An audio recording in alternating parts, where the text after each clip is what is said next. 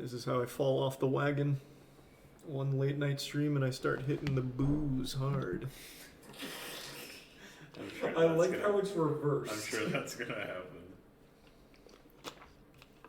Bringing the old demons out of me.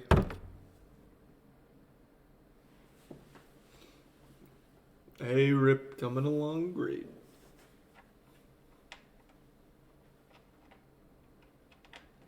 Danny, do you recognize this? Here, I'm actually going to take a picture of it so you can't see in the chat where I said what it is. Okay. You're looking at the emojis. The emotes. The emotes. Let me see. Hey, hey. Live at midnight. Pay-per-views. It's actually 1:40 a.m. William Osmond sent me that. I was like, is that Chad's mouth? And he was like, yeah. And I said, I don't like how noticeable it is. He was like, I really don't either.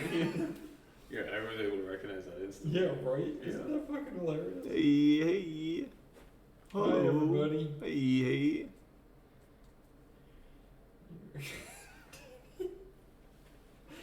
Yeah, no, we're not in the cabin anymore. We relocated.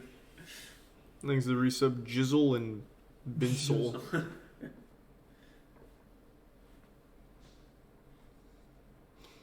Doing alright. You speedran the most crashes last night. Yeah, that's true. Hopefully it won't happen tonight. Oh, God. It's a tier 1 Empire. Now I'm nervous. Yep, I'm nervous too. It'll be fine. We're not moving, so the data will work. I hope so. I hope you're right, Danny. I'm always right. Thanks to the tier 1 Splitta and the Prime Ice. Nah, I don't read One Punch manga. I want to, though. Thanks to the tier 1 Commander Doge and the 5 gift subs Post Nut Boy. Thank you, man.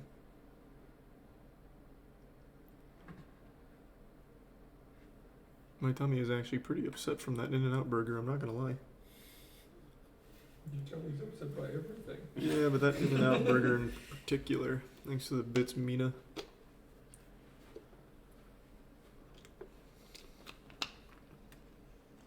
Thanks to the Prime Quag. And the tier 1 Aaron Drives. And the Prime Hollow.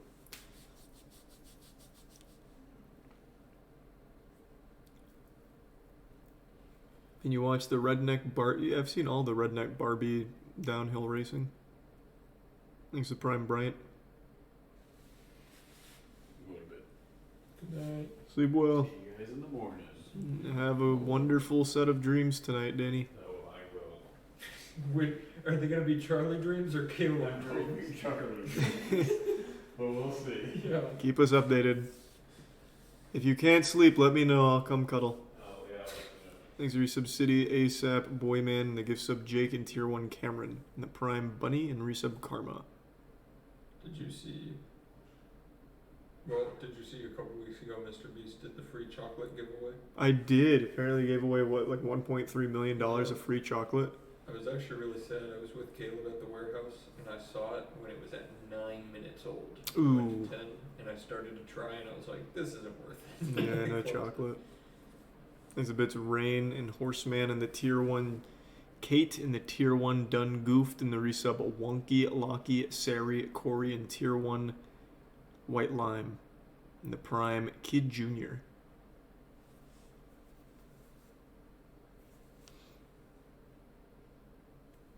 Will you not crash now? Well, you never know. That's the beauty of Texas. Everything crashes. Yep, no internet, I guess. Thanks to resub IFD, Rigo, and the bits Noah. And the 5 gift subs BRD. Hey, BRD. And yeah, I know they revoked his pilot's license, which is good, but I think he got off very easy. Who? This YouTuber who crashed his plane for views. Oh, you told me about that. Yeah.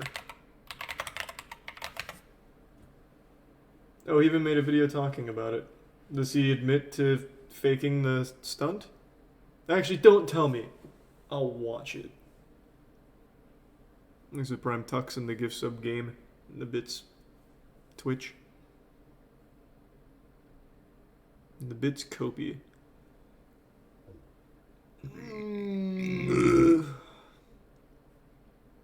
Thanks to the gift sub Gawky and the 5 gift subs McLovin. Thanks, McLovin. The gift sub again BRD and resub Wavy. How is Texas besides all the crashes? It's been great. It's been a wonderful trip so far. Thanks to resub Wavy Weech and Wavy Blur. And the fat fucking 25 gift sub drop Valentine. Thank you, Valentine. I appreciate it, man. Thank you for that. And the gift sub Game and resub Coffee and gift sub Tofu.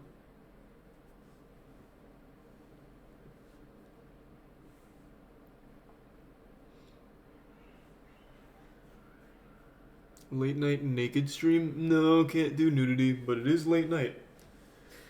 Yeah, wait, what is that? What is what? Thanks to the Prime. Julio and the resub Nightlight in tier 1 and B. So this means something. Huh? It's a TV. What? Yeah. Is Chelsea watching snuff videos? What is that? Chelsea? Are you okay? What are you watching? What is that? Oh my god. Thanks to Prime Kerbin and the resub Kronos in tier 1 and B. Chelsea is so much more hardcore than all of us. Yeah, Chelsea watches like fucking gore porn. She really does. It just is like. You literally showed us a video of a guy slashing his back for a ritual. It was fucking creepy. Classic Chelsea. It was what a joke it was. Yeah, Chelsea's just such a quirky prankster. It was so quirky. Thanks to the resub Nick, Aximus, Saxman, Cyvoy, Swervo, Blue Light, and the tier 1 Blanthony and Prime Kerbin. The resub Mineral. I want to check this out. How are we looking? Seen it all, Powder. And thanks to the bits Talus and Crispy. It's looking good so far. The internet's looking good? Yeah. Good. What if you Thanks to just resub Shurg. do... Oh my. Oh! That's another... Jesus Christ, Valentine. Thank you for another fucking fat drop. Jesus Christ. Going crazy tonight. Fucking 1:40 a.m. Thanks to the gift sub Frecky. Yep, I got a couple videos I want to watch tonight, and then we'll just get wild and wacky. Thanks to the resub's Execution. I'll let Prime you get to your Gunslinger. videos. I'm gonna brush my teeth and take a nap. Alright, enjoy your nap. Alright. Good night, sir. Good night. Thanks to tier 1 Detective Muffins and the 5 gift subs Gaming Grease Goblin. The resub Stinky.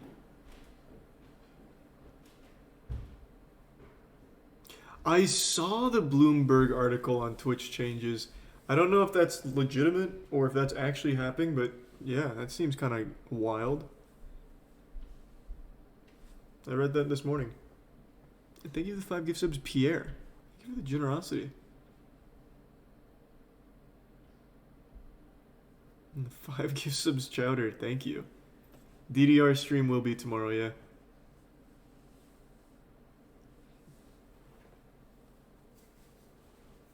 Thanks for your sub, Fish Tank. And I have not caught up on Moon Knight yet, but I have been blasting through Better Call Saul. I'm on season 3 now. Thanks to your sub, Vic.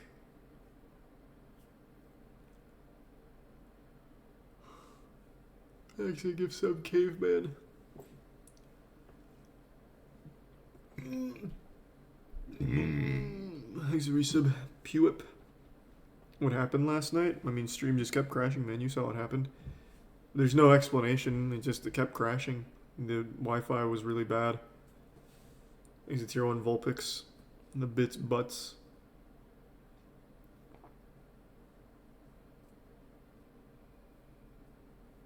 Enjoy it, BRD. That's an amazing show. Thanks to give some copy. No, I haven't played Overwatch 2 yet. I don't have a code. No key. Thanks to resub Gengar and PewDiePie.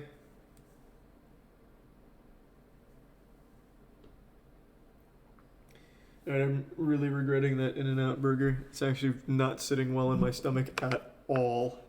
Holy shit. Thanks to Prime Greg and Tier 1 Frecky. In-N-Out is dreadfully overhyped. Like, the burger was fine. Like, it was good. Not like the best fast food burger ever, but my god, it is really fucking up my stomach right now. Thanks to Tier 1 Rain and the Bits Kopi, Jim Bob, and Cased.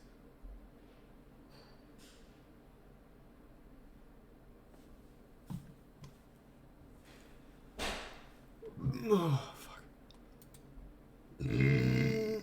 We were gonna try Whataburger, but we couldn't get through the drive-thru. The van was too big. Thanks to Resub Madara and the Tier 1 Sleepy and the Prime Gluten-Free and Gift Sub Barbarian. Holy shit, that burger is fighting back in a disgusting way. Thanks to Gift Sub PewDiePie.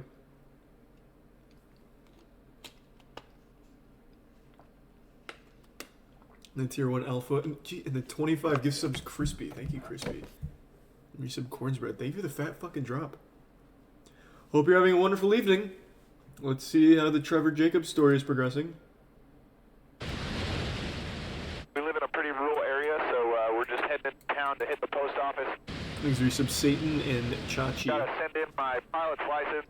Unfortunately, it got revoked, so just putting it in the box here, and we'll be landing and sending that off.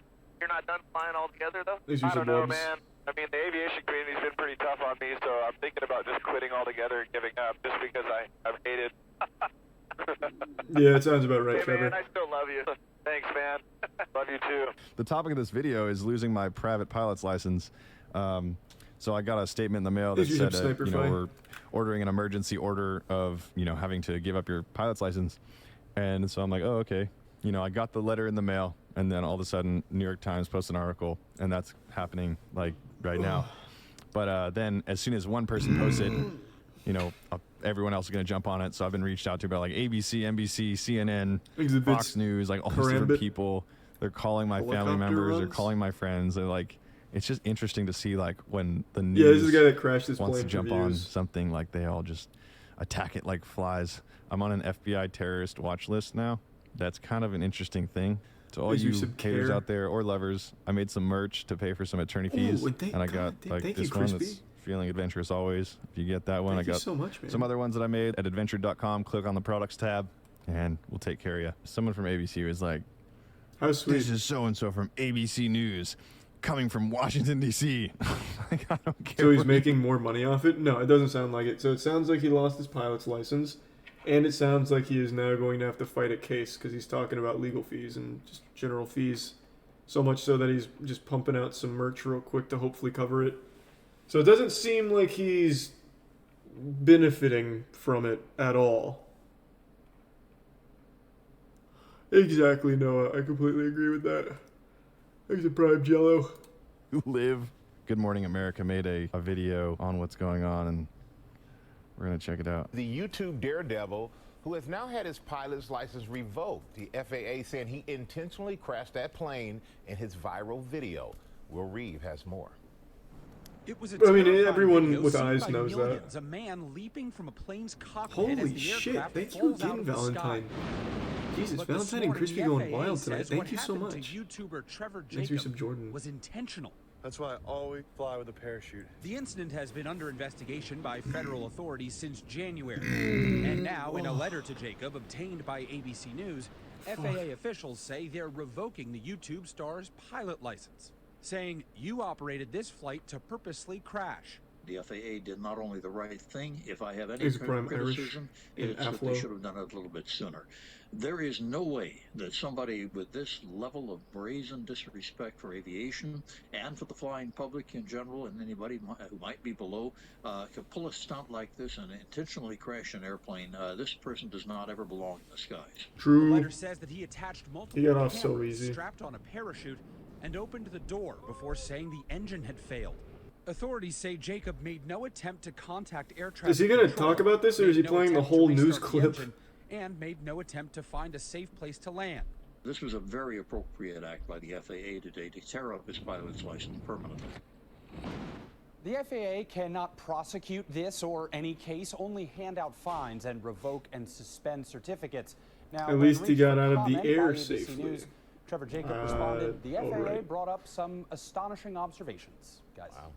I can't believe that they actually used that. I didn't think that just posting a video of an adventure gone south would ruffle so many feathers, but just know I got nothing but love for you. What does that mean? What do you mean? What the fuck are you talking about? The adventure went south, but I still love you guys for hating me. What kind of fucking goofy perspective is that? Jacob was flying high, but not anymore. I'm over the mountains and I out and Asia now. The Federal Aviation Administration has pulled his pilot's He is not even saying that it wasn't fate. Into the Los Padres National Forest in California. He has no defense. The key piece of evidence, a YouTube video he posted himself, titled, I Crashed Thanks My to give sub Plane. little Oogie and the 5 gift subs The plane aid. went down in November. At the time, Jacob claimed on camera that his plane malfunctioned. It's all because of this moment. Thank you so much, Abe.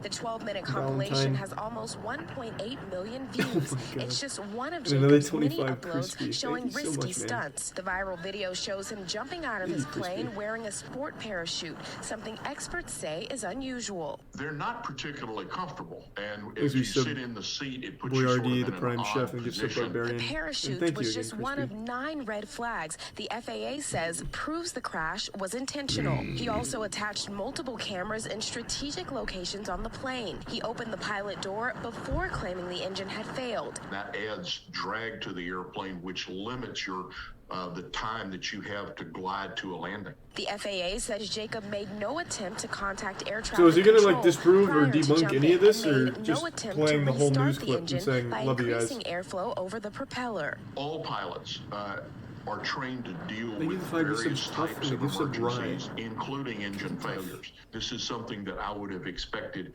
him to have demonstrated to an instructor. According to the FAA, Jacob also made no attempt to look for areas to land safely. My dad used to stall his plane flying upside down for funsies. It's easy to restart the engine. A safe landing. He Bro, your dad's a jumped while maniac. holding Holy a shit. camera and continued to record the aircraft during his descent. He recovered and disposed of the wreckage, and he recovered the cameras on the plane after the crash. Thank you, God. Thank you, universe. This was nothing but a stunt that was premeditated and planned. I'm so thirsty. The FAA says Jacob is required to surrender his private pilot certificate, and no application will be accepted from him for a year. We reached out to Jacob Just for a comment year? and did not hear back. I'm sorry if I offended you, but at the end of the day, you're the one that chose to be offended. What does that mean? What does that mean? I'm sorry, no one's offended. You just crashed the plane for views. You're a fucking clown. What is he talking about? This has to be one of the most delusional fucking dudes on the planet.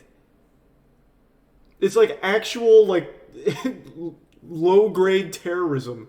He had no control over where that plane was going to land, and there is a town nearby. That could have very easily just been like an actual fucking terrorist attack. He got lucky that it just happened to crash into that mountain. All for YouTube views.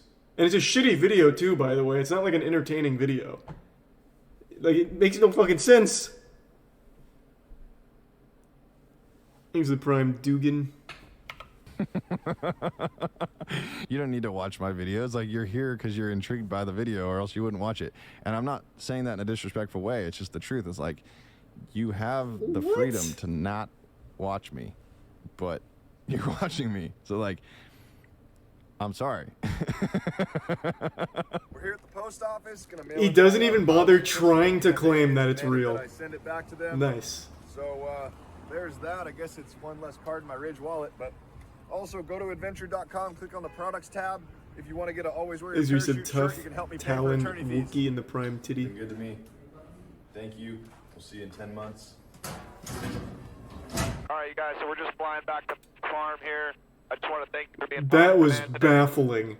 That Also was wanna thank actually everybody watching fucking this for the baffling. additional support, especially from Holy shit.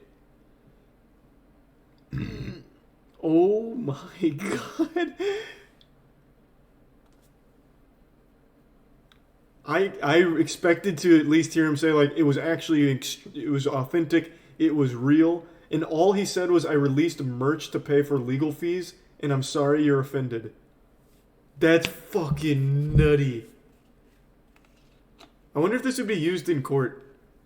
Shows lack of remorse, laughing about it, right? Isn't that like something they'd bring up?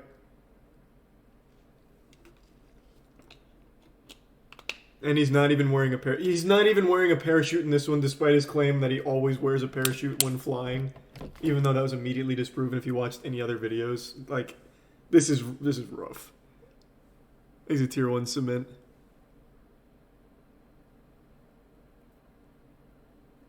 Oh, nice eat. Is it certain there's a legal case? I don't know. There should be. I don't know how he got off with just a revoked pilot's license. That punishment did not fit the crime. It should have been much more severe. Thanks to the resub assassin and gift sub tango.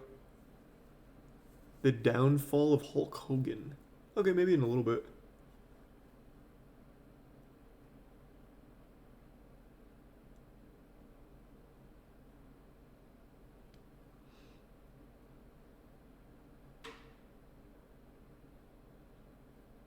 Just notice his shirt says feeling adventurous always or FAA. That's just sad. Yeah. It is pretty sad. Isn't him profiting from this a crime itself as well? Oh, I don't know about that. The crashing a plane on purpose is very much a felony, though. Thanks to give sub cement in the bits Noah and Rika.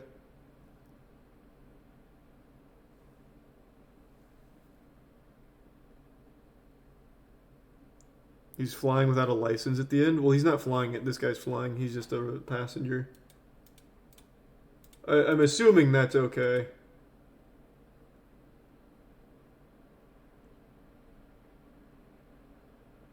Oh, yeah, he even put this little thing at the end here.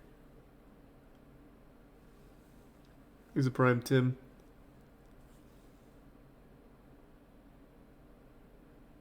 And the resub sofa. And the prime ghost.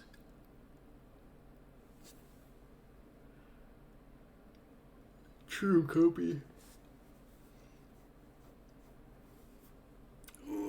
Spooky videos again, please. Yeah, maybe we can do some more scary ones.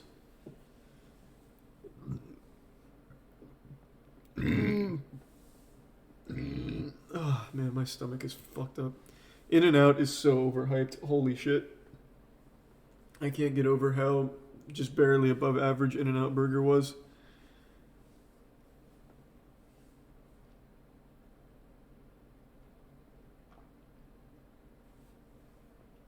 Now my stomach is just not recovering from it.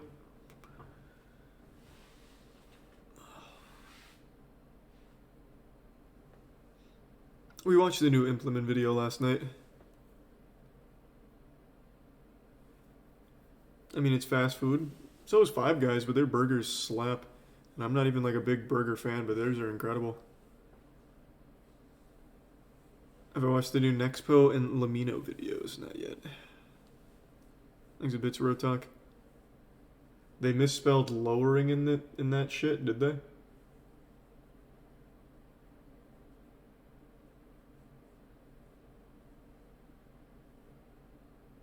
Oh yeah, you're right. By lowering your 1 year reapplication period. Nice.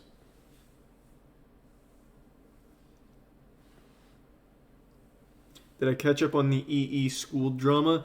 I did. That's so upsetting. I love EE. That was so sad to see.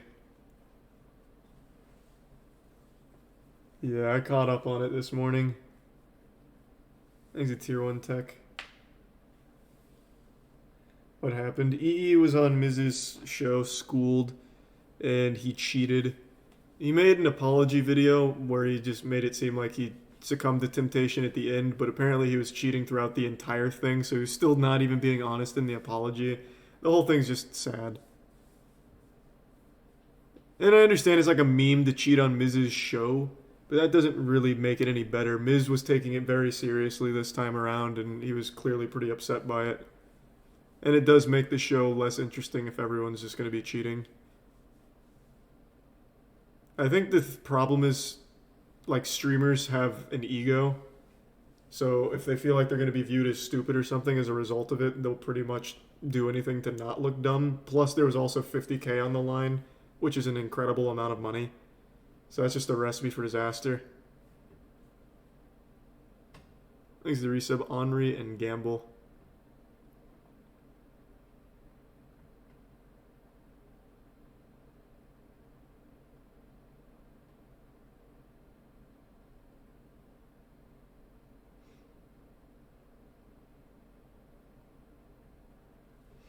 Schooled. Mizkif has a show called Schooled. And it's been prone to having streamers cheat on it.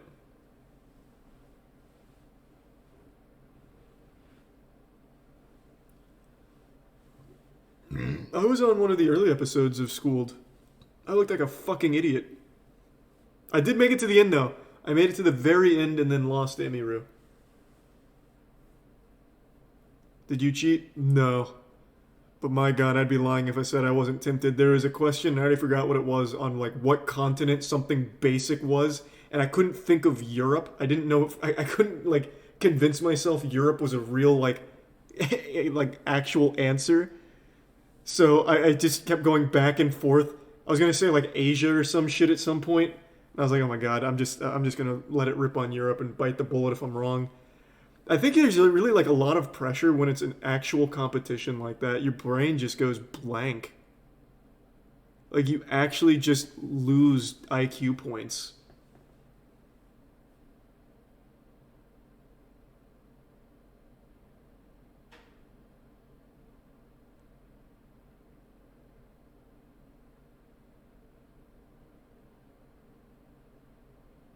He's the prime Lil Z. I think I didn't, what? I could be wrong. I think you almost forgot what month comes after November. No, you're confusing me with Botez. She actually got what month comes after, like, September wrong or something. I don't think we got a question like that.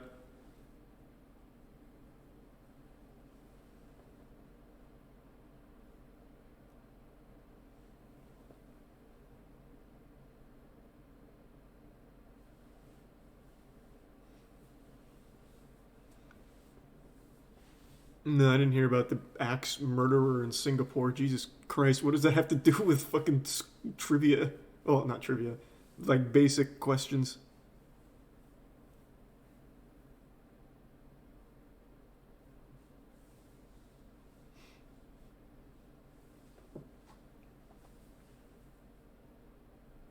Thanks the resub in DK. We came to Texas for content, so we went to like a tank ranch to do a bunch of crazy shit. And we figured since we're out here, we'd stop in Austin to meet up with a bunch of streamers and do more content together. So I'll be doing DDR with Emiru tomorrow. And hopefully some more stuff with the whole OTK crew.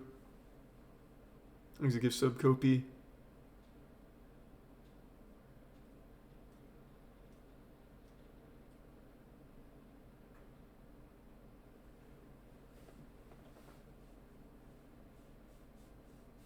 $100K poker with Lud? No. Fuck no. I'm gonna retire undefeated. Hey Chase, you're up late.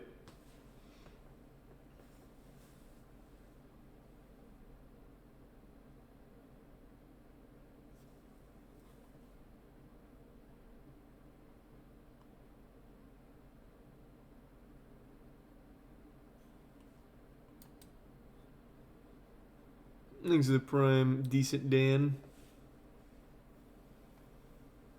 We watched the new Gunner TV video last night.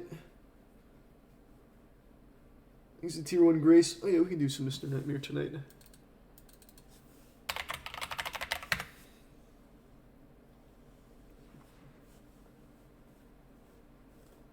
If you want a good laugh, check out the Island Boys boxing. Caleb told me about that. I still haven't seen their entire boxing adventure.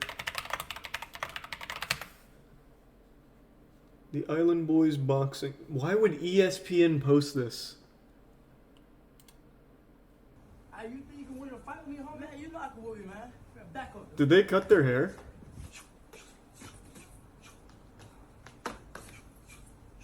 Damn, they look good. It looks like they're throwing slow punches, but that's only to the untrained eye. Since I'm also a pretty elite fighter, I actually saw that they were throwing like 6 punches per slow punch. The camera just couldn't pick it up very well. You can only really see its after image.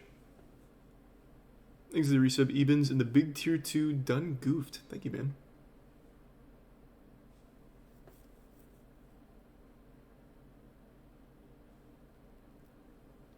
I guess Rotalk. Hey, J-Mac.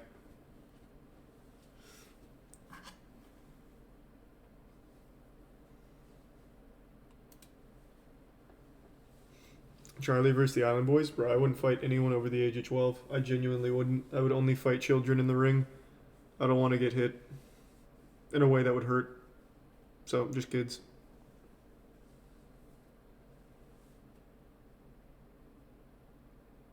There's resub Arduous. And the 5 gift subs Pook. Purely Pook.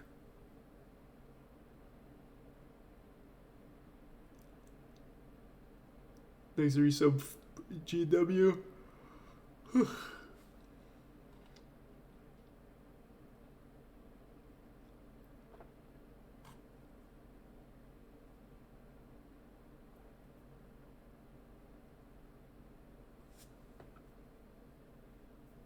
You think you could beat them if you had to fight? No. Well, yes. If I had to fight to survive, I think I'd have a good chance because I am not above just going for like eyeballs and nuts, just like the basic weak points.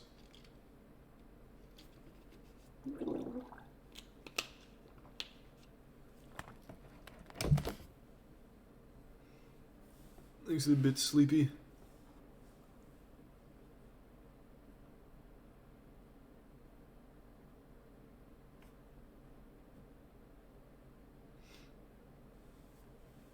All you drink is water? Yeah, just water and G Fuel, really. Watch the second video. Is this not the same one? Damn, that's an intense intro. That's how fast he is, by the way. And no rapper could do this, man, I swear, yeah. Damn, that technique is kind of nuts. I think he's ready for the big leagues. Upcut.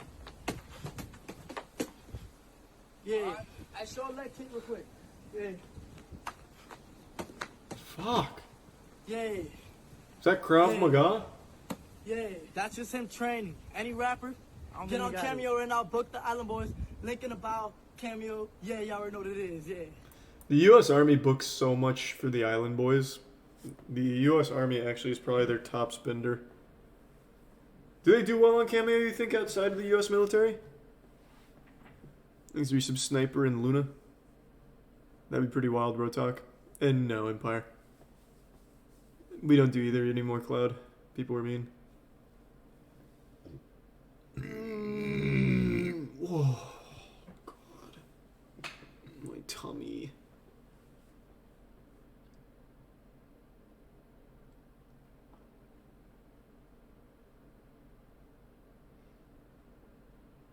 I've never seen any of the Army cameos from them. Oh my god, there's so many. We watched like 3 of them the other night when we were going over their history.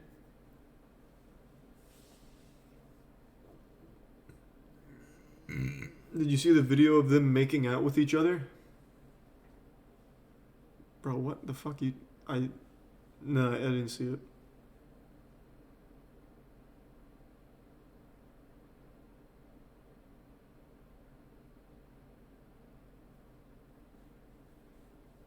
That actually happened? I doubt it. I can't imagine that.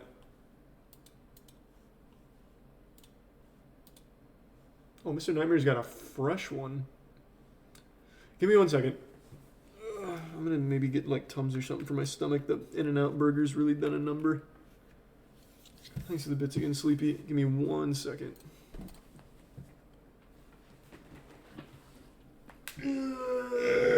Oh, yucky.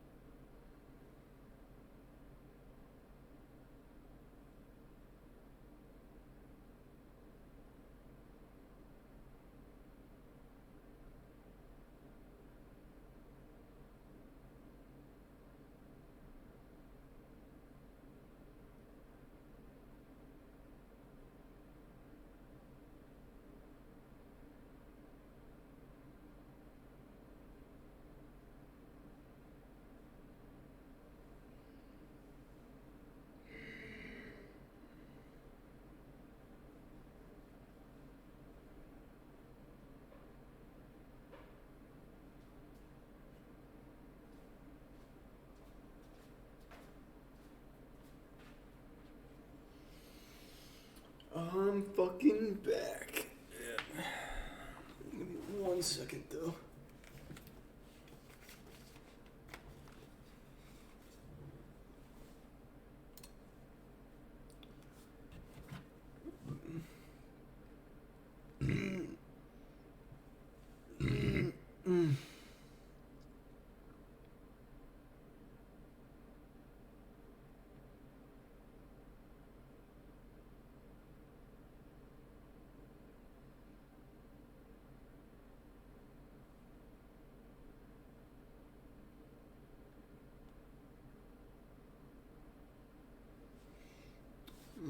Hold on, I need to look at something real quick.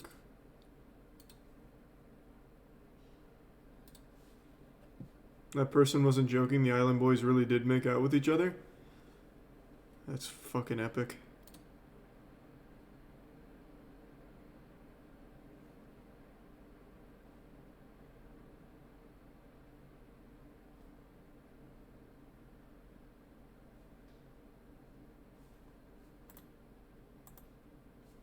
Okay, now I'm back. Thanks for resub. Chew on it and tallow.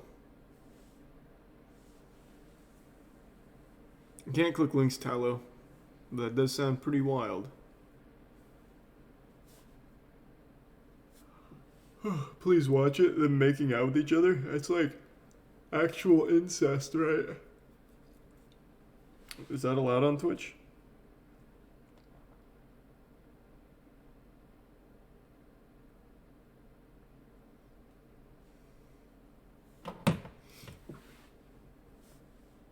They use tongue.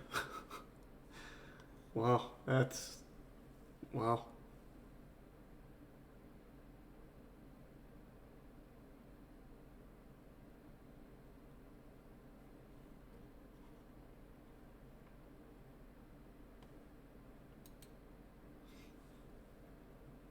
That was wholesome. Well, thank you, Austin. Hope you're having a good night. And thanks to Tier 1 Beats. And Tier 1 Bilth.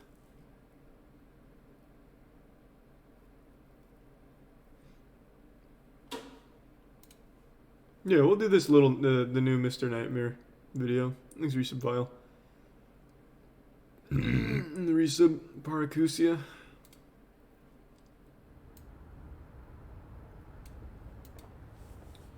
Oh wait, this is just gonna be stories, not videos. Never mind. I remember that. I'm not too big of a fan of those.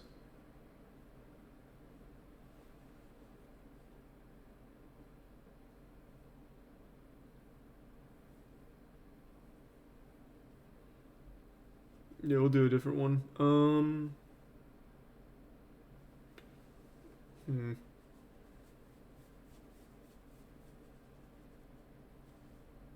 What's one that we haven't really seen? A lot of these are stories, though, without, like, the actual video to accommodate.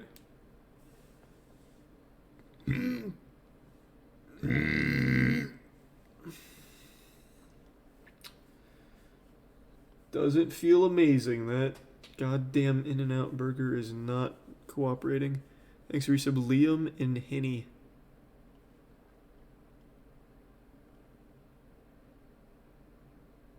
Oh, wait. I forgot to switch it back. My bad. Thanks a bit, Ruby. No, I haven't seen that show, Ruby. Sounds weird, though. We've seen this. A lot of these are stories. Thanks, Prime Toby.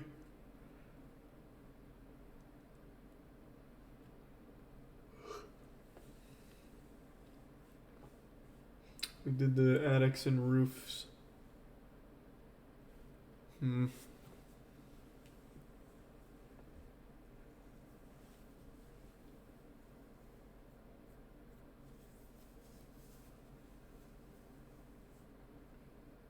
Will you go to TwitchCon? Probably not. This your horror game speedruns? Bro, it hasn't been that long. Just there hasn't been any other good horror games with a good speedrun.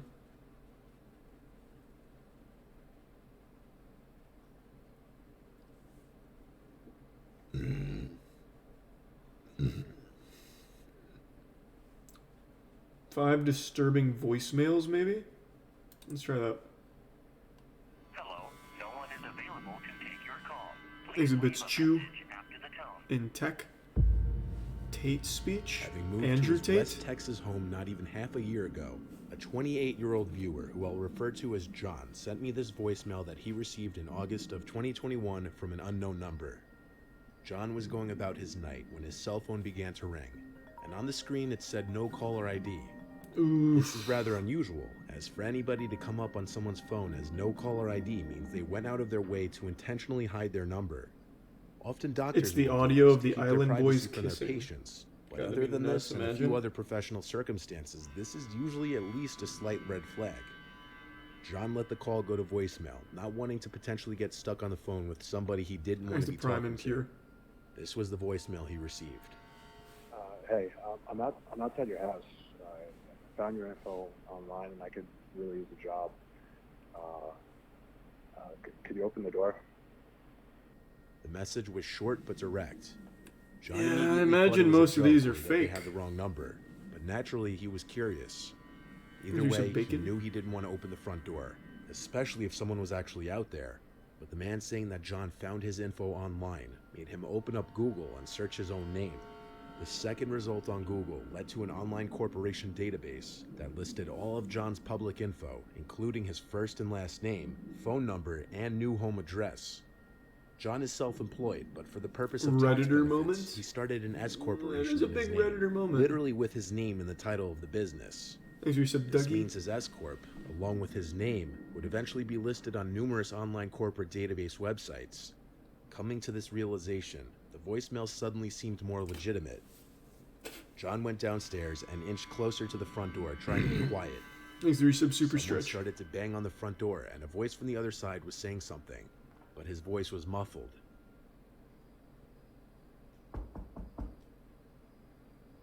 Oh, God.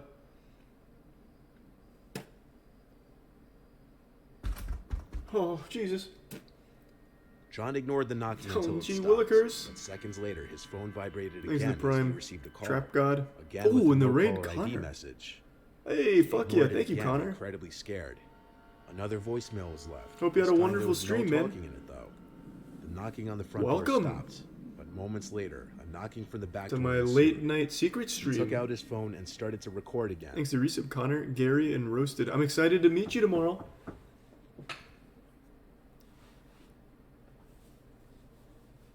Texas has been awesome so far. I've been really enjoying it.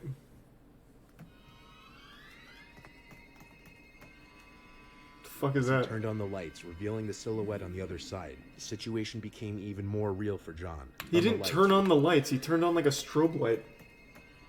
What, the guy looking for a As he turned job on just the happened lights, to bring revealing like a the silhouette on the other rave side, with him? The situation became even more real for John. The guy called one more time, and Joe picked up, saying, "I have a gun, and I already called the police." The man on the other end claimed he was just looking for work, and he apologized and hung up. Then the knocking ceased. Thanks for your John sub. contacted the websites Survivor. displaying his personal information the next day, but they refused to remove the info. So he went through the process of changing his business name to no longer include his actual name. It's very unlikely anybody who's knocking on both your front and back door late at night and calling your number anonymously is there just looking for a job. If John opened the No, door, that's this it's a probably go-getter would have had a attitude. much different outcome. Sigma grind. This was the voicemail received by the girlfriend of viewer Alex Azeri. Alex's girlfriend Yeah, reached Texas. out to him right after hearing it for We're the in first Texas, time to get his Chief. opinion on it, since his name could slightly be heard in there, to which all he could offer was equal confusion and concern. He assumed it was one of his friends pranking him at first, but after reaching out to all of his friends, they all claimed it wasn't Think them. you some Each strange? of them thought it was equally creepy.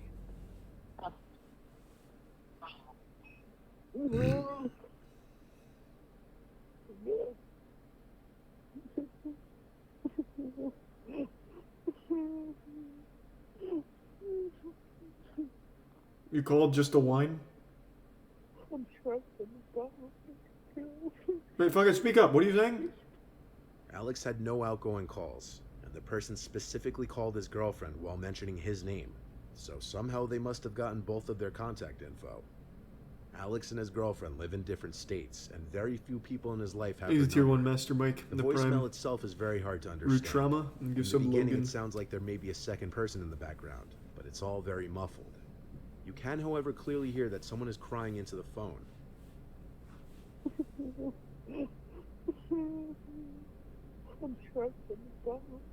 Oh. At this point, it sounds as though someone is speaking, though it's very difficult Is to it probably understand. Sin? It sounds like they're saying, "I'm trapped in the dark," although it could be something else. At first, Alex was unsure if this was just a prank, a hacker, or something else. She's a clip But after receiving this voicemail... A hack? Whoops, misclick. A hacker? What? It was a voicemail. They didn't hack your voicemail. Just left you a voicemail. You got fucking epic pranked Gangnam Style. Alex claims a number of strange occurrences happened in his house that same day and the Please give some following. profit. First, a door upstairs slammed shut randomly while everyone in the house was downstairs eating dinner. Upon inspecting the bedroom, nobody was inside. Alex and his brother also apparently heard what sounded like footsteps coming up the stairs when they were home alone. At first, they considered the possibility it may have been one of their two dogs, until checking and remembering they had a dog gate standing at the bottom of the stairs, preventing them from coming up the stairs. So the dogs Each phased time they through the looked around gate. the hole upstairs and checked the stairway, they couldn't find anyone. The footsteps also didn't sound like those of a dog. They were reportedly heavier and more spaced out, like a person's footsteps. With this happening the same day and one day after receiving this concerning, unexplainable voicemail, Alex believes the occurrences may all be linked. Nope. Texas bred. In this video you're about to watch, a couple briefly documents they're listening to two creepy voicemails received on the husband's phone. This one I believe. How are you? Doing? Good. Ready for the big trip? These two are much older. Okay, that sounds good. They had been receiving strange voicemails for weeks already, both on their cell Thanks to phones two and gift on subs, the Prophet. landline. In this video, though, the man's phone doesn't even ring. He just gets two straight-to-voicemail notifications. No phone number or any contact details Glad to hear attached that, to the MGP. voicemail. Thank you.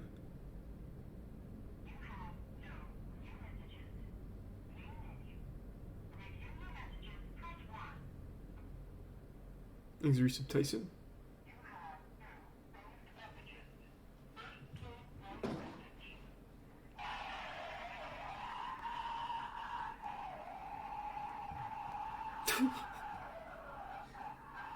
You called just to scream at me?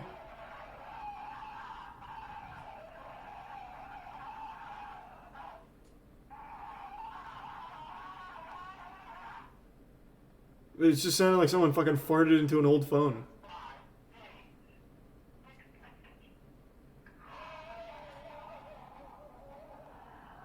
What the fuck? Accidentally called during an exorcism? Oh, true. Yeah, how embarrassing.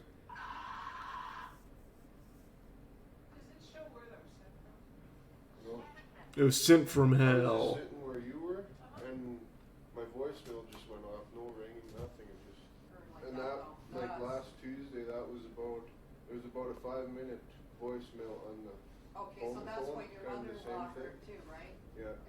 So The couple inquired about the calls from the phone company as well, both before and after this video. However, they did not have any records of the audio message being received.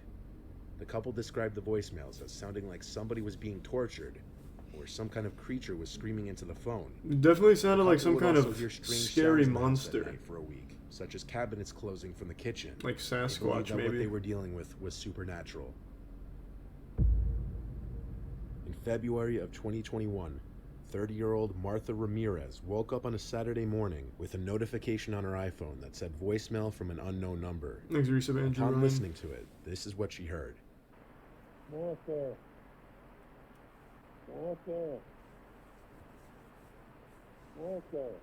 You stupid asshole is a voicemail. She can't hear you. Hey, bro, it's a voicemail. The voice you just heard in the voicemail was of Martha's father. This caused her a great deal of confusion and horror. But why? Why was this even remotely concerning? Well, Martha lost her dad to cancer in 2019. At the time this voicemail was left, he had been dead for almost 2 years.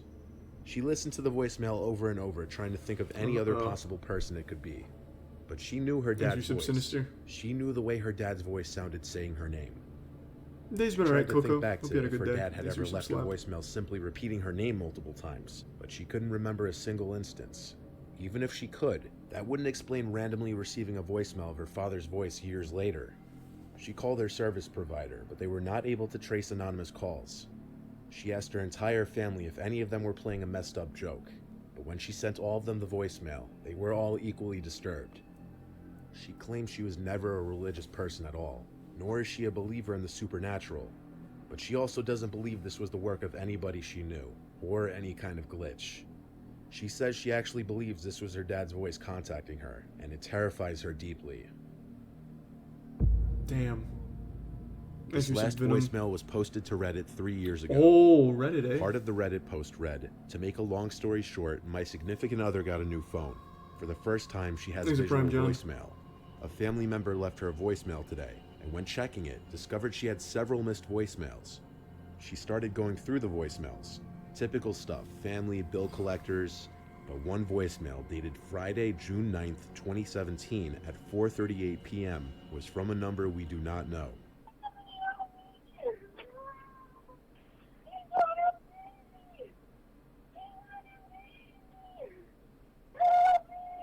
I don't know what you're saying, Junior. This is an Xbox Live. Yeah, I can't tell if it's a person or a cat.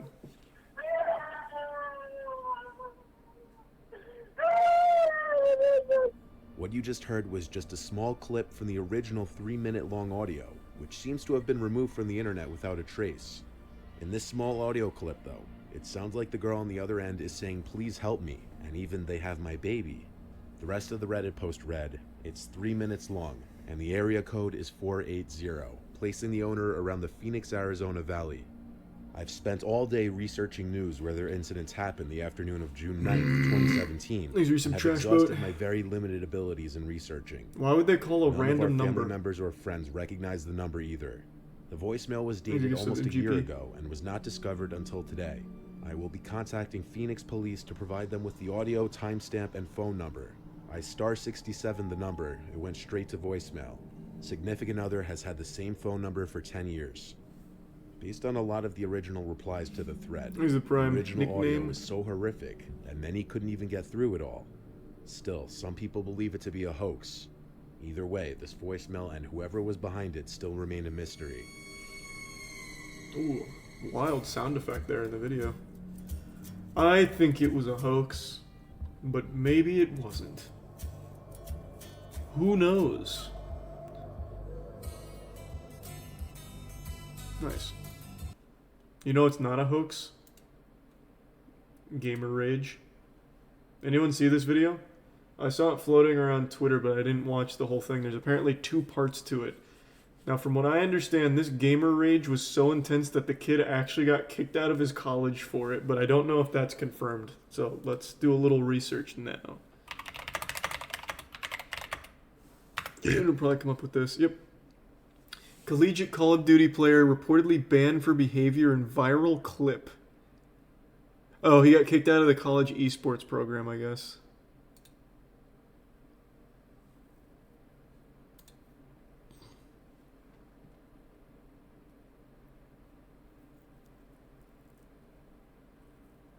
That's rough.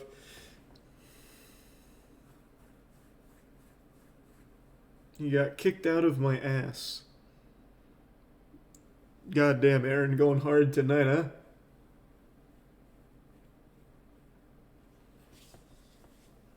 Q confirmed with .esports that Miami University banned him for trash talking another team at an event breaking the university guidelines. They also issued a statement confirming Q breached their agreement and saying the correct course of action was taken. So his name is Q? That's fucking awesome. That's like straight out of 007. The guy that used to make all the gadgets for him. Alright, let's see the rage.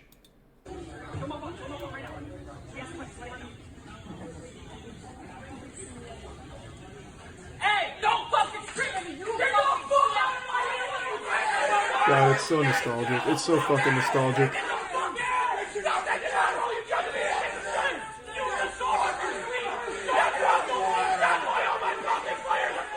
I love that the guy stands up so calmly.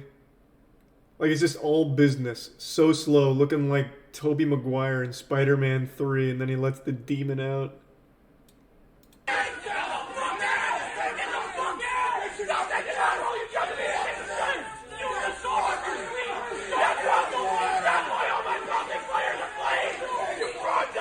Fuck yeah. That's how we fucking do it. That's Miami University, baby. Hey, who said you suck? That's going too far.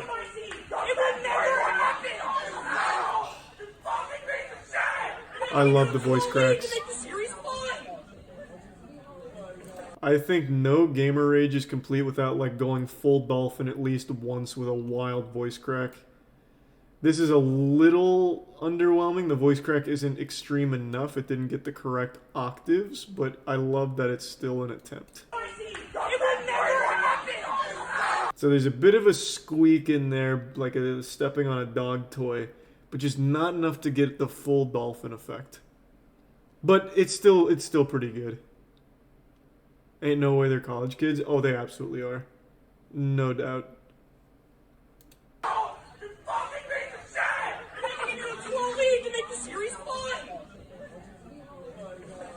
Oh god, that's so good. I love gamer rage.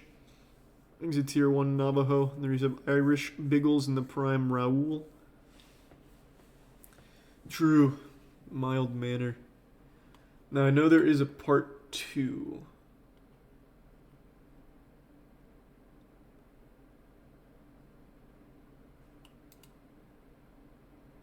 This is dangerous because of Council of Cock. Hold on, let me find the part 2.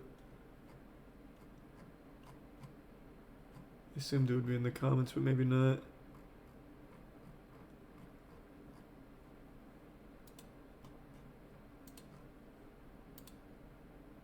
Where the fuck is the part 2?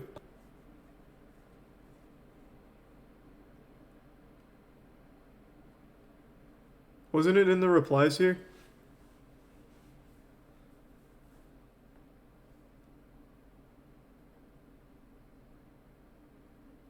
No.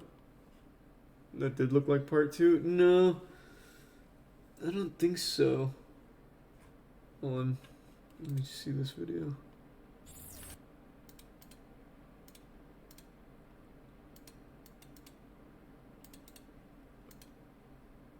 Does anyone know where it is? Because I thought for sure there was 2 parts to it. Late night streaming indeed.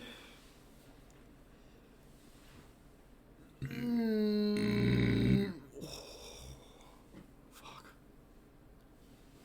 It's fake as fuck. How? What do you mean? It's just gamers getting mad. And this kid got banned from his college team. I don't think it's fake. Why is everyone so quick to call things fake when they're just blatantly not? By just calling fake to everything, it doesn't make you smarter. You just look like a fucking idiot. It's like this was just normal for back in the day for Call of Duty tournaments. So I don't think there's a world where this is fake. This dude embarrassed himself and got kicked out of the University of Miami collegiate team for Call of Duty. They issued a statement or something. The controller was actually CGI'd in. Imagine? That'd be kind of nuts.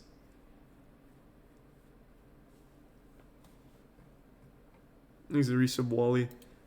Like, as far as tournament rage goes, this is like the most mild I've seen for Call of Duty.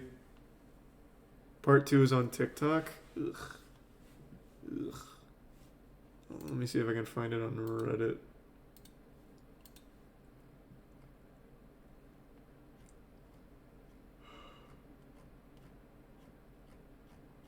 It's not in the comments.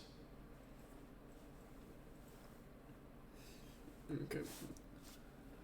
Maybe on YouTube.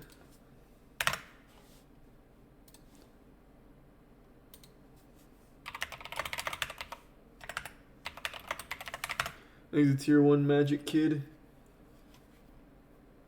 I don't know what I was expecting. I thought this would be the first result since it's so new. Evidently not.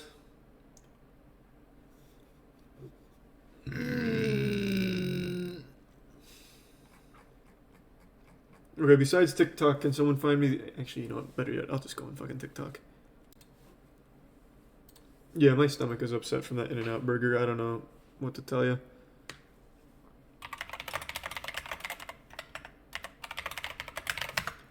Okay, what do I type in to find it?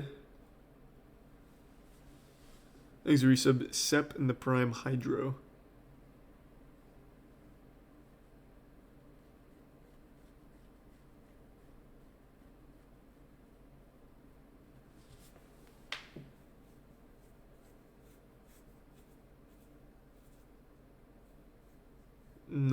No one knows? So is there not a fucking second part then? Am I wrong? The Dextero article has another clip. Let's see.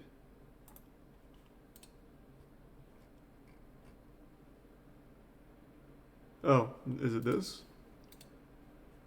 Or is this just a different angle? You paid $8.50 a night to send me shitter. Shut the fuck up. On the scoreboard, oh, hey, where's the owner at? This is the second time you have sent a team to Florida to lose to me. You wasted And now spit. Spit on him. me. Spit on him.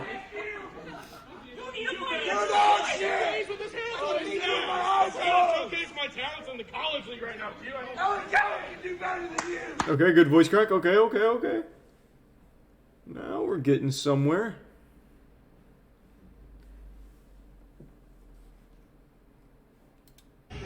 Oh, this is the original. Okay, is that it? Just got banned from my school's esports program. Nice.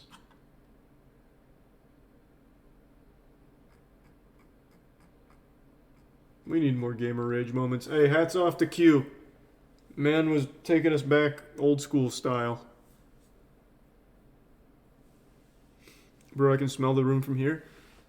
I don't think Call of Duty players ever had a reputation for being stinky. Just cringe. That's all. And cringe doesn't smell.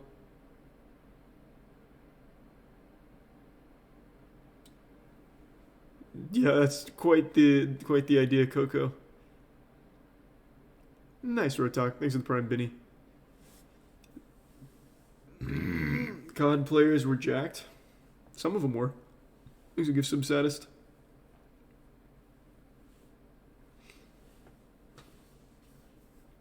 More rage. I love gamer rage. Give me a good one. Here, how about this? We'll just go back in here and see what we got. Ultimate Warzone Rage. Nah. Man, Ultimate Warzone Rage again.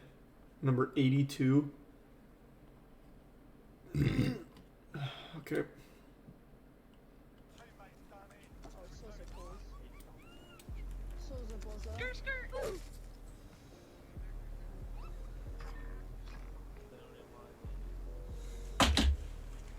Well, this is underwhelming. This is very calm. Punch a hole in the wall. Alright, that's better. A little fucking jump scare there, I guess. For the viewers at home.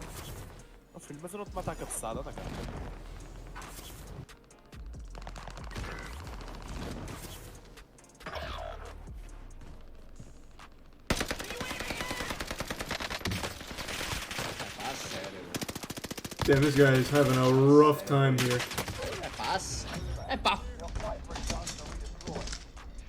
Okay. That's a little something. Not enough. Oh my god. Nope. Who's lit a million? This game looks fun. Watch out on me. What the fuck? Dude, I'm gonna freak out. I'm gonna freak out. Freak out with you. Dude! Thanks to the Bits Triangle and Brad in the Prime Easy.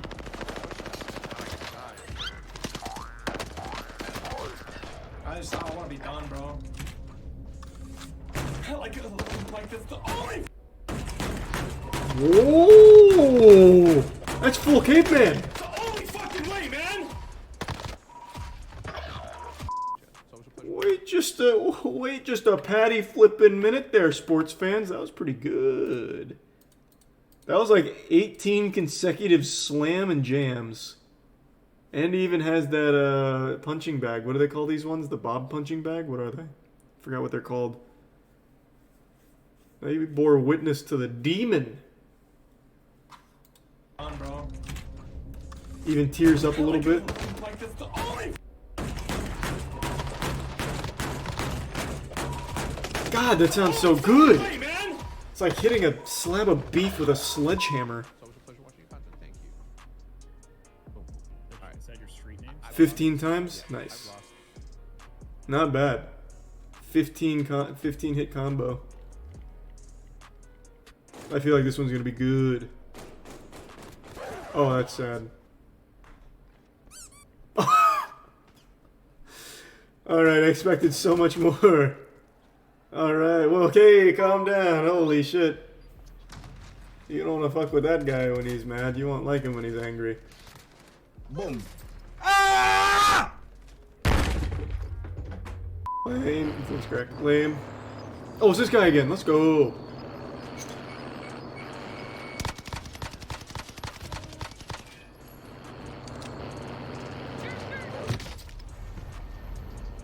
Yeah, that one hurts the soul.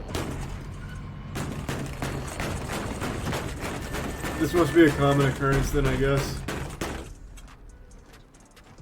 His slams are so textbook, like it actually just sounds like stock sound effects. No, regular. Okay. We can play the Vanguard. I don't care which one. I kind of want to play the Vanguard so I can use heli. I'm dead. I think I'm dead.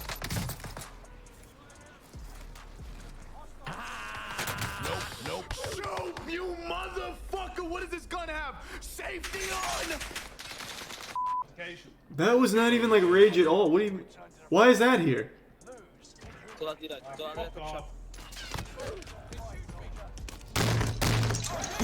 Nice. Pretty good. Pretty good. That's such a universal reaction to getting mad at a game, is just slamming the desk with the, like a hammer fist.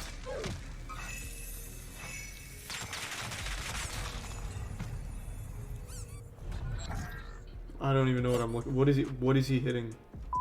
Is that his chair?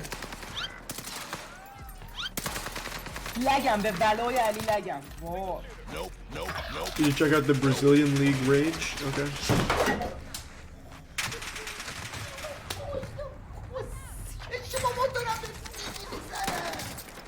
Thanks for the resub. Wick Random in the bits triangle. یعنی یه دونه لودات ما نمیتونیم مر داریم. Oh my. بابا.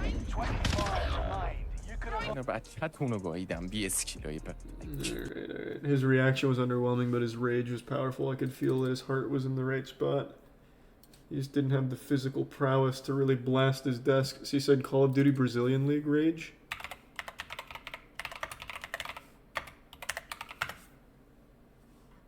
Top 5 rages in MLG COD. This. Things resub skate in DFC. They did on the 3 maps. I mean, Optic's a really good team. I think it's a lot of bullshit what happened that first map, but you know, it is what it is. You know, it happens, technical issues, whatever. They play better than us. Good job. Congrats to them. Voilà, malgré yeah, where's the rage? That's not rage. No, stay with us on the podium, please. Oh, okay, he's getting applaudissements upset. une dernière fois, s'il vous plaît, pour cette équipe des FaZe. S'il vous plaît. Alors de l'autre côté, j'ai la force tranquille, j'ai un regard apaisé, d'un scump conquérant, heureux d'être sur le toit du monde. You did it again, I'd say. What else to say? You remember this? Duo? Remember this? I mean, yeah, the crowd is electric. Thank you guys. You guys make Thank you, it. gift sub Bill. God, that was underwhelming.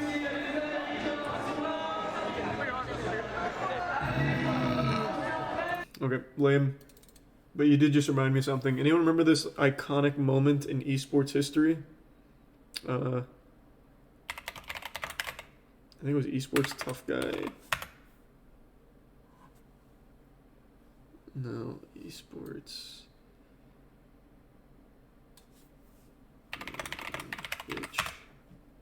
Yeah, anyone remember this? This shit was awesome. Okay, well, which one of the other players on the other team would you say are your biggest competition in this game? No one, bitch. God, it's so fucking good. Well, you have lost 3 matches. So in a row. tough. So that kind of makes you the underdogs in this game, right? Yeah, we were only like warming up until now. Wow. So yeah, this is the. What a long meme. We show our potential. I wish we could find, or I wish I could find the full video without the Curb Your Enthusiasm music. I'd really like to see where it goes from there, but all I've ever been able to find is that clip.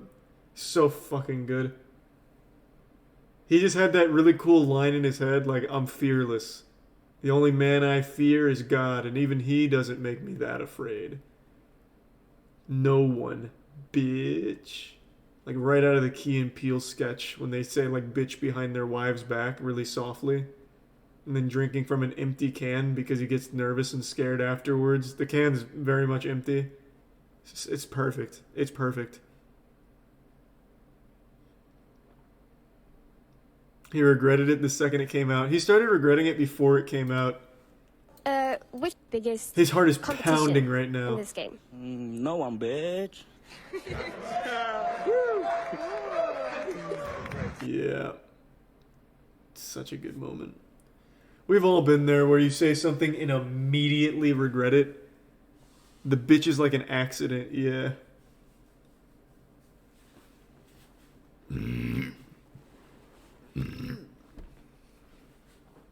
Emo nerd smashes his room playing Step Mania. What a title.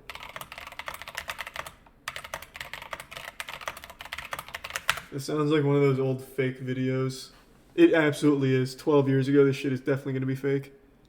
Thanks for your sub, Logan and Aurora. Look up Dude Stop Me, Let Me Go. I'll check it out in a sec.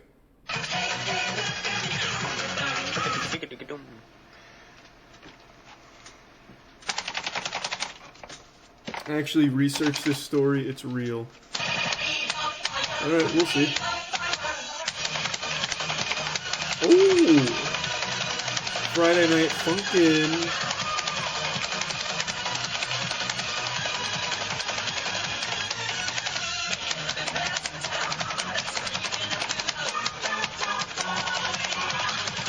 Oh, that is good.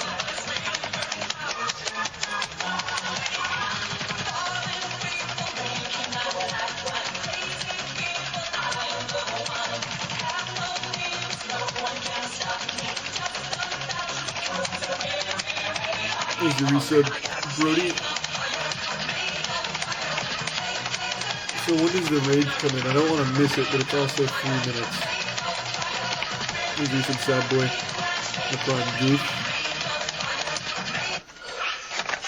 I found the rage. What fucking love to do with this monitor?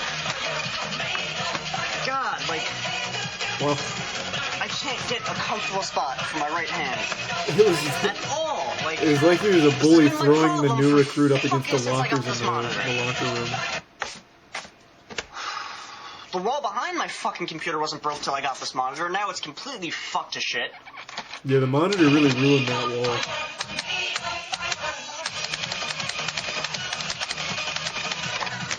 Oh, speakers in the way. Fuck out of here. Okay, yep, get that shit out.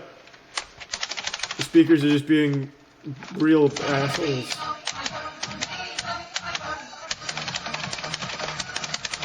There's still a speaker on the desk. Get that shit out.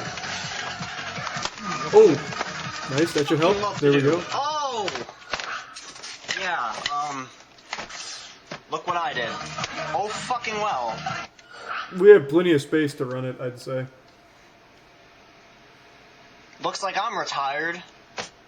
Well, I mean, not forever. You can get another monitor. But it might be best if you did completely retire. For your own mental health and like the safety of all I got it on drywall. video. Now I'm permanently playing Setmania. You know, got my fucking life bar, score, made a fire, key setup or some shit. I don't even know what the fuck that is. Is you and Joanna? Shortcuts or some Joanna shit. in the prime goof. Let's post this fucking video. Why? Yeah. Fucking awesome. Now I need a new monitor. Like, I probably shouldn't even play again, because shit like this will just happen again. Like, look, that, fucking that, fucking that. Fucking, like, the rest of my fucking room. Oh, I should probably fucking quit this game. Look, I fucking put my head through my wall. It's like a warthog came in here and just went wild. Holy shit. And this is real? Well, I guess, I mean, the holes in the wall are. There's definitely a level of self-awareness there. I don't know how he did this one, though. This one's on the ceiling. He must have, like, thrown his monitor up like LeBron James with the chalk before a big game. I don't really know how else you'd do that. Jump up and headbutt? I don't think so. Yeah, I'm like, look, that, fucking that. Hold on, I want to see the other one here. That, fucking that, fucking that. Ooh. Nice. That one's like an animal cracker. Just like a hippo. Fucking, like, the rest of my fucking room. Oh, How do you even make these tiny holes, the little glory holes? What was he doing, like poking his fingers through it? I guess cords, maybe? I'm not really sure how those were made. Oh, I should stabbing probably with a fucking pin. quit this game. Look, I Nice. fucking put my head through my wall. So you said you researched this and it's real. So, give me the backstory. Now I'm very curious. Scrolled through a shit ton of old Stepmania forums to read about this. He made this video to show how much the game stresses him out, and thankfully he quit for his own well-being. He did eventually come back on Twitch a few years ago though, but yeah, this was real. Wow. What a guy. Yeah, posted to dig and break College Humor and Spike. What a time capsule.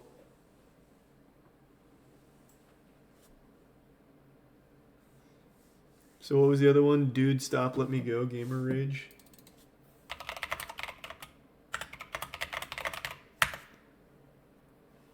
Original video. Oh. Everyone's seen that one. That was iconic. It doesn't actually have 69k views, it was just part of a larger video.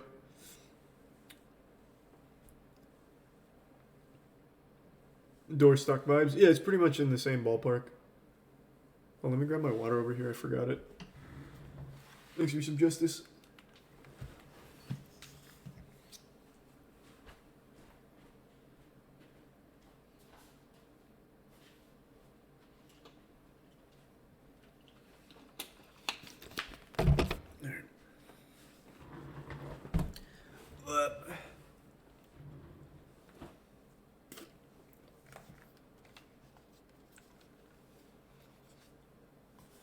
Did you see the girlfriend that 1v1'd her boyfriend in COD and ended up smashing his Xbox?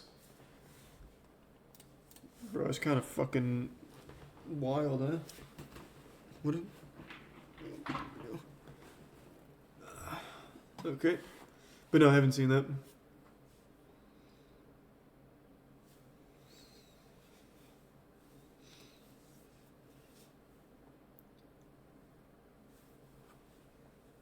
Those were all fake, were they? Yeah, I believe it.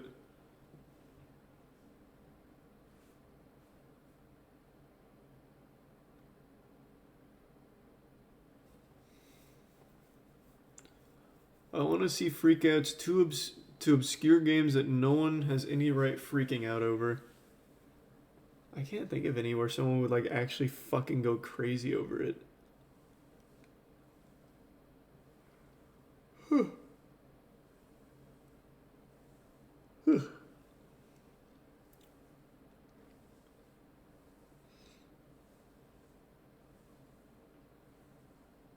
See, the father that mowed his son's games. Yeah, that's fake. That was a angry grandpa, or I don't remember, psycho grandpa, psycho dad, or something, or whatever. Angriest you've ever been at a game? I don't know. Probably when I was a kid playing Call of Duty. McJuggernuggets. Oh yeah, that's what it was. He used to do all of those, like, dad destroys Xbox and then PP's on son. Really gross, really rude. They're not real or anything, though.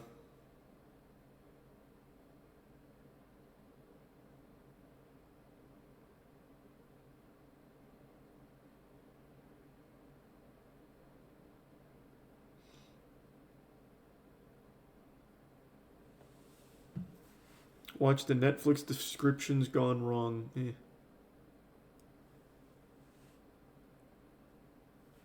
Yeah, we watched the Angry German Kid deep dive. These are the bits tray.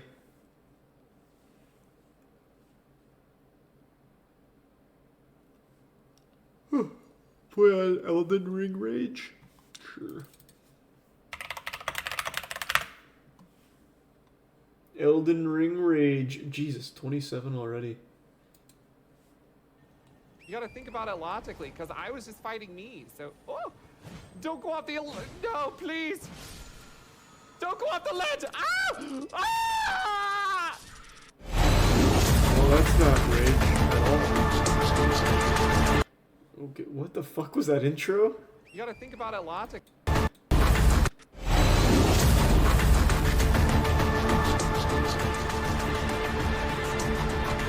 What the fuck?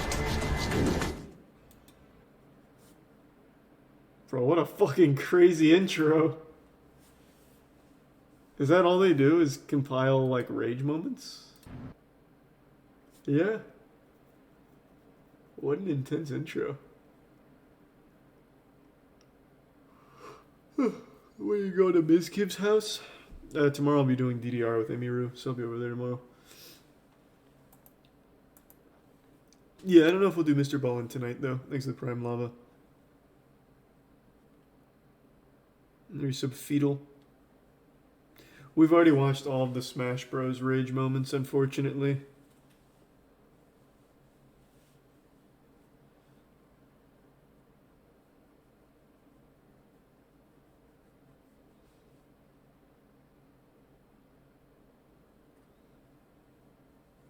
What time is it where you are? 3 a.m. It was a late stream tonight. I was out tonight.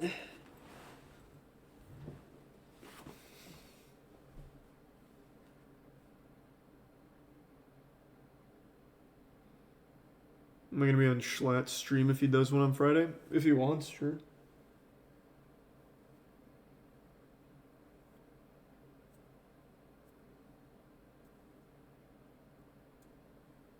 Thoughts on Better Call Saul so far? Oh, it's been great. I've been really enjoying Better Call Saul. It lives up to the hype.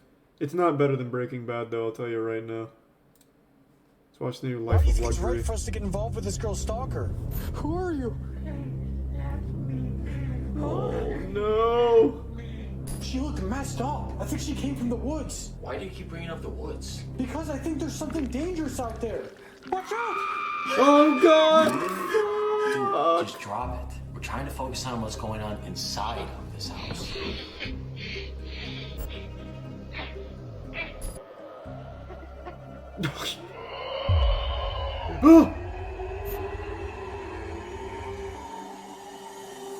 Wait, so those like shadow hands are like, actually the hero.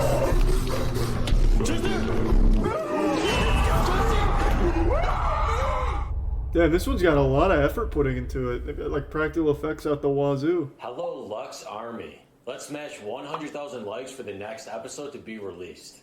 So for this episode, we received an email from a girl named Olivia who thinks she has a stalker staying outside of her They become house. very Olivia self-aware. says she feels unsafe Very because she currently interesting. lives alone because all of her roommates recently went missing. She also says that often when she looks outside at night, she sees a creepy-looking old lady in the woods who keeps Please, asking Raven. to come inside. She sent us this video for proof.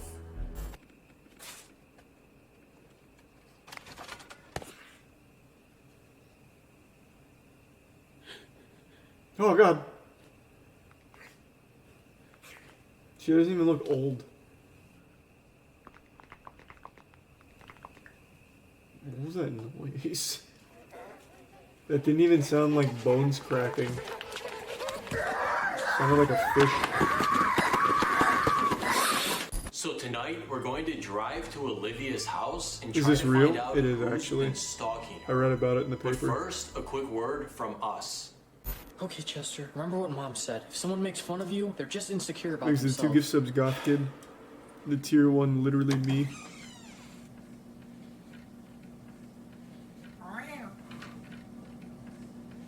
Holy shit. Yo, everyone, look at that nerd. Oh, it's gonna be like a merch plug?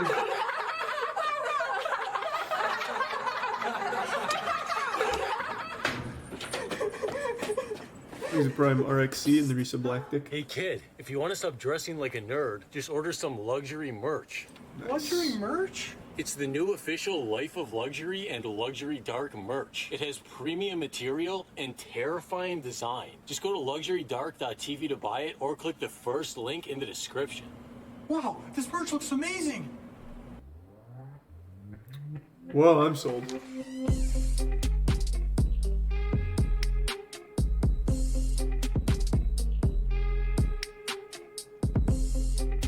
These resub 50 Shades of Moose.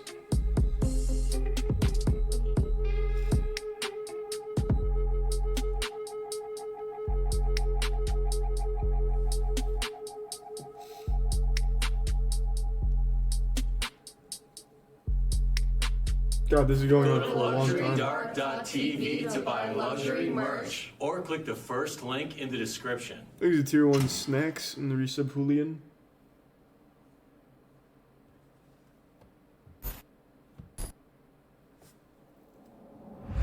Okay, so we're driving right now, heading to Olivia's house. How are you feeling about this, Chester? Bro, that video she sent us was creepy. Nice, Why do you think it's right for us to get involved with this girl's stalker? I don't think it's right, but Olivia's all alone right now. And scared. So I don't see how her being scared is our problem. Dude, just admit that you're attracted to her. Okay, yeah, I mean, from her photos, she's clearly an attractive girl. But I don't understand how her appearance could affect my decision to help her. Right. Those pictures go kind of hard. That's very aggressive.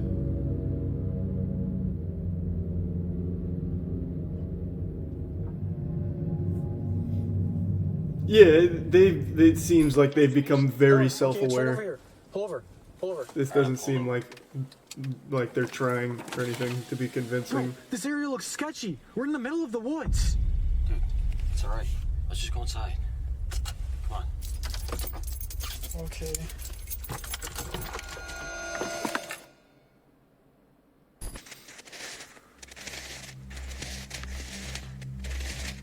Too self-aware? Yeah, too self-aware, I would agree. I'll give it another quick chance, though. Oh. Chester, come on. What are you doing? We gotta go. Bro, there's a girl here. Just a coincidence, I'm sure. Dude, come on. Dude, what is she doing there? I don't know. We gotta go knock. Okay. Come on. Open the door. I feel like they were always self-aware. Maybe, but I feel like the first one we watched from them with the he keeps growing at night or whatever seemed like a legitimate attempt to make like a horror short.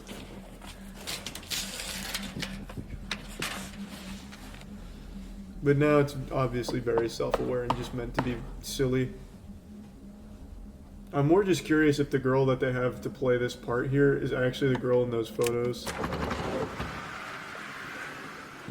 Oh. Hi. We're here for Olivia. Is she Well, home? that answers that. Yeah, I'm Olivia. I catfished you. Dude, what's going on? Sir, listen. Bro, these we just storylines are drove getting all the wild way now. here for Olivia. Is she here or not? Nah, she's not here. I'm Olivia. I catfished you. Dude, this is weird. Is this some type of trick? No. Listen, I think I'm being stalked by this weird old lady. I need you guys' help. Just come in. He kind of looks like Joji. Right, I guess we can come in and talk. Let's go! I appreciate it, fellas. Come on in. Hey, fuck yeah. Nice. Well, they're leaning into the self-awareness. That's good. It's always good when someone becomes self-aware. Thanks, resub. Bassive.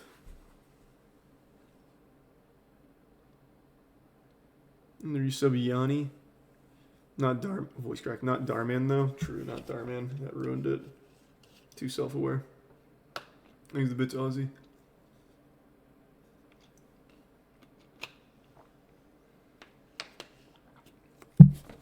And the Prime Boba.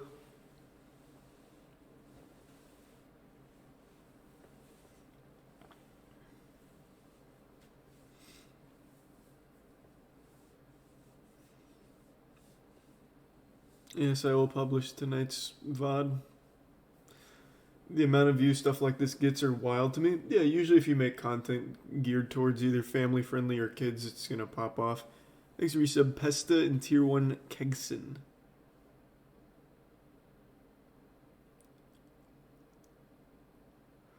Have you seen the Clown Cookie Jar short film? If it's one of like the Crypt TV ones, I have. Yep, we saw this.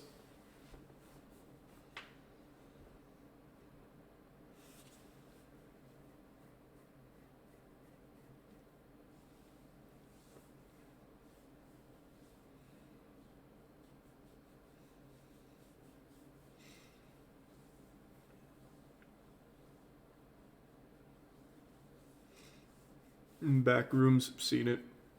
Not for me. I'm just not a fan of analog horror. I just don't find it super interesting. Thanks to Tier 1 Noxian. Oh, Novaxian. Ooh. Oh yeah, the new Nexpo video.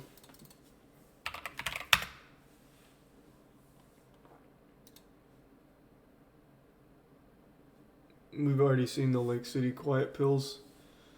Damn. We already went deep on that rabbit hole a few months back.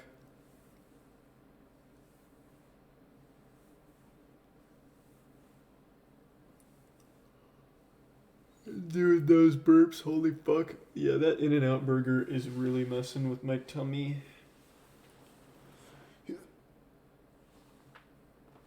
Have you seen the Kampala mayor arrested? Nope, I'll check it out though.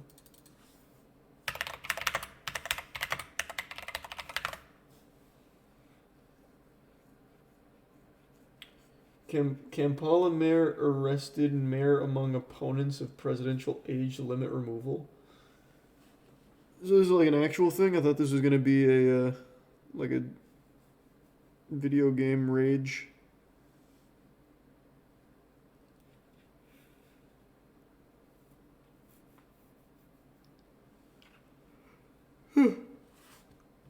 I got Vsauce too.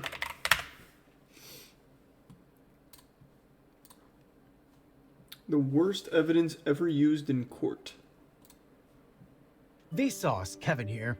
Jennifer Thompson studied every detail of her attacker's face as she was being sexually assaulted at knife point. Wow, what a His crazy hairline, intro. Broad Holy cheekbones, shit. a mustache that looked like a pencil-thin dirt smear.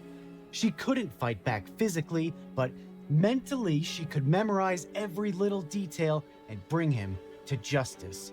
Police described Jennifer as the best witness they'd ever had. He's a prime Her shroopity. eyewitness testimony convicted Ronald Cotton, and he was sentenced to life in prison plus 50 years despite no physical evidence linking him to the crime.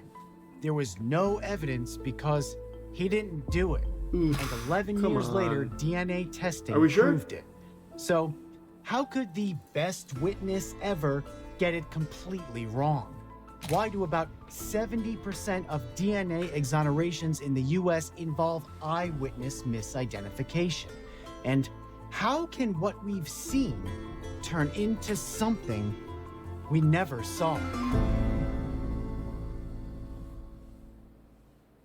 All right. I need you to point to the shape that rolled over your foot on the evening of March 14th, 2015. Okay, this example seems stupid, but it shows one of the many, many problems with witness identification. Only one shape in the lineup comes close to the description of the suspect. The choice is obvious. Only a circle can roll. Now, Thanks, Reset this TJ. lineup requires an actual identification of size I'm not sure, and TJ. color. But here's a question. How do you even get to a lineup? First, you need a description.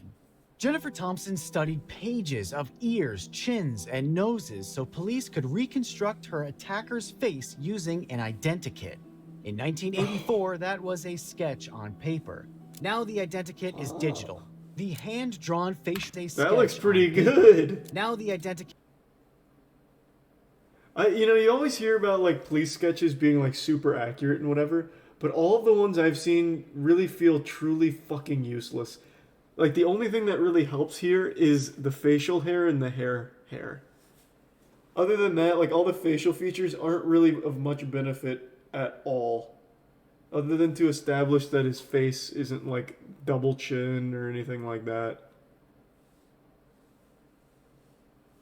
I feel like that's always just, like, the only shit that's worthwhile from a police sketch. Thanks, Risa Braceroni. Kit is digital. The hand-drawn facial composite looked nearly perfect to her. Now the police had a picture of the suspect that could be broadcast on the local news. Here's the problem. Some witnesses are amazing. Their autobiographical memory of an event is flawless. But then there's the rest of us. And Hugo Munsterberg wrote the book on how what we forget and what we don't know becomes an illusion that replaces reality. In 1908, Munsterberg published On the Witness Stand, a collection of articles and essays about psychological factors that affect trial outcomes. What's more persuasive than a witness pointing to a defendant and swearing they did it? Munsterberg insisted that gold standard of evidence in a trial was actually really untrustworthy. I've always kind of thought Trials predate the ancient Greeks, and while we've always known witnesses could lie, only recently do we understand how easy it is to think you're telling the truth when your brain is just wrong. Just lying. Munsterberg suggested that justice often miscarried due to the treachery of human memory. And to prove it, he pointed the finger at himself. He wasn't some academic pontificating on criminal justice theory. He was robbed. And as a witness, he messed it all up. It went like this. He testified under oath that burglars entered his house through a window. They actually came in through the cellar. He said they left a clock packed in paper. It was wrapped in a tablecloth. He gave a complete list of garments that were stolen. It turns out they took 7 more than he said. He claimed he found candle wax on the second floor, but the wax drippings were actually in the attic. Finally, he reported 2 burglars, but maybe it was just one. He had no way to tell. Munsterberg had given over 3,000 academic lectures and not once had to use note cards. His mind and memory were amazing, but he admitted that he'd rushed into the house and surveyed it all quickly, noting after the fact that his brain filled in the gaps for him. The burglar was eventually caught breaking into another house, and they found Munsterberg's jacket. That's why you just need to be apartment. recording everything at But all times. The fact is, the world's expert on witness reliability was almost completely wrong. He said, I felt myself somewhat alarmed in seeing how many illusions had come in. So, if the pioneer of witness reliability scholarship couldn't overcome his illusions, what chance did a college student traumatized by a violent sexual assault have? Police presented Jennifer Thompson with a photo lineup of 6 men.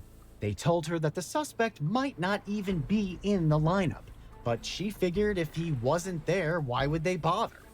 She recognized one of the photos and chose Ronald Cotton with absolute certainty. A week later, Jennifer recognized the same man in a physical lineup. To her, the parts that didn't match her memory made him even guiltier. Like he'd changed his hair to purposely deceive her. The photo lineup reinforced her mental image of her attacker, and anti-proof became proof. Police confirmed that she'd chosen the same man. When I was robbed, me and my coworker lineups. said he wore gray She gloves, said but they were latex. It was him. There was no doubt Fucking idiots. in my mind. Make me sick. Did you feel absolutely certain? There's a tear on Absolutely Wicked. certain. Well, what was said to me afterwards was, that's the same person you picked out in the photo lineup. So in my mind, I thought, bingo. Fruity. How can the truth compete with that?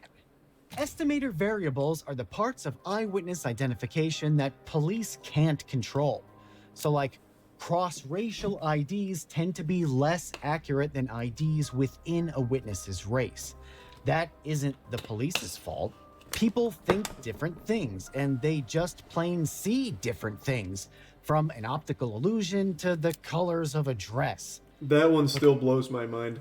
I have never once ever seen this as white and gold, no matter how hard I try. It has always been so blatantly, obviously blue and black, which is apparently the correct color combo. I have never, ever, ever seen it as white and gold. Blows my mind, but people swear by it, so I guess that was a real thing. Exit Prime beats. It's the lighting. I guess. I don't remember what the science was, but they did conclude and find the real dress that it is indeed blue and black.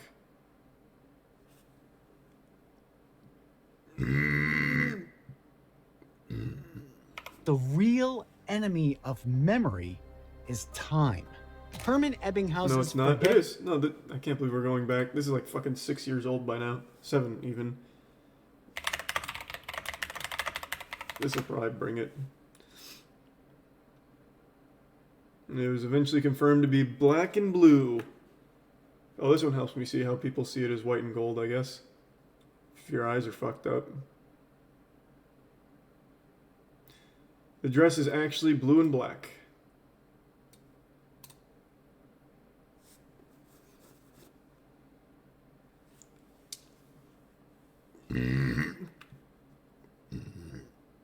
How the fuck? Yeah, it blows my mind how people don't see it as blue and black. It really does.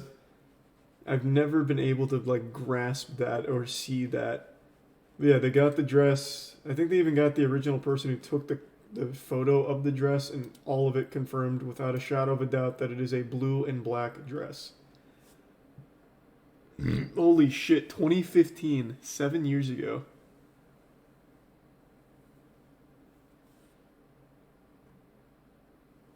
That's crazy.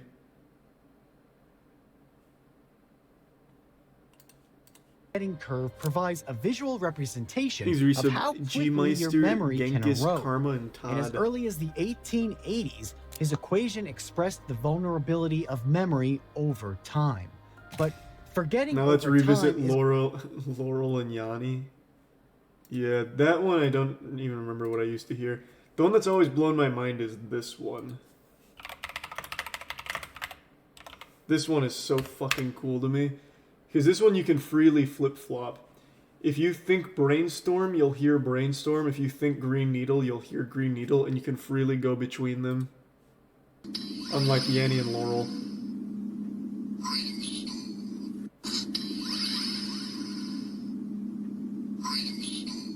Isn't that cool? How fucking cool is that?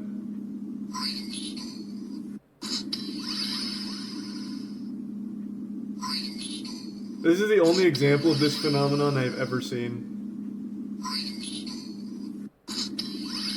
Yeah, if you think the other word, you'll hear it.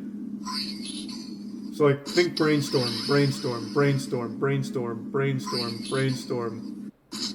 Green needle, green needle, green needle, green needle, green needle, green needle. You see it? It's cool. It's a really cool phenomenon. Yeah, you can change it mid-sentence too, so you could hear brain needle, green storm. Like, it is just crazy. That one is wild to me. Makes it a bit beastie. The prime euphoric.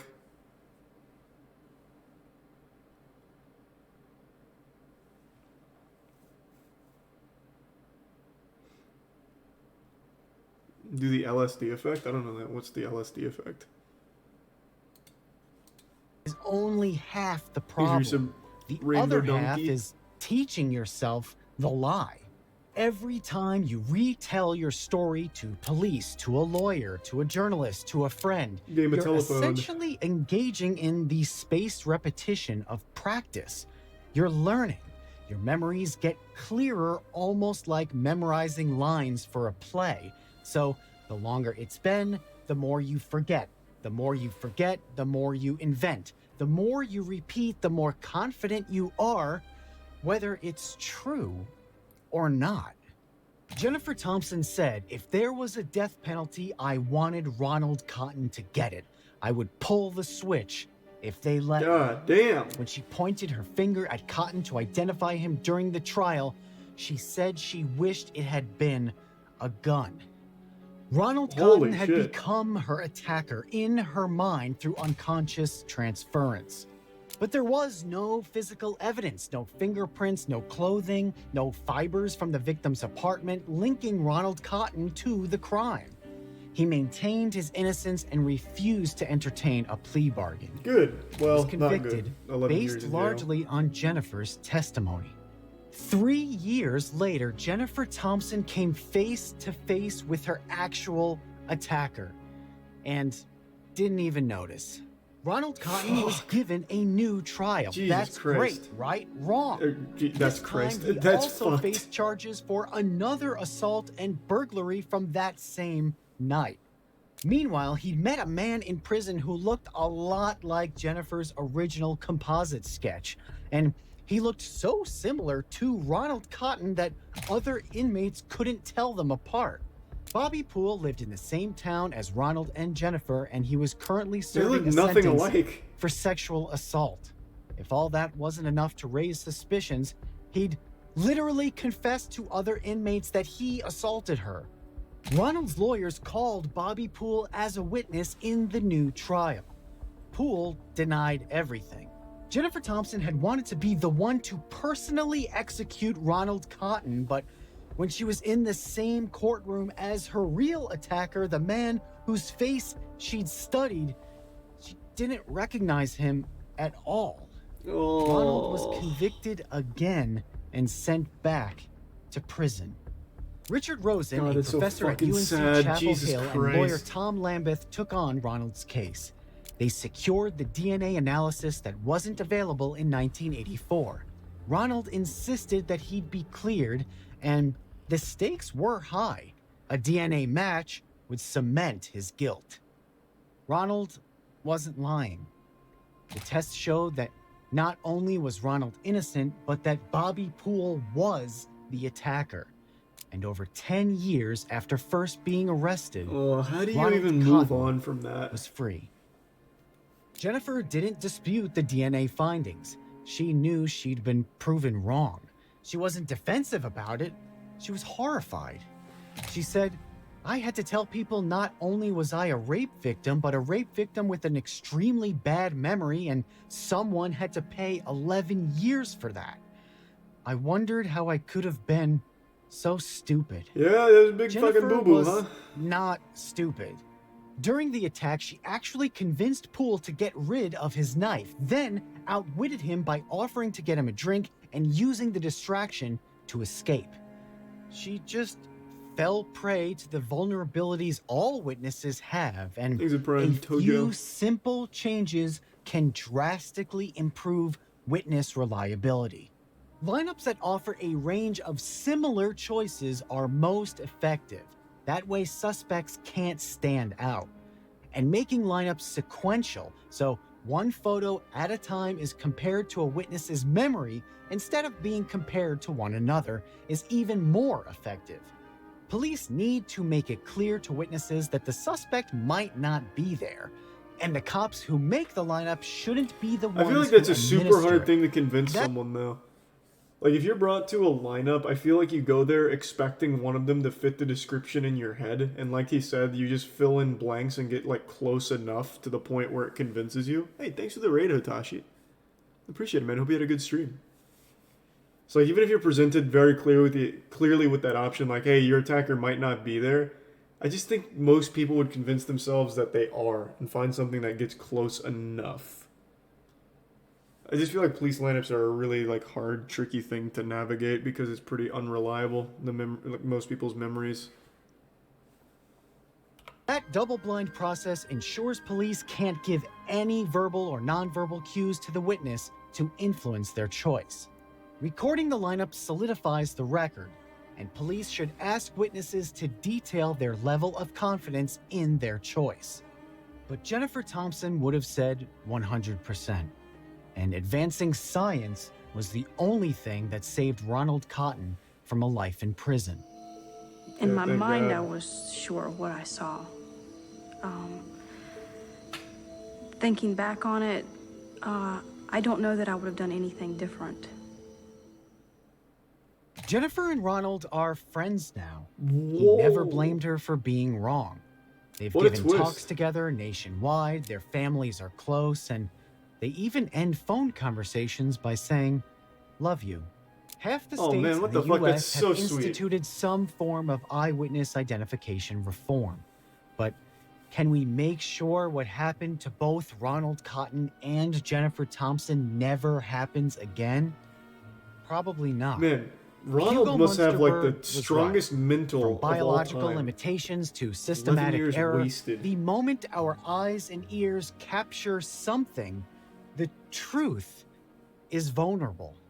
We can get better, but we'll never be perfect. 2,200 years ago, the Roman playwright Plautus said that one eyewitness is worth 10 ear witnesses. People attest to the truth by saying they saw something with their own two eyes.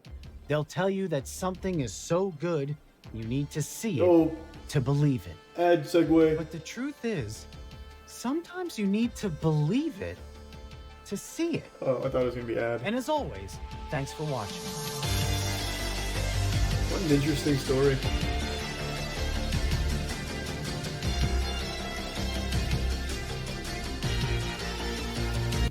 People don't understand what happens to your brain chemistry and yeah, well, it's not just brain chemistry in like stressful situations.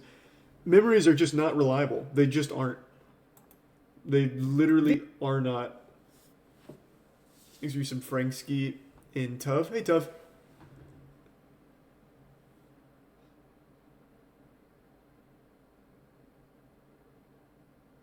The only people's memory who I'd ever trust are the people with total recall. That is beyond fascinating. And I feel like those people don't put that superpower to good use. Do you guys know what total recall is?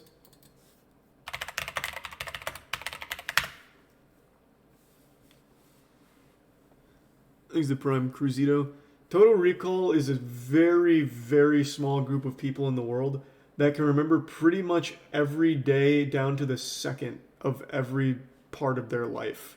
They cannot forget anything and can bring up any event at all throughout their life. That must suck. I disagree. I think that is an incredible way of experiencing life. Like, just think about the last week of your life. How much of it can you not remember? There's going to be so many blanks in there. So I feel like by being able to remember it, you get to, like, I don't know, recall so much of your experience. I would really love to have total recall. And think of what you could do with that. You could pretty much learn every language on the planet by just looking at the fucking Rosetta Stone once. Because you could just immediately start putting it back together. Because with total recall, most of these people can immediately bring up anything at any time in their life. So I don't know what would stop them from just like looking at, I don't know, fucking Spanish book. Just going through every page just to have it in their memory and be able to just call upon it when they need it. Don't think it works like that? No, it actually does. We remember Stan Lee's Superhumans? All of the people on that show were fake, but there was one person that I do think was probably real because it was someone just like her. This lady, I'm convinced, does have actual total recall, and the guy on that show, I think so as well. You can recall Can't what the remember his weather name, was though. like, what you were reading, or what you wore to the shops at any minute, any hour, or any day stretching back decades. It sounds like some kind of parlor trick, but it's actually a real and very rare medical phenomenon. So far, scientists have identified 10 cases worldwide. Thanks to give sub And Skylark. believe me, what these people can do will quite simply make your head spin. Take a ride with me down memory lane with veteran Hollywood actress Mary Lou Henner. July 22nd of 1978. Here we go again.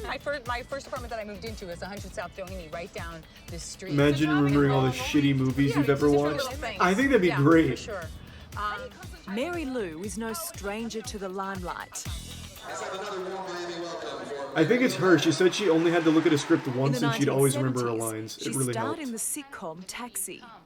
See, I'd really like to have one person there that I don't care about impressing.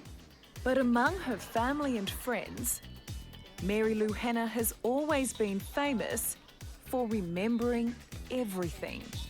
Hey, Mom, what day was Valentine's Day in '79? It was a Wednesday. And you're right. I've never explained how you do that. I don't do it. I just see it. And you can remember your whole life. Yes, I can remember my whole life. Thanks, Resub Dash. And some things come up like Trivia right God. away. And then True. some other things kind of come up a little more slowly, but eventually everything comes up. Next the bits part. I thought I'd see just how far back Mary Lou's memory goes. Well, then by all means, just come to my party. Picking at random an episode of Taxi filmed more than 30 years ago. Thank you very much. I had a look at the Taxi episode from 1978, Come As You Aren't. I just don't Oh, that was think... the 4th episode that we shot, and I had the blue dress on. I just don't think there's any downside to So that remembering was going to be my that first much. question to you. what Do you Aside from, like, remembering what the dress team. you wore to the party? Yes. And, So so, you- that's and I interesting. remember Tony's line, how come we can't go to the party too? How come we can't go to the party too? You know, it's like things come back. A line to Alex, you're maybe my best friend. You're maybe my best friend. And he turns around. You know, it's like the episode will come back to me, and I remember. Mary Lou is one of just Remembering 10 all people in the cringe world sounds worse who've than been death. tested and proved to have superior autobiographical memory, October 1st, 8th. total recall of every day of their lives. Extremely impressive. Delta Airline Flight 191 crashes near Dallas, Texas. Oh, I know exactly when that happened because it was August the 2nd of 1985. It was a Friday. Such a gift has So never fucking been cool. documented before. Thanks to the And recent scientists cherry. like Professor James McGaw are excited about where it may lead. One of them said it's I like don't a Google believe. search. I'm always super skeptical of anything like this, but I don't remember what I watched or when. There was a couple things I watched on Total Recall, must have been like 8 years ago now, where they were like thoroughly tested by like accredited universities, and they were on the side of they most likely just have some way of accessing these memories somehow. And it's really impressive. So like you get a little piece of it here where they just start tossing out like Valentine's Day 1984, what day was it on, and they'll know. Or what was the weather like in June 8th of 1977? And they'll know. And then you can check the weather records to confirm whether or not it's real or not. Just really impressive shit. I think Total Recall is such a fascinating thing. It's like the only actual superpower.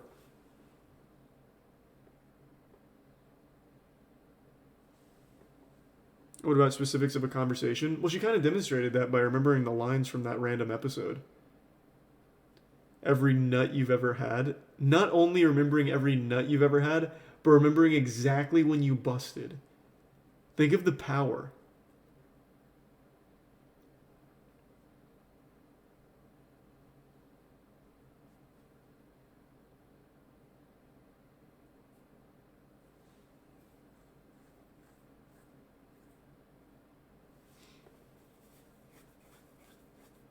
Thanks for the resub, Noah.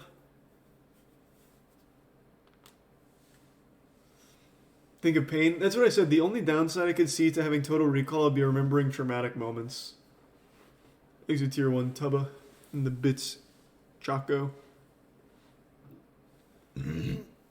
But I don't know why the 10 people with Total Recall in the world aren't like multilinguistic. I don't think any of them have used that power to try and just learn every language. Because again, being able to recall the weather on a random day, at a random year, and a random time, they should be able to look through like the dictionary for foreign languages and just be able to recall that information in the meetings. No interest, probably. Yeah, it's probably lack of interest. But I feel like that'd be such a good use.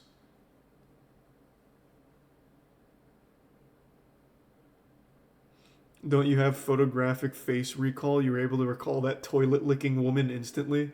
Yeah, but not to this level. I'm good with faces, but It's not like I always know where the faces come from. I just recognize them.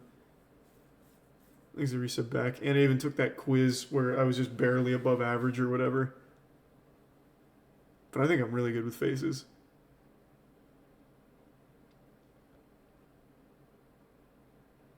Good use, get on Jeopardy and win millions. That would be another really good use.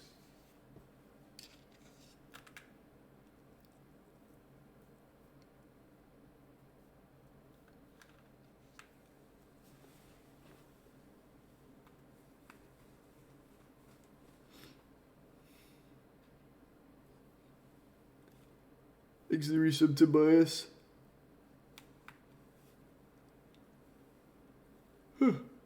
Is there a limit to how much you can remember before it hurts the brain? I don't know.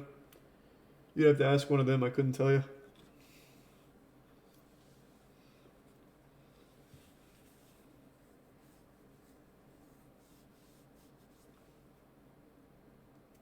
What quiz did you take with faces? I don't remember. It was one of those university ones. One of the public ones.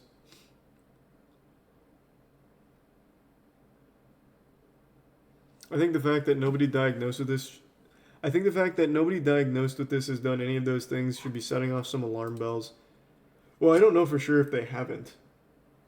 I don't remember them ever talking about it. That's again one of those things where most people probably just haven't thought to because it doesn't affect their life.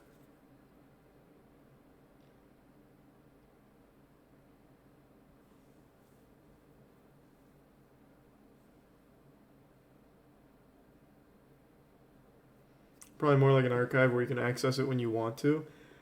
I think probably it's just being able to access different parts of the brain differently. Like how some people that are actual mathematical savants, like ZHC's girlfriend is like a human calculator or whatever because she's able to crunch numbers in her head super quickly because she sees the numbers. People are just able to use or tap into the memory better than others and differently. So people like this, I imagine, like if they need to think about something from their past, they'll just see it instead of having to go through like a long process to remember it.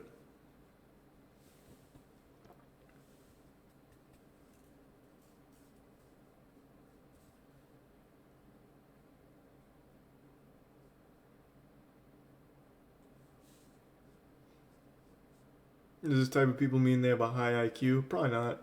I don't think it's directly related to intelligence or anything. Thanks to Prime Shorts. Let me grab a water real quick. Just give me 1 second.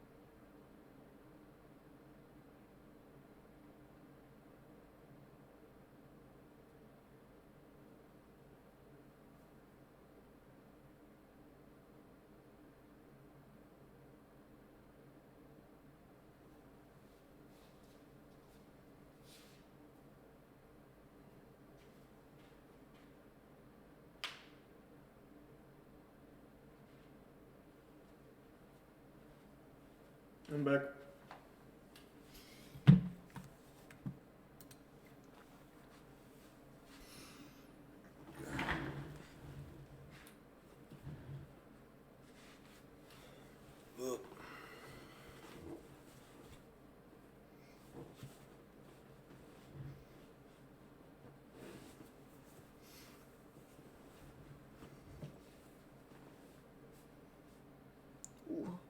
Why are you in Texas? Content. Man, my foot hurts. He's been doing a lot of content.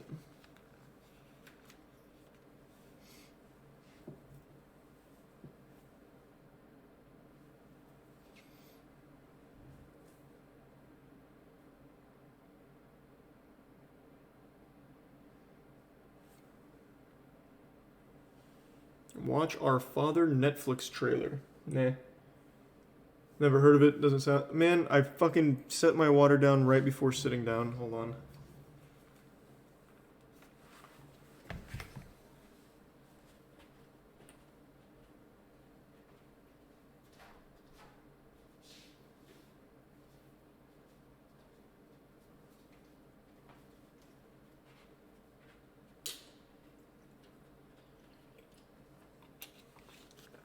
I'm back.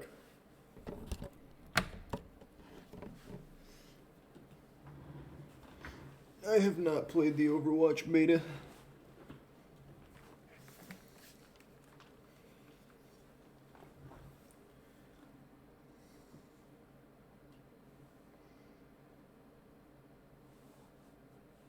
There's a Prime Javi.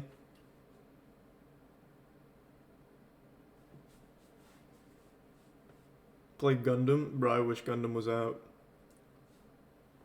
That game was great.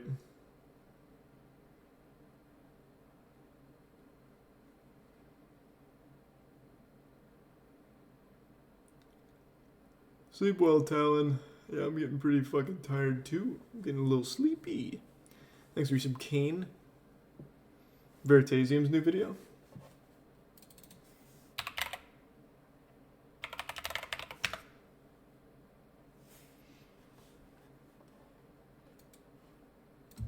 The man who accidentally killed the most people in history.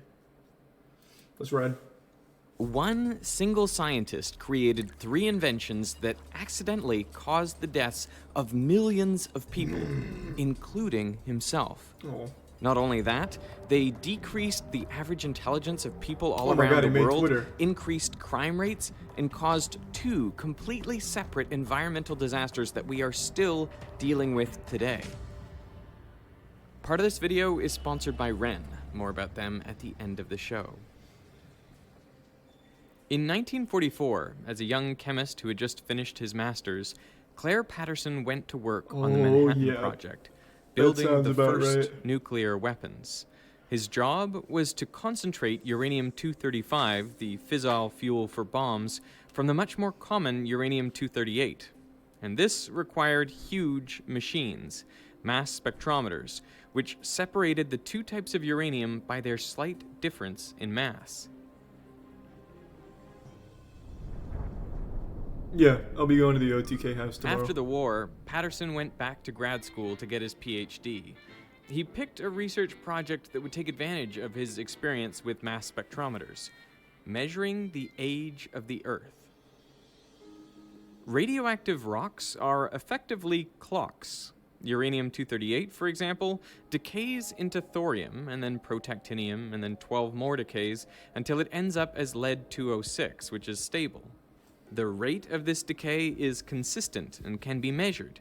It takes 4.5 billion years for half of a sample of U-238 to decay into lead-206. I don't know if I trust Patterson's it. PhD project was When to has science determine ever the been age of the right? Earth by measuring the ratio of uranium to lead in primordial rocks. But to calibrate his instrument, first he used zircon crystals whose ages were known. Zircon is ideal for this purpose because when it forms, it contains trace amounts of uranium, but absolutely no lead. So any lead that you later find inside a zircon, you know must be the product of a uranium decay. Now, Patterson was tasked with measuring the lead content, and another God, student, this is so George fucking Tilton, big brain. I've never measured even heard of uranium. zircon. Tilton's Sounds like a character uranium in Dragon measurements Ball. were fine. They matched predictions. But Patterson's lead measurements were all over the place, and they were many, many times higher than they expected. We take George's uranium and my lead. Not right, Patterson. There was lead there that didn't belong there. So where was all this extra lead coming from? The aliens gave it That to us. mystery would take over the rest of Claire Patterson's life. and bring him to the literal ends of the earth. In 1908, a woman was driving across the Belle Isle Bridge in Detroit when her car stalled. A passing motorist stopped to help. In those days, cars needed to be hand-cranked to start. The good old days, baby. And turned the crank, and the engine roared to life, a little too suddenly. The man couldn't get out of the way, and the crank handle hit him in the face and broke his jaw. Fucking idiot. He died as a result of his injuries. His name was Byron Carter. What the fuck? He was the founder of his own car company. So he died of a broken jaw? What was it? Byron Carter.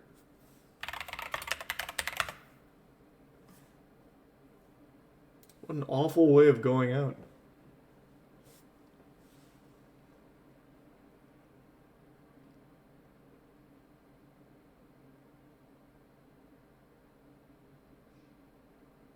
He developed pneumonia as a result of injuries he sustained when he tried to hand crank start a car stranded on the Belle Isle Bridge near Detroit. Huh. What a terrible way of going out. Holy shit. These Resub Donovan and Tino. It wasn't the hit that killed him, but he wouldn't have got pneumonia without getting hit, I guess. Though I don't really see how getting hit in the jaw can result in pneumonia. He's a tier 1 Conrad and the Resub Prince. True, I guess, yeah, it was just the early 1900s. Yeah. So he was well connected in the Detroit auto scene. He counted among his close friends the founder of Cadillac, Henry Leland. Leland was so distraught over his friend's death that he resolved to eliminate hand cranks from his vehicles. Leland hired Charles Kettering to create a self-starting car, and by 1911, he had a working prototype. Hand cranking was difficult and dangerous, and best left to men. Okay. But a car that started itself? Well, if you say so, I guess. Everything. The world's first crankless car was the Cadillac Model 30. It was much more powerful than cars before it. It had a top speed of 45 miles per hour and 40 horsepower, double the Ford Model T. The Model 30 was a huge success for Cadillac, doubling the company's annual sales. But it had a problem. It was deafeningly loud. In internal combustion engines, a piston compresses the fuel-air mixture, which is then ignited by a spark from the spark plug. The expanding hot gases push the piston back down. The problem with the Model 30 engine was it compressed the fuel-air mixture more than previous models. So much, in fact, that often the fuel would spontaneously combust before the spark from the spark plug.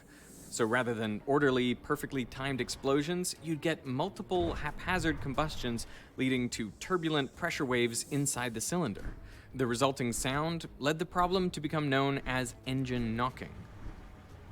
Knocking wasn't just hard on the ears, it hurt the engine's performance. It reduced power output and lowered fuel efficiency.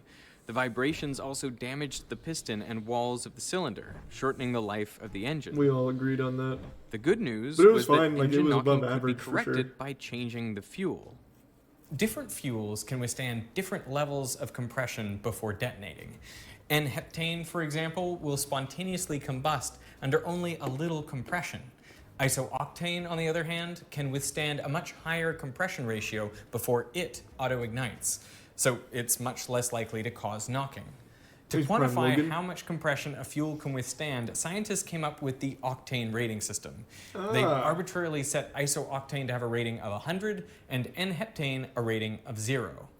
Now, real fuels aren't made up of only these two ingredients. They're a mix of lots of different hydrocarbons, but the octane rating tells you what mixture of octane and heptane gives equivalent performance. For example, 98 octane fuel can withstand the same compression as a mixture of 98% octane and 2% heptane. Now, I'm going to take a little bit of 98 octane fuel and put it in this piston, and when I compress it, nothing happens, which is exactly what you'd expect. This fuel can withstand a lot of compression. Diesel has an octane rating of 20, so it acts like a mixture of 20% isooctane and 80% N-heptane. If I put a little bit of diesel in there, let's see what happens with the same compression ratio. It blows his hand off.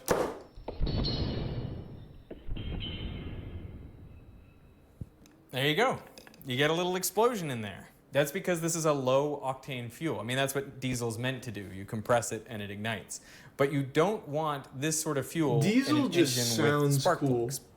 That's the such a reason cool fancy cars word. demand high octane fuel is to prevent knocking in their high compression, high performance engines.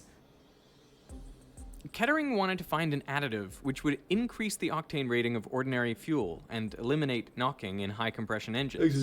So he hired 27-year-old engineer Thomas Midgley Jr. Midgley experimented with all sorts of compounds, from melted butter and camphor to ethyl acetate and aluminum chloride.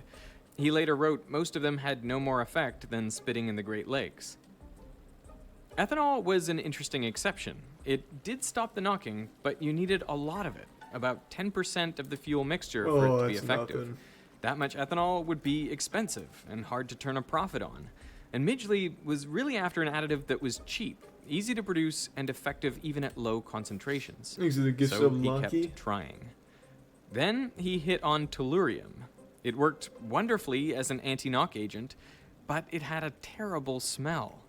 You couldn't get rid of it by changing clothes or bathing.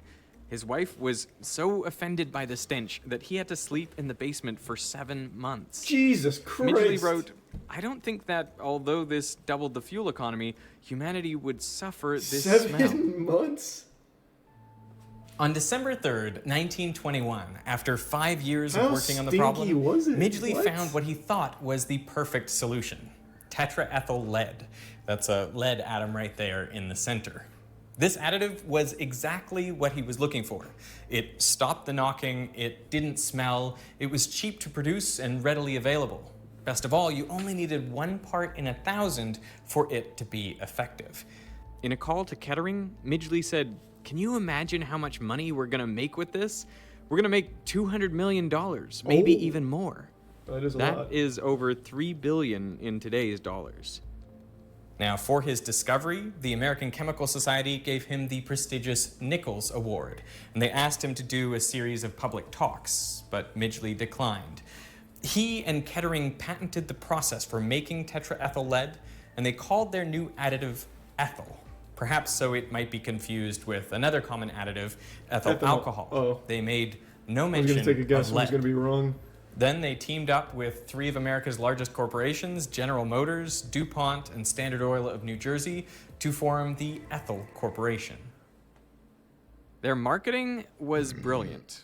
No man can look at the amazing record of accomplishment here in this research division without confidence that these men are going ahead with an eye to the future, looking for new facts and principles which will make things better and make life easier for all of us.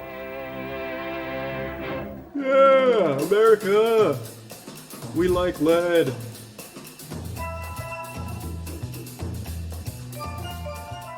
At the 1923 Indianapolis 500, the top 3 finishers all used ethyl, and the demand for leaded gasoline took off. To keep up, Ethyl Corporation had to build a new chemical plant in New Jersey, but the project began terribly. Within 2 months of operating, dozens of workers fell ill with lead poisoning. Just 5 a of them coincidence. died. Yeah, probably faking To it. address the public outcry, Midgley held a press conference, and there he poured tetraethyl lead onto his hands, and he inhaled it for a full minute. He claimed he could do this daily Bro, without what a harm. giga-chad. Holy But shit. Midgley knew the dangers. The reason he had turned down the public talks was because he spent much of 1923 in Florida, where he himself was recovering from lead poisoning. He didn't go anywhere near his company's product if he could help it.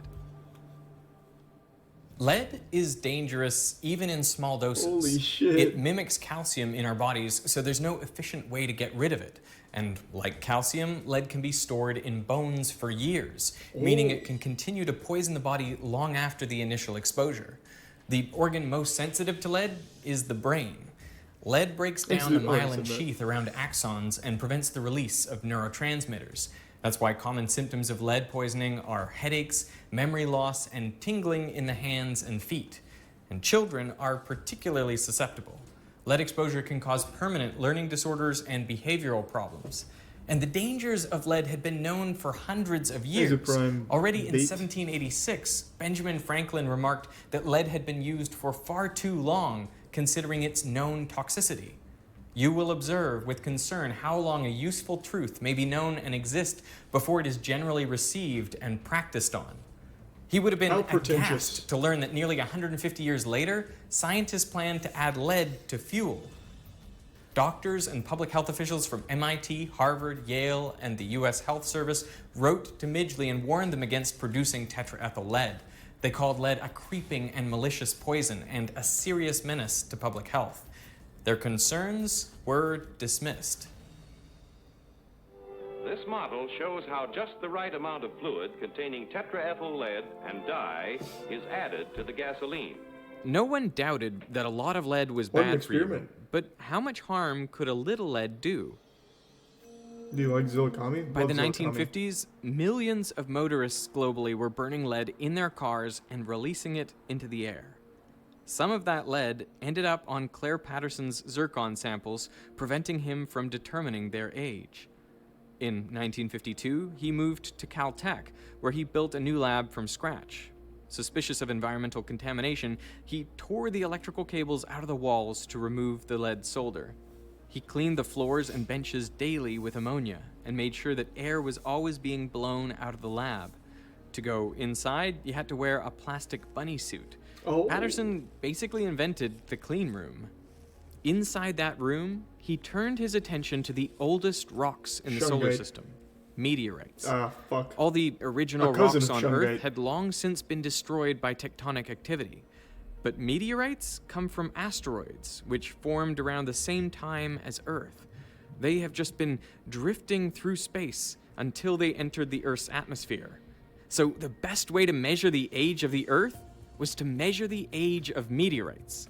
Patterson measured 5 meteorites, each with 3 different radiometric dating techniques, and he found they were all 4.55 billion years old. That number is within 0.15% of the currently accepted value for the age of the Earth. You know, before Patterson's experiment, people thought the Earth was a billion years younger. So Patterson had done it. He measured the age of the Earth. But he wasn't done getting rid of lead contaminants. Public concern about lead exposure had continued to grow. But President of Standard Oil, Frank Howard, pushed back, saying, "We do not feel justified in giving up what has come to the industry like a gift from heaven on the possibility that a hazard may be involved in it." Scientists funded by the Ethyl Corporation claimed that lead was a natural part of our environment and therefore not harmful to people. But Patterson wondered, just how natural is the lead in our environment? And he had just the skills to find out. He started eating dirt for 5 years and then measured his own blood. He began by measuring lead in the oceans. If it were natural, he expected the concentration of lead to be the same regardless of depth. But if lead pollution had increased recently, it would be more concentrated near the surface. He took samples in the Pacific and Atlantic Oceans down to a depth of 4 kilometers. And sure enough, lead concentrations were nearly 10 times higher near the surface. Lead pollution was clearly recent, but when exactly had it occurred? To find out, Patterson had to go to Greenland and Antarctica. Ice cores record the level of lead in the air going back thousands of years. The levels of lead in the atmosphere have been elevated for the last 4,500 years. All of it is due to human activity, mainly smelting ores to make metal. You can see the rise and fall of the Greek and Roman empires, the dip caused by the Black Death in the 1300s, and of course the spike in the 20th century due to industrialization and tetraethyl lead. So what did this do to people? Well, Patterson looked at the lead levels in the teeth and bones of recently deceased Americans, and for comparison, he measured the lead in bones and teeth of Peruvian and Egyptian mummies. Since they lived over 1,600 years ago, they would have been exposed to much less lead in their lifetimes. He expected to find modern Americans had about 100 times as much lead in their bones, but results showed it was closer to a factor of 1,000. 20th century Americans had 1,000 times more lead in their bones than their ancestors. Studies of baby teeth revealed that even lead exposure well below the level considered safe resulted in delayed learning, decreased IQ, and increased behavioral problems. And there's a broad consensus on the part of everybody except the lead industry and its That's pretty wild. Lead is extremely toxic at extremely low doses. A follow-up study showed that those with higher levels of lead in their baby teeth were many times more likely to fail out of high school.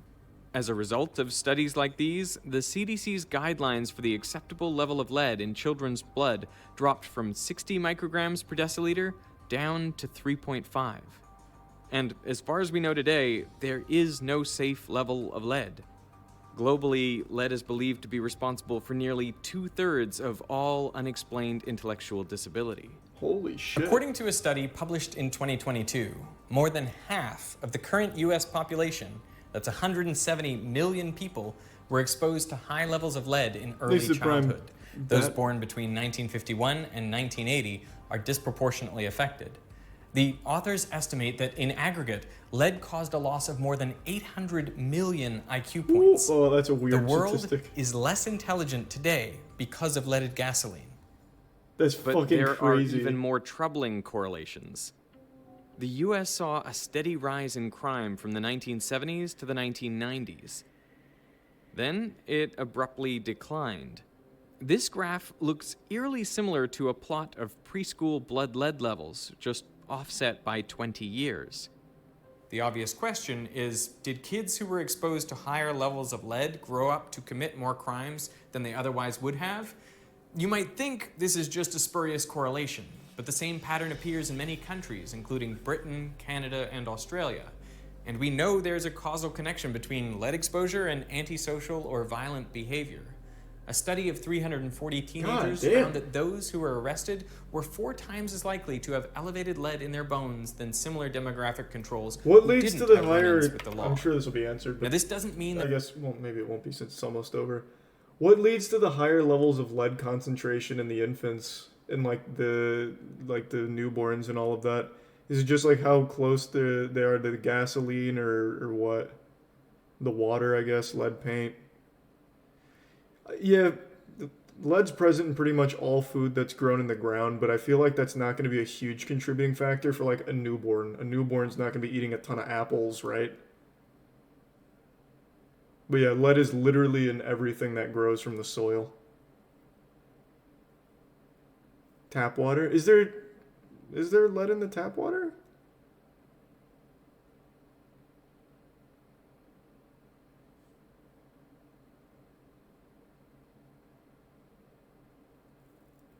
Lead pipes. Oh, interesting. Thanks to Prime Dakota.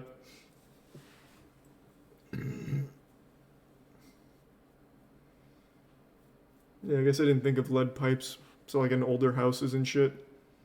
It's almost never zero. Well, yeah, you really can't escape lead consumption anymore.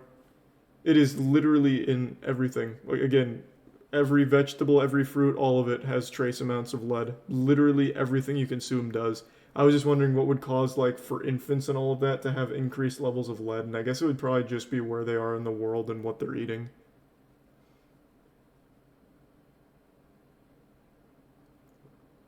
Very prevalent in seafood too. Yeah, he even brought up that graph where the guy was studying lead concentration at surface versus deep. The mother passes lead into the baby. I don't even know if you're serious or not, but I love the idea that when a woman's pregnant, she starts like giving lead to the baby inside the body. Like a lead fucking ball bearing or something that serves as like the core for a human being. There's lead particles in the air due to farts. What the fuck are you talking about? There's no way. What are you watching? I'm learning about lead and the man who accidentally killed the most people in history. Oh, what? That's cool as fuck. Yeah, apparently it's from him creating leaded gasoline. Here, I'll turn on. Oh, the captions are on so you can read. Perfect. It's actually pretty wild. That is possible since they're technically growing inside them, so lead gets transferred unintentionally into the infant. I mean, that's possible. Fetal alcohol syndrome, don't smoke. Of course, what the mom eats would affect the baby. Fetal alcohol syndrome's a little different, though, I would think, right? I don't think lead would work the same way in passing it down. But again, I don't know. I'm not a fucking baby scientist. Thanks for some Krispy Kreme. That lead is responsible for all of the increase in crime, but it's very likely responsible for some of it. Now, it's tough to estimate the precise death toll of lead. One of its lesser-known effects is a hardening of the arteries, leading to increased cardiovascular disease. A study from 2018 found lead was likely responsible for 250,000 heart disease deaths per year in the US. Assuming a constant rate over the past century, that amounts to 25 million deaths in the US alone. Globally, the figure may approach 100 million. Most of those deaths are due to Midgley's decision to put lead in gasoline, a substance he knew firsthand was toxic, but he did it anyway to maximize profits. And the problem is not over. Gas. Current estimates of deaths caused by lead range from 500 to 900,000 per year. The 2020 UNICEF report warns that 1 in 3 children globally, that's over 800 million children, have blood lead levels at or above 5 micrograms per deciliter. A lot of this lead now comes from batteries and industrial processes, but some is still due to Midgley's invention. Now, after Midgley's success with ethyl, he was put in charge of another engineering project. GM wasn't just making cars, but also household appliances. And fridges had a problem. The two most common gases used as refrigerants were methyl formate and sulfur dioxide. One is highly toxic, the other is flammable. Midgley was tasked with creating a safer alternative, and in 1928 he developed a non-toxic and non-flammable refrigerant, dichloro-difluoromethane. GM called this new product Freon, and to demonstrate Freon safety, during the unveiling at the American Chemical Society, Midgley inhaled a lungful of this gas and blew out a candle. In the following decades, CFCs like Freon became very popular and were used as a lot of things, but a solvents coward and he is aerosols. not. The problem is CFCs are light and stable. When released into the atmosphere, they climb up into the stratosphere, where they can remain for 50 to 100 years. Did you know that? But if a CFC molecule is hit by an ultraviolet photon of just the right energy, it breaks apart, releasing a chlorine atom. And this chlorine atom can then react with ozone, breaking it apart into chlorine monoxide and oxygen gas. The result was another environmental disaster, the hole in the ozone layer. With less ozone, more UV light penetrates the atmosphere, increasing the rates of skin cancer and cataracts. Plus, CFCs are potent greenhouse gases. Per kilogram, they produce 10,000 times more warming than CO2. The historian John McNeill wrote that Midgley had more impact on the atmosphere than any other single organism in Earth's history. So this guy was an actual supervillain. Phased out for us. CFCs, the Montreal Protocol no one went ever into knew. effect in 1989. And the ozone... He might still be alive, being kept alive by lead and chlorofluorocarbons. Let's see. Could be. Died... Oh, this is his wife, I was going to say. He died in 2018. Fucking good run. He died in 1944. Oh, and this wasn't his wife, this was his daughter, I guess. Damn, she had a real good run. Damn you, Thomas. layer is now showing signs of recovery, although it'll take many more decades to fully recover. In 1940, at the age of 51, Midgley contracted polio and became physically disabled. So to help him get up, he devised a mechanical bed controlled by a series of ropes and pulleys. On November 2nd, 1944, while using the contraption, he became tangled in the ropes and died of strangulation. Oh my god! Holy Thanks shit. to the work of Claire Patterson, What it a became conclusion. clear that the lead in our environment is not natural. Burning lead in combustion engines spread the toxic element across the planet. into the air, oceans, the snow at the South Pole, and even our bones. Japan was the first to ban leaded fuel in cars in 1986, but other countries soon followed suit. Algeria was the last to do so in 2021. The UN calculates that the elimination of lead from gas saves over 1 million lives per year and $2.45 trillion. But leaded gas is still used, by the way, in piston-driven airplane engines. Yep, I knew that. That's now the largest source of lead emissions into the air in the US. You will observe with concern how long a useful truth may be known and exist before it is generally received and practiced on. Damn, that music, that got intense at the end there. When I first learned about Thomas Midgley and Claire Patterson, I was amazed by how much harm or how much good a single person could do to the environment. I know, it's crazy. Which brings me to the sponsor of this video, WREN, an organization that's taking action on climate change. I think it's important that we tackle the climate crisis both by lobbying for systemic change and by making more environmentally friendly choices ourselves. On WREN's website, you can calculate how much carbon you emit and which activities have the greatest impact. And if you like, you can offset your emissions through a monthly subscription. The funds raised go to support a variety of projects that reduce greenhouse gases in the atmosphere. One project I particularly like involves collecting up flammable dead wood from California forests. This helps Blizzard prevent employees wildfires. are worried. Plus, the collected wood is converted into biochar, a material that locks up the carbon inside for thousands of years. Once you sign up to offset your carbon footprint, you'll receive monthly updates from the projects you support. It's completely transparent with photos and details of every tree planted, every acre reforested, every ton of carbon offset. And for the first 100 people who sign up using the link in the description, I will personally pay for the first month of your subscription. Yeah, you know he's 50 I want years to old? thank WREN for supporting Veritasium, and I want to thank you for watching. Here's you some Metal Gear. Another banger from Veritasium. What was it you said? The Cult of Jared Leto. Oh yeah, that's what it was called. The Cult of Jared Leto.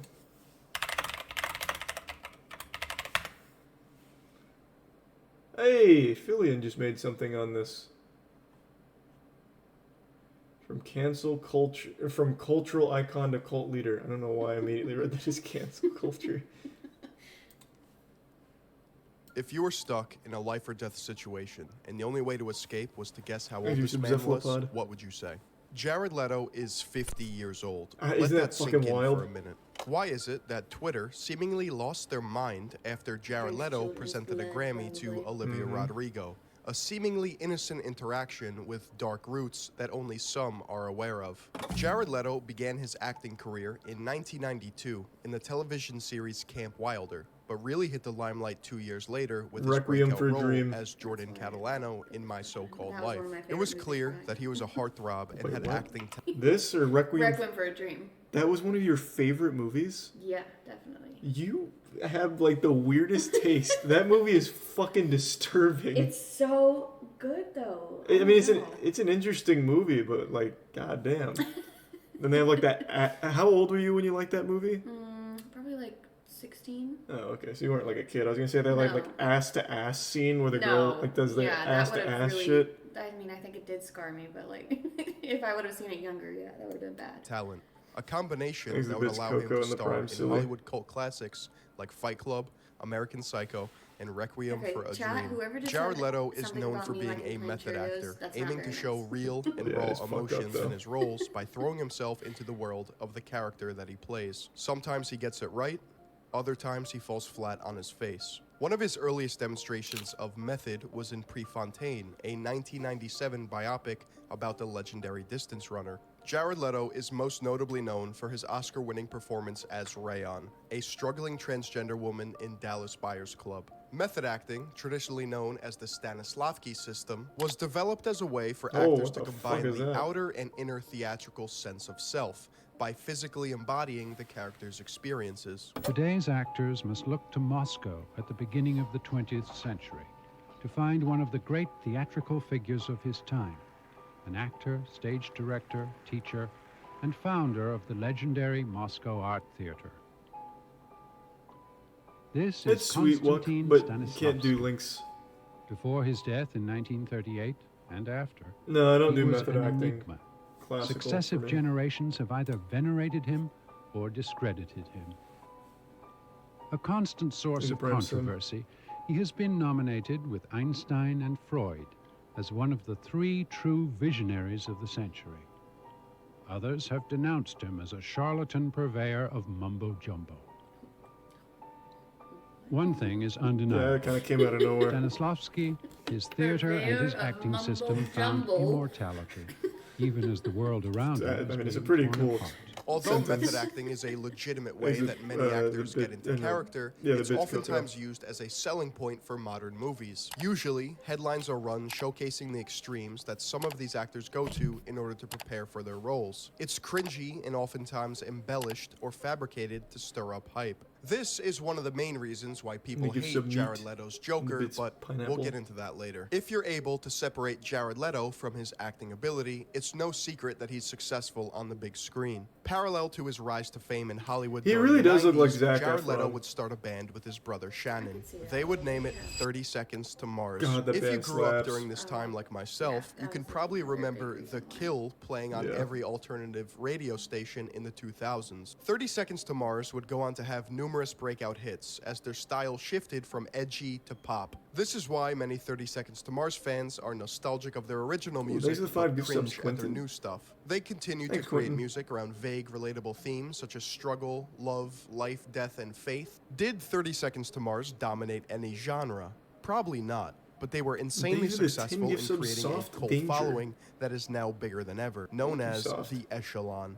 The Echelon is what 30 Seconds to Mars fans collectively call themselves. Not only are they obsessed with the band's music, but also the themes and messages prevalent in all aspects of the community. Members of the Echelon refer to each other as part of a family. From an outside view, the Echelon is just like any other stan group. And the reality is, stan groups are cash cows. Jared Leto knows this and perpetuates the us versus them dynamic to increase rapport with his fans. It's one of the many ways in which he breaks the audience-artist wall without actually having to do much and reap the benefits. Each member of the Echelon will go as far as to follow the band around the world. Yeah, I know a little bit about Jared Leto's cult. The 30 Seconds to Mars has retreats for their fans, and one of them, the 30 Seconds to Mars fans, the Echelons or whatever, went to, I think it was like an island or something, and everyone dressed in white. That was the whole theme, that they just all dress in white. And then it got real culty real quick. Thanks for resub packs.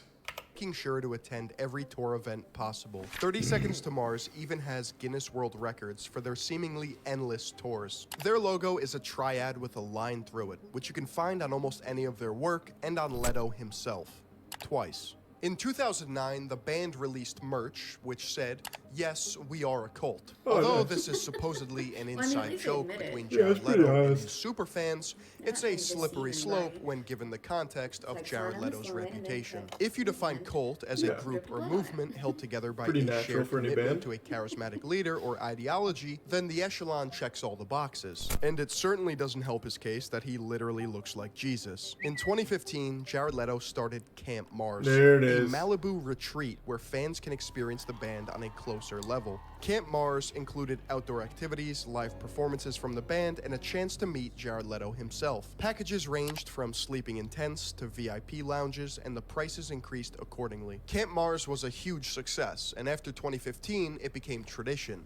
It would ultimately evolve into something much bigger. Mars Island is a 3-night all-inclusive getaway on the private island of Obanjan in Croatia. Think Fire Festival, but drugs and alcohol are prohibited, and Mars Island actually happened. Sober people, yeah. That's who I want to party with. Packages include yoga, I bet it was sports, fucking sightseeing, lit. and 2 30 Seconds to Mars performances. Prices start at $1,700, where you probably sleep on a banana leaf, and go up to an undisclosed amount if you opt in for the Phoenix it's 30 Seconds to package, Mars. which is probably where you sleep next to Jared Leto himself. I wish I was kidding. That sounds all fun and dandy, but I don't know about you guys. I would much rather stay home and get some quality sleep, which is why today's video is sponsored by Helix. Helix Sleep makes premium mattresses and bedding customized to fit your needs, conveniently shipped in a box which I'm sure he'll show. It's nothing but everybody's different, and Helix knows that. So they made a sleep quiz that helps match your sleeping preferences with your unique body type to find the perfect mattress for you.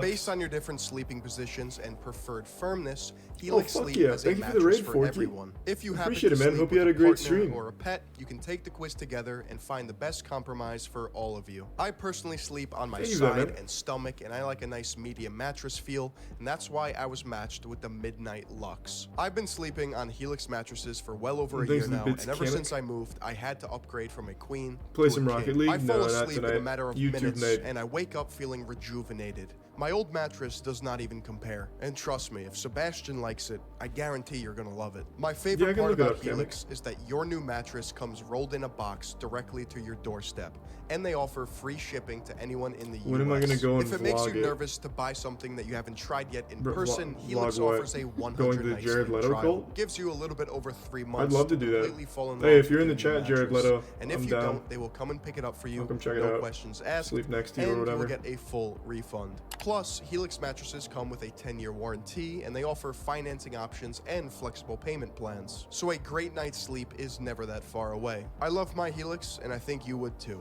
If you're in the need for a new bed, check out Helix. Texas. You can click the link down below or go to helixsleep.com/Philion and get up to $200 off your Helix mattress. Plus, I don't have my 2 free cowboy hat pillows. on. And thank you to Helix for sponsoring this video. On Mars Island, there's a tradition known as the Church of Mars, where Jared Leto actually performs in a cathedral while totally not acting like a cult leader. One of the nights in 2019 consisted of a white night, where everyone dressed up in white and sang Kumbaya by the fire. Once again, Jared Leto leans into the cult accusations by being self-aware about it. Let's all pose for a picture to mess with the media. Except self-awareness doesn't make it any less of an actual I'll just cult. go. And one also, this guy right here is one of only 2 dudes. This is... I don't know how? Because I feel like Jared Leto wouldn't allow very many men on his island. But he was able to sneak in there. Not only sneak in there, but also be in the front row of a Jared Leto cult meeting. So maybe he's like their #1 fan. It wouldn't matter though. This is a cult. They're all equal. Maybe he's killed the most people for them. That's, well... I don't know. He's not even dressed appropriately because it's not even a plain white shirt. It's like a plain white shirt with a snake on it. Like, it's... I don't know. He didn't really get the memo. It's just some random guy that was actually at the camp next door and wandered in. That's probably what it was. He just lives on the island. I see 4. Where? There's this guy and there's this guy, and these are the only 2 I've ever seen in the footage that exists. This is like a game of Where's Waldo. Hey, I really appreciate it, Forky. Thank you for that, man.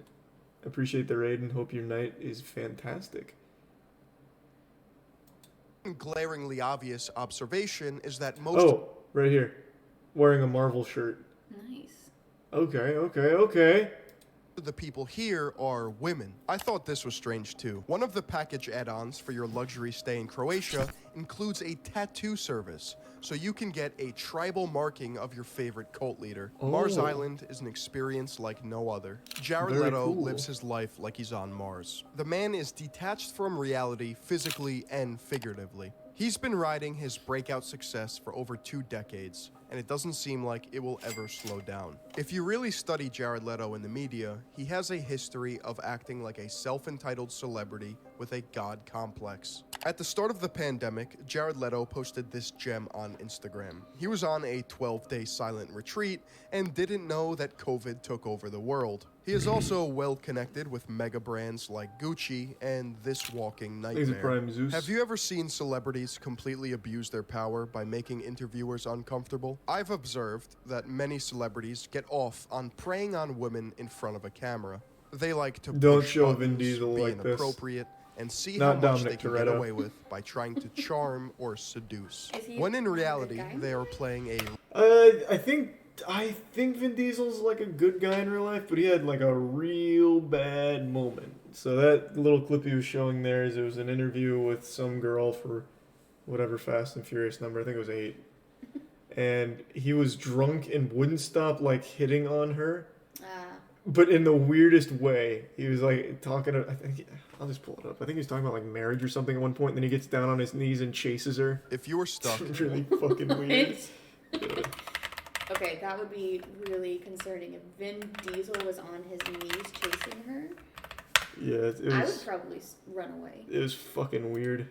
First one, and God, you're so beautiful. God, she's so beautiful, man. Am I right or wrong? Look at her. How am I supposed to do this interview? Look at this woman. She's so beautiful. Go on, man. Talk to me, baby. Whatever, it's Brazil. Tell me your story. Tell me your. Let's get out of here. Let's go. Let's go have lunch. My God, I love her. Look how beautiful she is.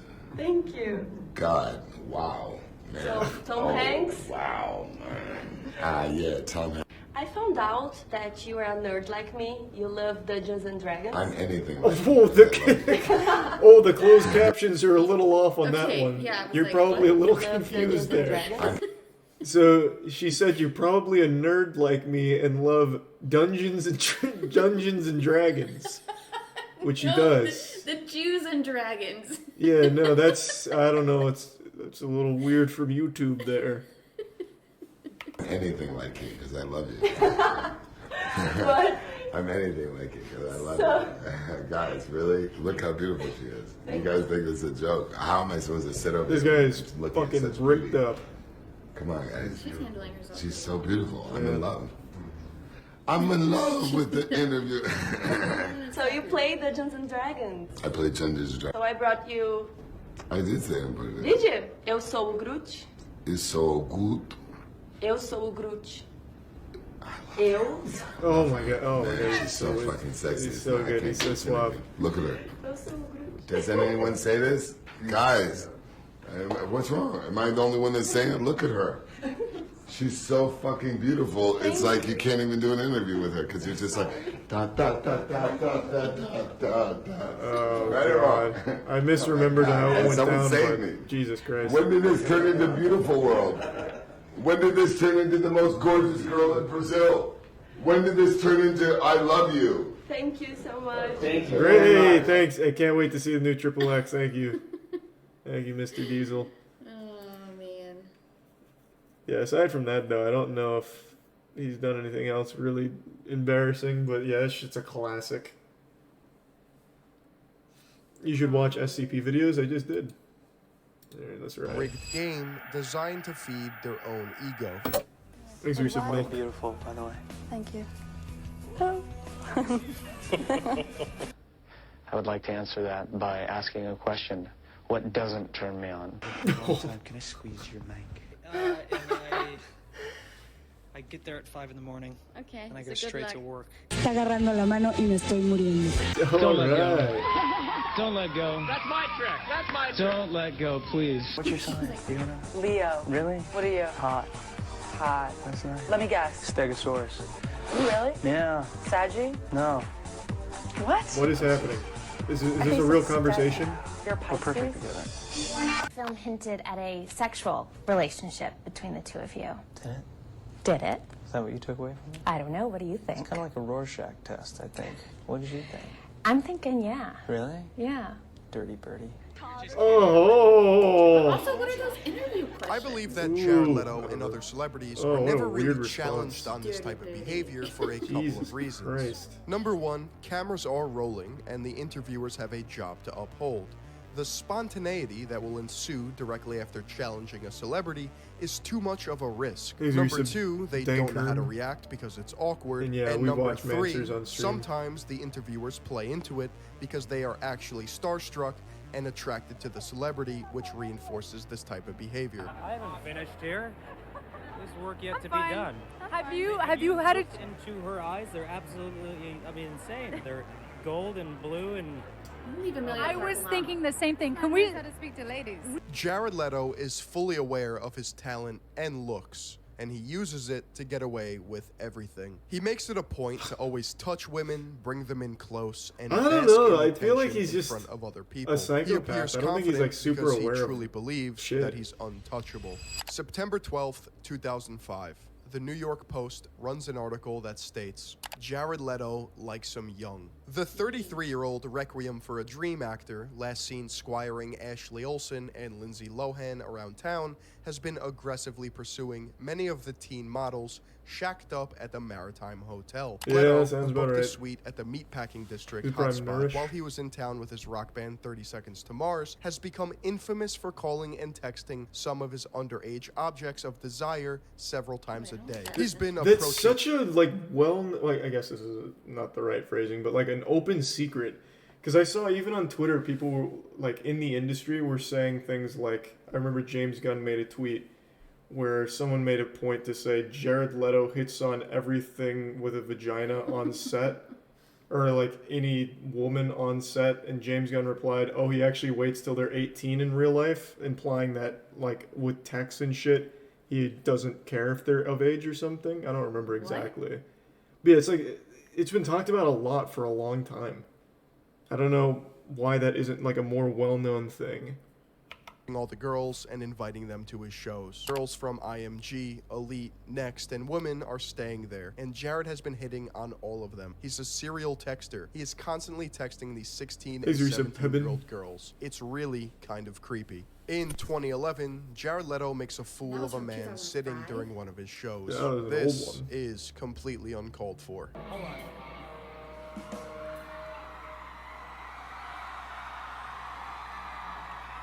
That hairstyle's kind of nutty. Hey, buddy. David Bowie shit right there. Hey, yo, you with your fingers in your chin beard. What are you sitting on your fucking ass for? Huh? This is the 30 Seconds to Mars show, okay? Yeah. If you can't stand up, you better be up off your fucking ass right now. You hear me? Like hands over as a guy in a wheelchair. It actually, I'm pretty sure it is, if I remember correctly. Stop. Does he understand what I'm saying to him right now? No, don't look behind you. I'm looking at you. Yes, you. Yes, you. Oh, thank you very much. Oh, no, I was wrong. Damn. In 2013, Jared Leto held a promotional contest for his upcoming album, Love, Lust, Faith, Dreams. This contest was called #TheSleepover, in which 5 lucky fans who pre-ordered the album would get to sleep with Jared Leto.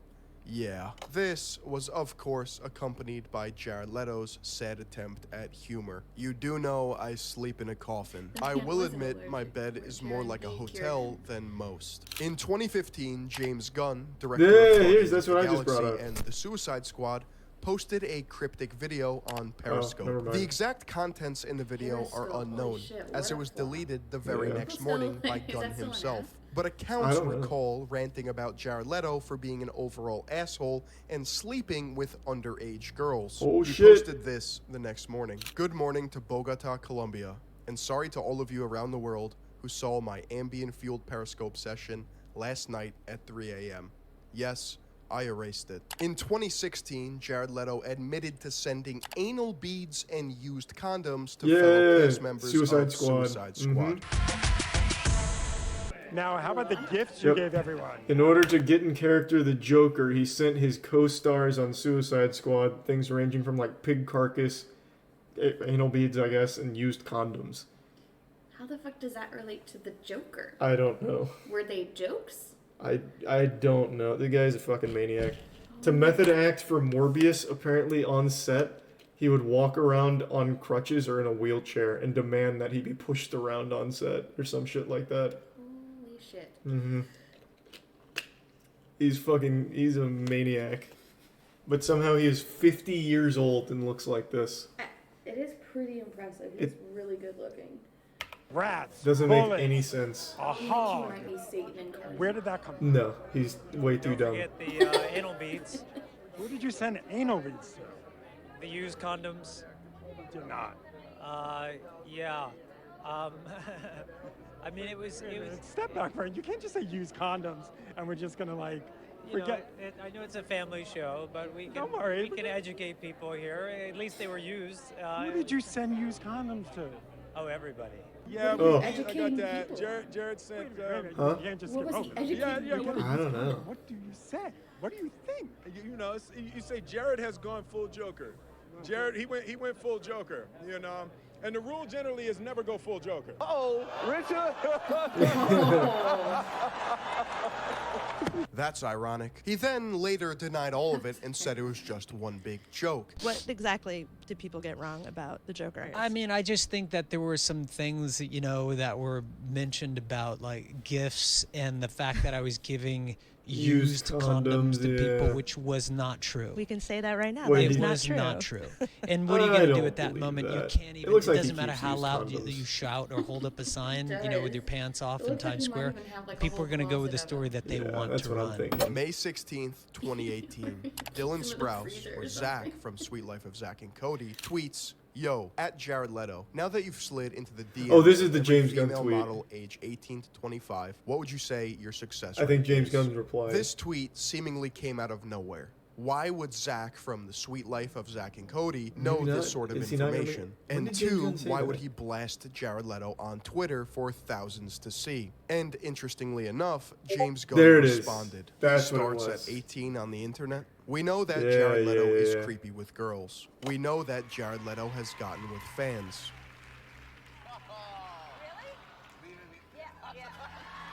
We know that Jared Leto has a twisted sexual side. He literally sings about it in his music. You can probably guess which lyrics I'm going to pick out of Would Up you- in the Air. I don't know. Surprise me. I'll wrap my hands around your neck so tight with love, love, love. Yeah. Horrible lyrics. Quite What? erotic. Is it? That's the whole line? Tell us a little bit It's more funny that you would take it that way. about, well, tell us what the song's about if that's not what it is. Well, I think, what is it they say? Everything is about sex, except for sex. Sex is about power, right? Who has ever said that in the history of the world that wasn't just a rapist? What the fuck? That's not like a saying that anyone has ever said. Ever. Creeps say that. God damn. A woman out without her consent. It's important to note that Tumblr posts fantasizing about sleeping with the band muddy the water of actual evidence against Jared Leto. Exit Is tier one. Jared Leto insufferable as a person? Nostalgia? Yeah, anyone can get behind that. There's weird, probably shouldn't do that type of behavior. And then there's illegal. Where Jared Leto falls on the spectrum is unclear. There's a Brian Decade-long rumors following him across two different career paths is not a good sign. And neither is this one. Let me fix that. Ooh, the truth. Banger from Fillion. I didn't know all of that about Jared Leto, but I am well versed in the lore of Jared. Man's a fucking lunatic. And he is in no good movies for the last like 20 fucking years. Yeah. I actually really liked Mr. Nobody. What did you think of that movie? I don't know, is that the Bob Odenkirk movie? Good question. I couldn't tell you who directed it. It's the one where he's like in the future, kind of, but it's like weird, non-linear timeline. Let me see. No, I don't know this one. I was thinking of Nobody, not Mr. Nobody. Yeah, I've never seen it. Thanks for your subclassism and Pompous Wiener. Oh, and Dallas Buyers Club was actually, he did a really good job in that movie. I didn't watch that one either. That's just a tough movie to watch in general. That's Matthew McConaughey, Yeah. right? Doesn't he fuck someone in like a barn right before a rodeo or something? I think there is a scene. It's just implying that he's gay, I think, was the whole point of that. But I vaguely remember that. My parents had it on one time. When did that movie come out? Let's see. Because it's kind of old now. Yeah, like 2015, I think. No, it was way before that. 2013. 2013, okay. I remember my parents had it on one time when I was like home from college. We were just hanging out for the night, and I was like, "Damn, this is kind of like going aggressive." I was just over here for dinner, and Matthew McConaughey's fucking in a barn. Mom, Dad, what are you watching? Yeah, thanks to the resub Bronze and Dougals. I forgot he was in Blade Runner. Yeah, he was the main villain in Blade Runner. Alright, I'm gonna go to the bathroom real quick. I'll be right back.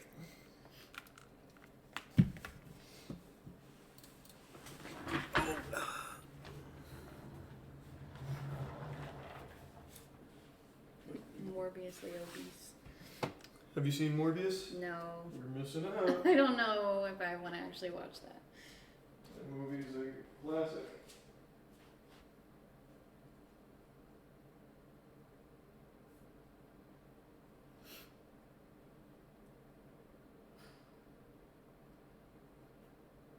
Hi, chat. How's it going? Delete the channel? I would never. Okay, tell me how. I'm kidding.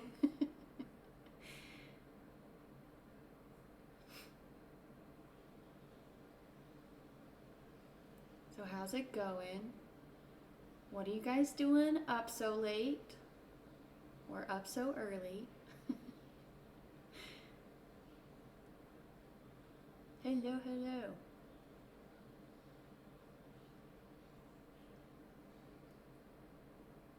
My hair is blue. Dabba dee dabba da.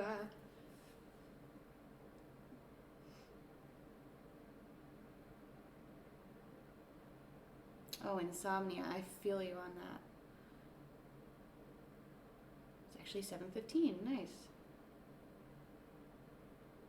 4 p.m. Wow, you guys are all over the place.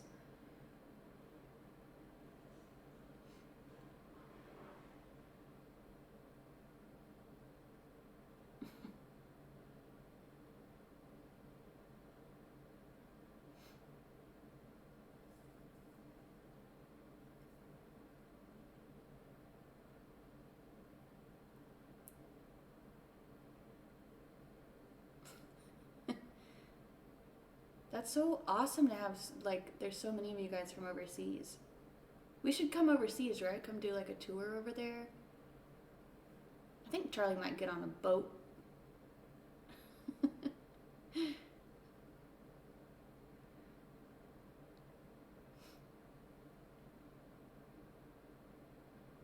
This has been a really fun little trip, but the driving was a little rough.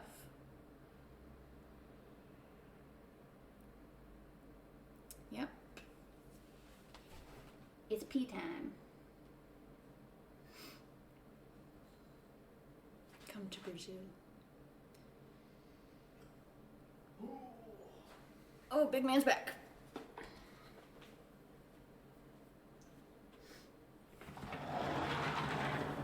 What's up, you pussies? You played Dungeons and Dragons. I almost fucking fell. That was, I missed that. That was really scary. Alright.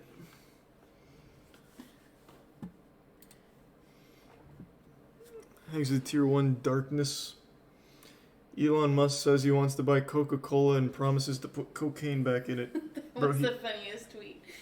He is joking. Aw. But it'd be fucking wild if he wasn't. What if he wasn't? I really do wonder what that would have tasted like with cocaine. He's a Tier 1 Nami. I feel like it probably, you wouldn't like taste a difference, but you would feel the difference. Yeah, but, well, true. You probably would feel it. It's like, all of a sudden that caffeine hits you way faster than you thought. True. Thanks for resub caps lock. You said he was joking about Twitter too. That is a good point. I still can't believe that. Think of that Trump, the new Trump network. Oh, Truth? Thing. Yeah. I don't know. I didn't really look at it. Apparently not even he uses it though. He's a Tier 1 BTR.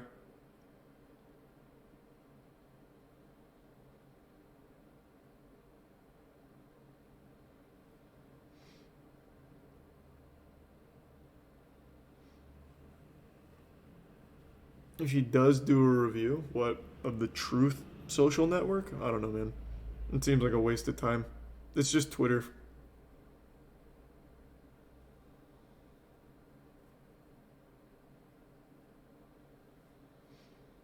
He said he's going to buy RuneScape and bring back $5 memberships. Oh my god.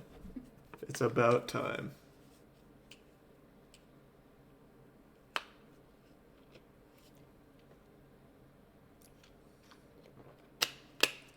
Why the late night stream though? Because I didn't get home till late and I wanted to stream.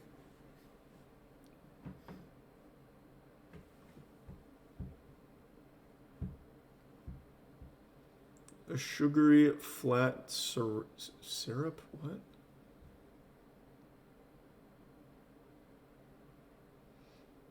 How's the burger sitting? I'm feeling much better now.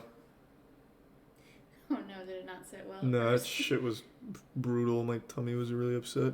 Thanks to tier 1 and only milk. Oh yeah, I followed the Chris Chan story for years. I'm very well versed in my Chris Chan lore. Sad ending though. Did he die? No, even worse. He molested his grandma. Oh, gross. What is wrong with people? Yeah, shit was sad.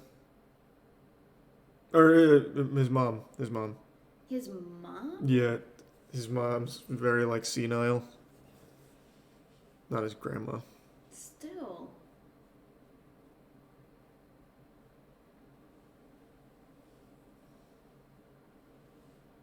These are prime weasels.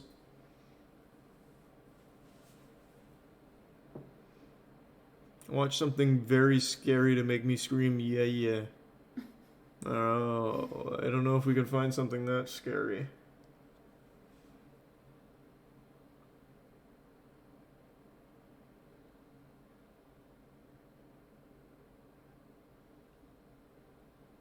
Ever seen the Mad Cat Lady? Let's see. It's piqued my interest.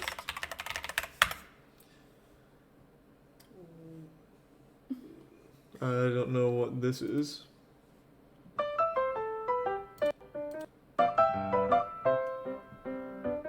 Well, this is not at all what I expected. It's also very loud.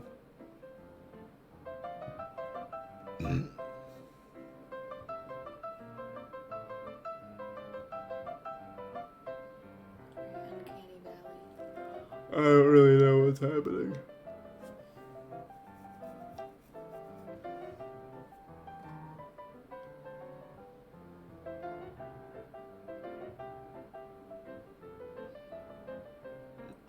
Yeah, I plan on trying Whataburger. That's next on the list, even though I already know it's just going to be another generic fast food burger.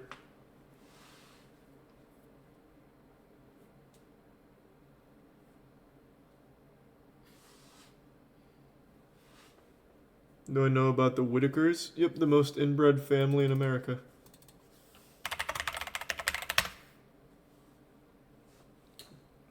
Yep. Oh, West Virginia. Oh no. Actually, I don't even know if I can watch this on stream. Does it show cousin fucking? Oh my god. I don't know, but it's. I'm sure there might be something a little too intense.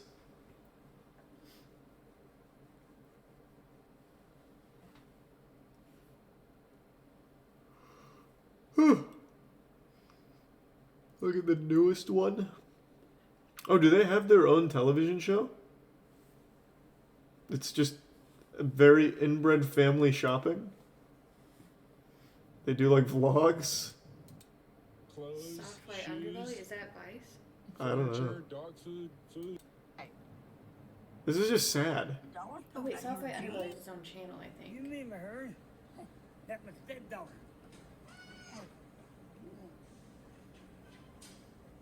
I mean, are they continuing? Did they know that I don't know. they're inbred? I don't know if they're still inbreeding or if they've realized that inbreeding is bad yet. I know someone who married their first cousin. Yeah, apparently that happens. They moved to Washington, I guess, because it's legal there. Well, that's sad. Thanks the bits of David and Richard. Patty melt is the best, I believe you. Thanks the bits, David. They make boils, yeah, kind of remind you of that.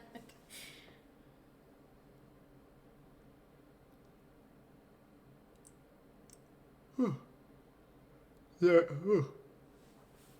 Got a case of the yawns. Did I live in Washington? No, I've never lived outside of Florida.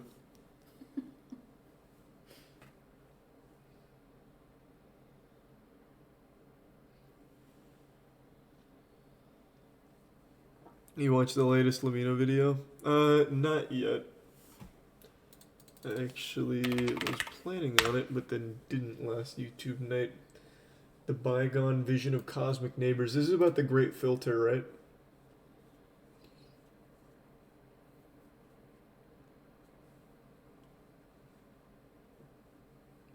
It's not about the Great Filter.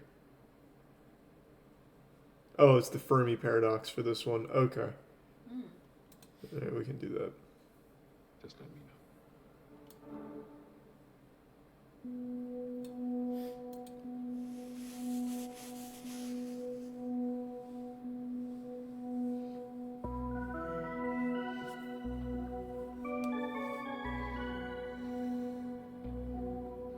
In the spring of 1806, two German astronomers were independently observing Venus when they noticed something odd.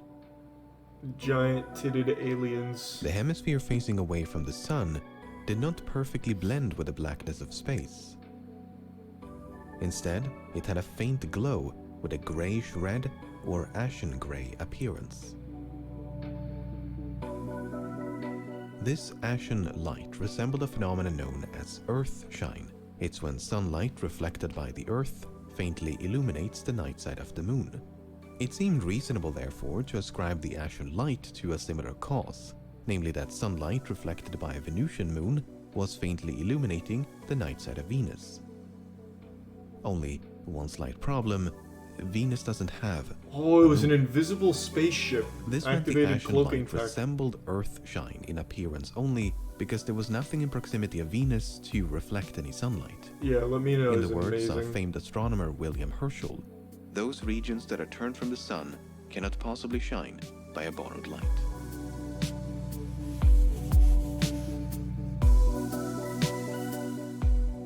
A few decades later, I'll check it out. another German astronomer, Franz von Gröthausen, proposed a rather creative solution to this mystery. The ashen light was the result of sweeping wildfires on the surface of Venus, deliberately ignited by its inhabitants. Oh. As absurd as that sounds, there were tantalizing similarities between Venus and Earth. The two planets were of similar size, and much like the Earth, Venus had an atmosphere. A densely cloud-laden atmosphere which gave astronomers and science fiction authors alike free rein to speculate about what could lie beneath. A barren desert, a planet-wide ocean, a tropical rainforest. Anything was possible.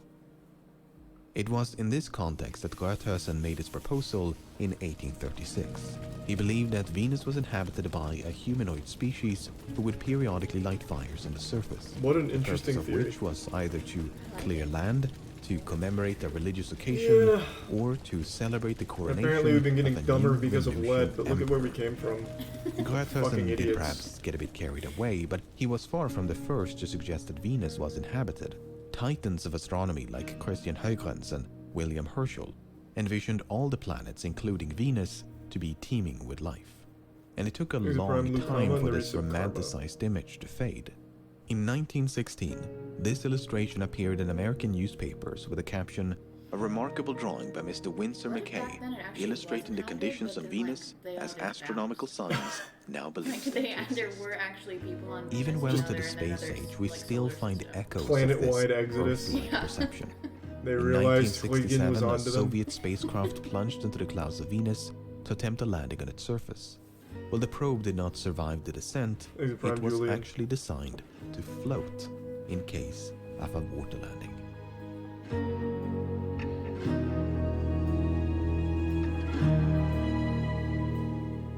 History is ripe with stories much like this one, largely forgotten stories that once upon a time promised to end our cosmic solitude.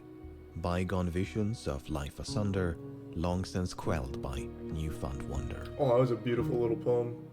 Venusian fire festivals were not the cause of the ashen light, but observations continued to be made. By the end of the 19th century, some 24 observations have been recorded. But some astronomers would dedicate years to the study of Venus without ever catching a glimpse of its elusive glow. Instead, they would often be greeted by these vague streaks and patches. They covered large portions of the planet and appeared to be features on the surface, lurking beneath the clouds. At least that was the opinion of American astronomer Percival Lowell. Far from the diffused shadings reported by his peers, Lowell could discern a distinctive network of branching spokes. It is as if a bright veil of some sort were drawn over the whole disk. These spokes of Venus bore a striking resemblance to markings observed on both Mercury and Mars. The features on Mars were especially distinct and remarkably linear. So someone was graffitiing them. Lowell had been somewhat unimpressed by the spokes on Venus, but he became nothing short of obsessed with lineae on Mars. There are celestial sights more dazzling, spectacles that inspire more awe, but to the thoughtful observer who is privileged to see them well, there is nothing in the sky so profoundly impressive as these canals of Mars. Owing to their striking linearity, Lowell could reach but one conclusion. The Martian canals must be the workings of an intelligence. He carefully laid out his arguments in 3 lengthy books filled with these intricate maps he was a and scam artist. The Martian canals represented a vast irrigation he's the original L. designed to Ron carry Hubbard. melted ice water from the poles. Man tried to make down early to the equator. Scientology. Yeah. While many were understandably skeptical, the idea that Mars could be inhabited was an extremely compelling one, perhaps even more so than Venus. Legendary science fiction author H.G. Wells famously wrote The War of the Worlds, a fictional story about the Martian invasion of Earth, first published in 1897. But a decade later, Wells published a speculative non-fiction article titled The Things That Live on Mars. Inspired by Lowell's fanciful interpretations, Wells goes on to envision the habitat, society, and appearance of real Martians. Man, you fucking dumb. You think the aliens would look like this using... What is this? Does that one alien have like little flowers in her hair? Yeah, I guess. Cute girl, love the accessories. They look like fucking sea monkeys. Like, there's no chance these guys would Is ever... that their magic carpet? Is that how they get around? I don't know. God only knows. I'm more interested in all like the weird tech. So they have water wheels, but also like these giant mega structures. So they're all over the place, honestly. To Wells and many others, the existence of Martians was not just possible, it was probable. Indeed, to some, it had already attained a veneer of truth. In 1891, the French Academy it had already attained a veneer of truth. In 1891, the French Academy of Sciences was bequeathed a sum of 100,000 francs by a wealthy Parisian widow. The money was to be awarded to the first person who found the means of communicating with another planet, with the notable exception of Mars, implying that communicating with Martians would have been far too simple of a challenge. That's awesome. The reality of the Martian canals was difficult to ascertain as they resided at the very limits of perception. Telescopes were never quite good enough to conclusively prove nor disprove their existence.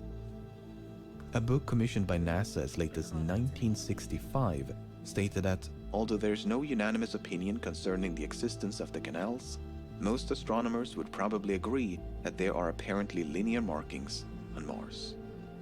Indeed, maps of the Red Planet published by the US military that very same year featured sprawling networks of canals.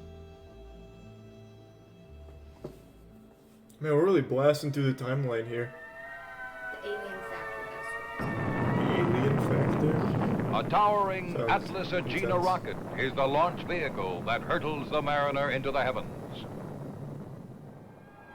Scientific apparatus on the Mariner will try to measure the density of the planet's atmosphere, and a television camera will seek to make photographs of its surface, giving man his first close-up look at Mars. The American spacecraft Mariner 4 transmitted the first close-up photographs of the Martian surface in the summer of 1965. Boo, Mars is boring. Despite the complete absence don't of even any see linear markings, scientists at NASA were unwilling to give up hope. Nothing positive concerning the existence or lack of canals can be concluded on the basis of the Mariner 4 photographs. Hesitation and dwindling hopes aside, the Martian canals had come to an end. The canals, the cities, the Martians are all gone. Imaginative inventions, optical illusions. As early as 1903, had an experiment found that groups of students seated a few meters away from an illustration like this one could discern fine, straight lines where none existed. The experiment demonstrated that non-linear markings viewed from a distance could evoke a linear appearance. This sort of visual inference is even said to be apparent in certain photographs. I mean, look at this. Not only is there a clear correlation between this sketch and this photograph of Mars, but you can almost see these barely perceptible lines snaking across the plains. But what does that all mean The for the spokes on alien Venus, ecosystem? meanwhile, bear a curious resemblance to the inside of an eye. Oh. It appears that Lowell constrained the aperture of his telescope to such an extreme that the blood vessels inside his eye began to cast shadows, I guess if it some had, of like, which might have 9 fallen eyes. onto Lowell's retina, creating the illusion of labyrinthine markings on distant worlds. It is as if a bright veil of some sort were drawn over the whole disk.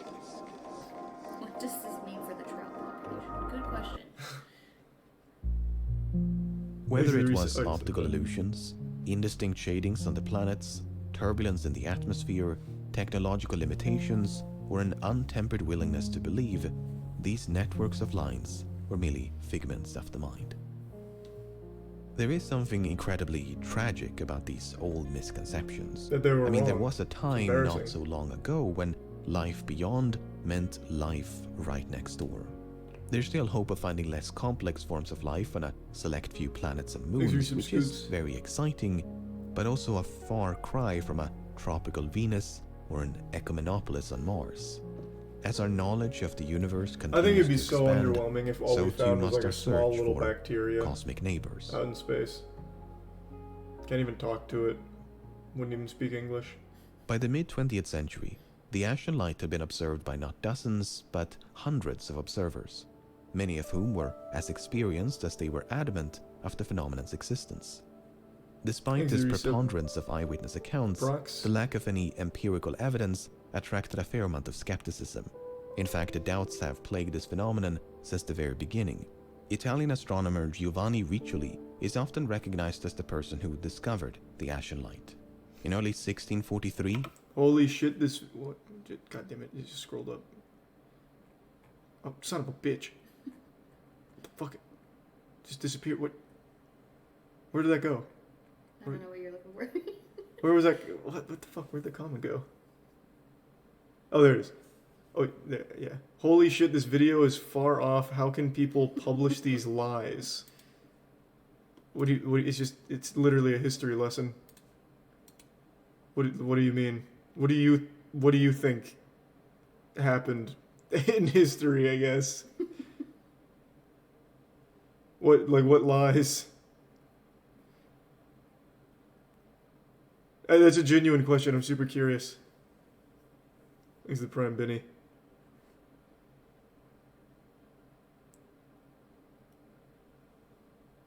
Because it's not like he's giving any takes or anything or misrepresenting it. It is literally the history of how astronomers once viewed Venus and the theories that came along with it.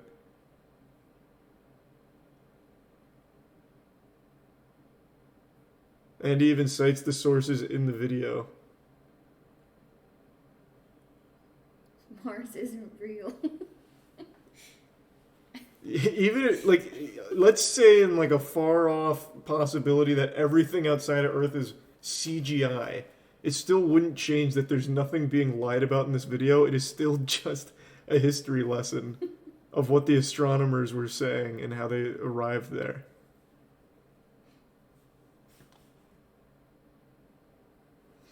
The history is cool, but the talk about aliens is far off, and we all know this. He was saying what the astronomers said. What are you talking about? Exactly what an alien would say. What the fuck? He was just saying the astronomers believed that it was probable that there were aliens on Venus or Mars due to them seeing the Asian light as well as canals.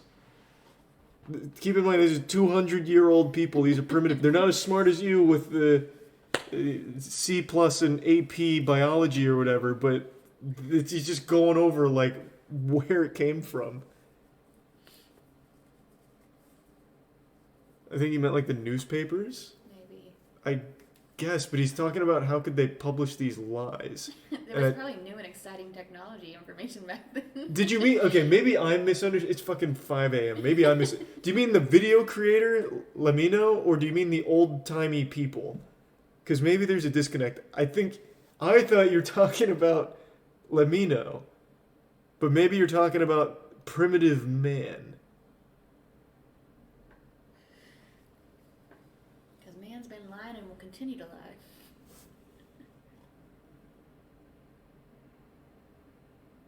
The astronomers have learned over the years most of the stuff they learned wasn't correct. I enjoy the history of the video creator. Sorry.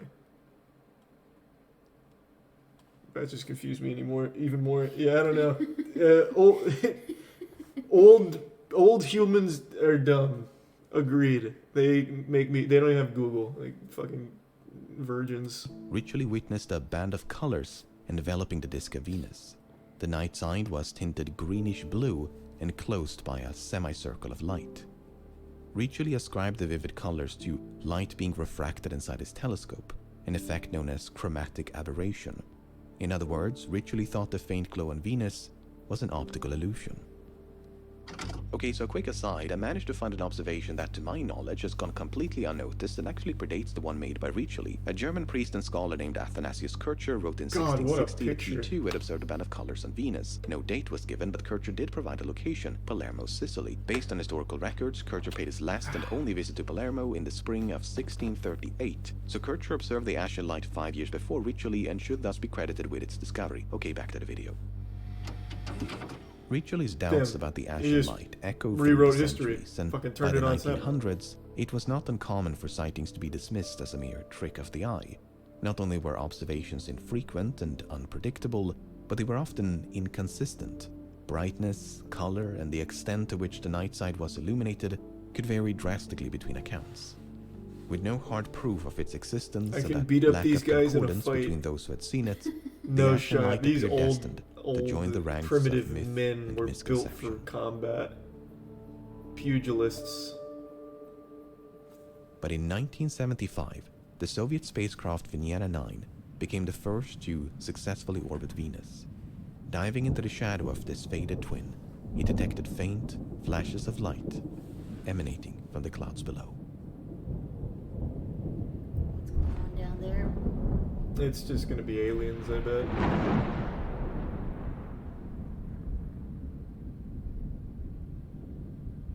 Venus and Mars have historically been the two prime candidates for cosmic neighbors, but the other planets have not gone completely ignored.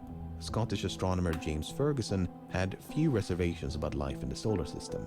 When it came to Mercury, for instance, Ferguson thought that Mercurians simply possessed greater resilience to heat.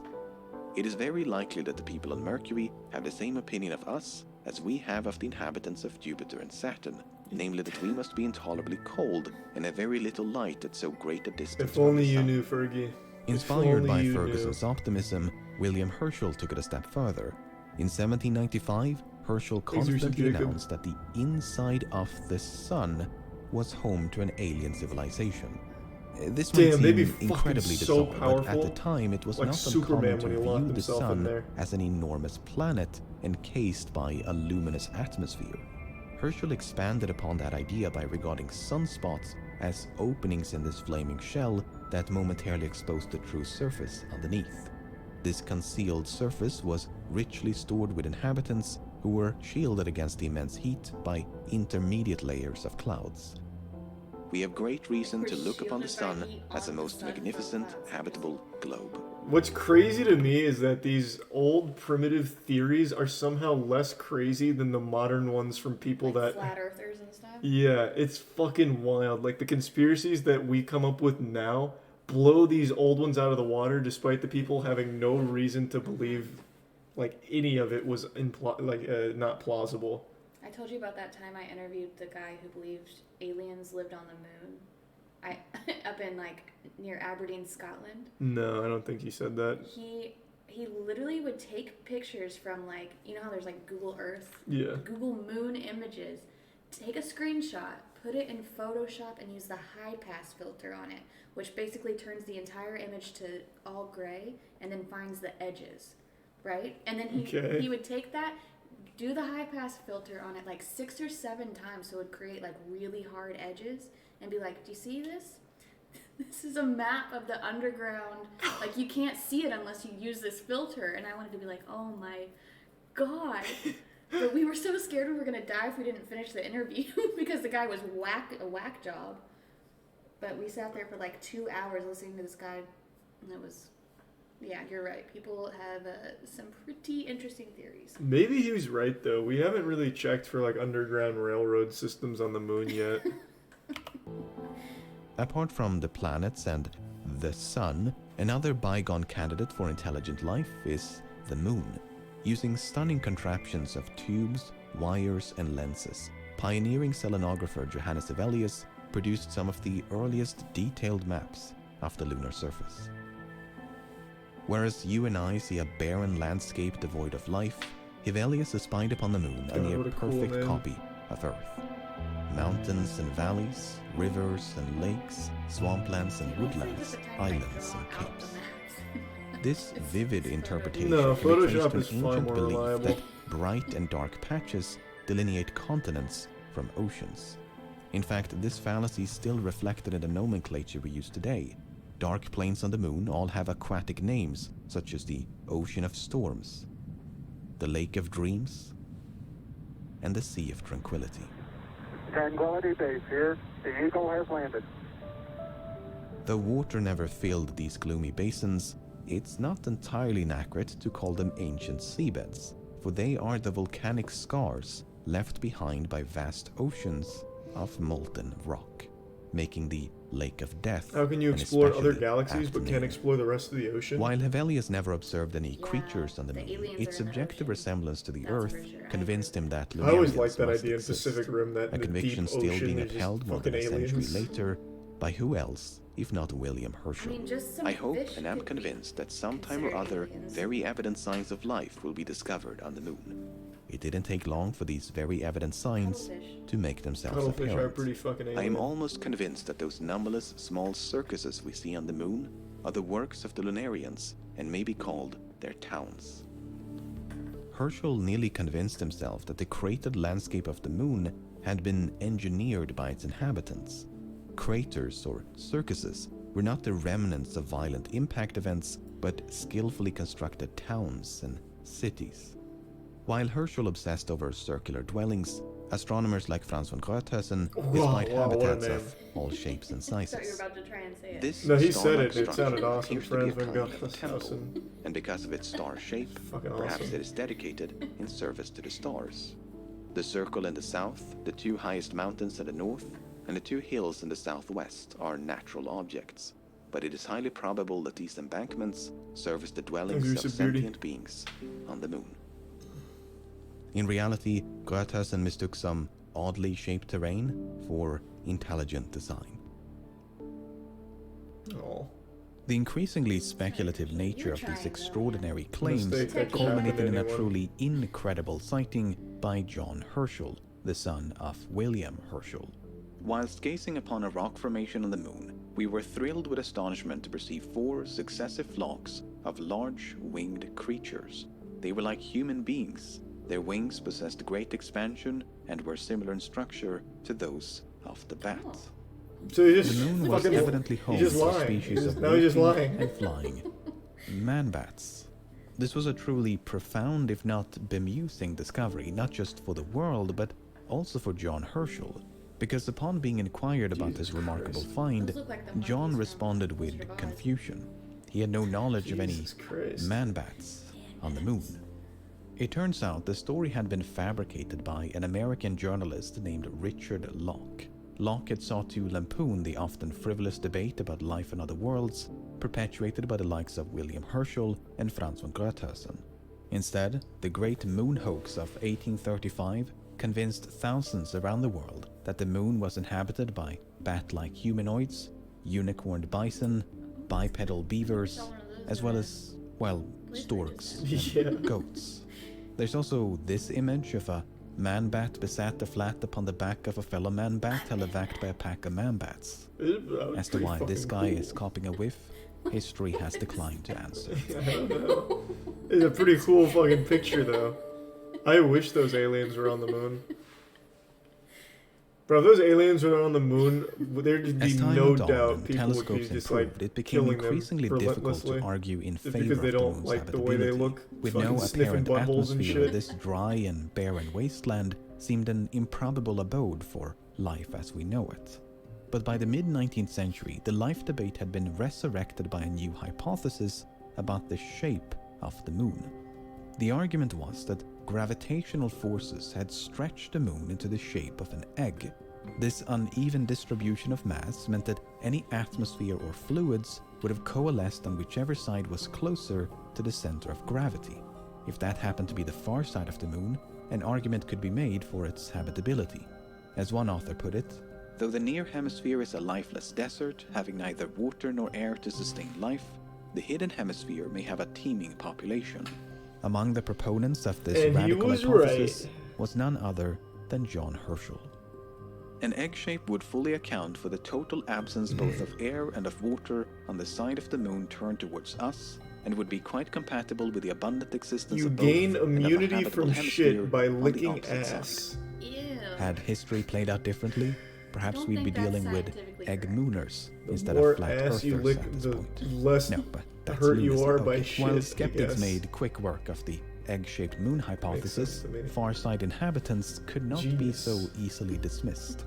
After all, the far side of the moon is unseeable from Earth, and thus ripe for speculation. So then I subjected them to a spectrographic analysis. It's dust. A great amount of radioactive dust. Larry, what you're saying is that somehow, for some reason, the moon has been encircled by a ring of highly radioactive dust? Something's going on the other side of the moon, the invisible side. This is something that we ought to know about.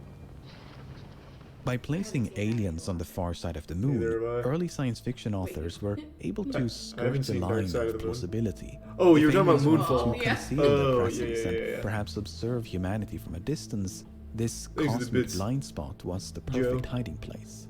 At least that was the opinion of famed American astronomer Carl Sagan. It is not out of the question that artifacts or even some kind of base is maintained within the solar system. Because of weathering and the possibility of detection, it might have appeared preferable not to erect such a base on Earth.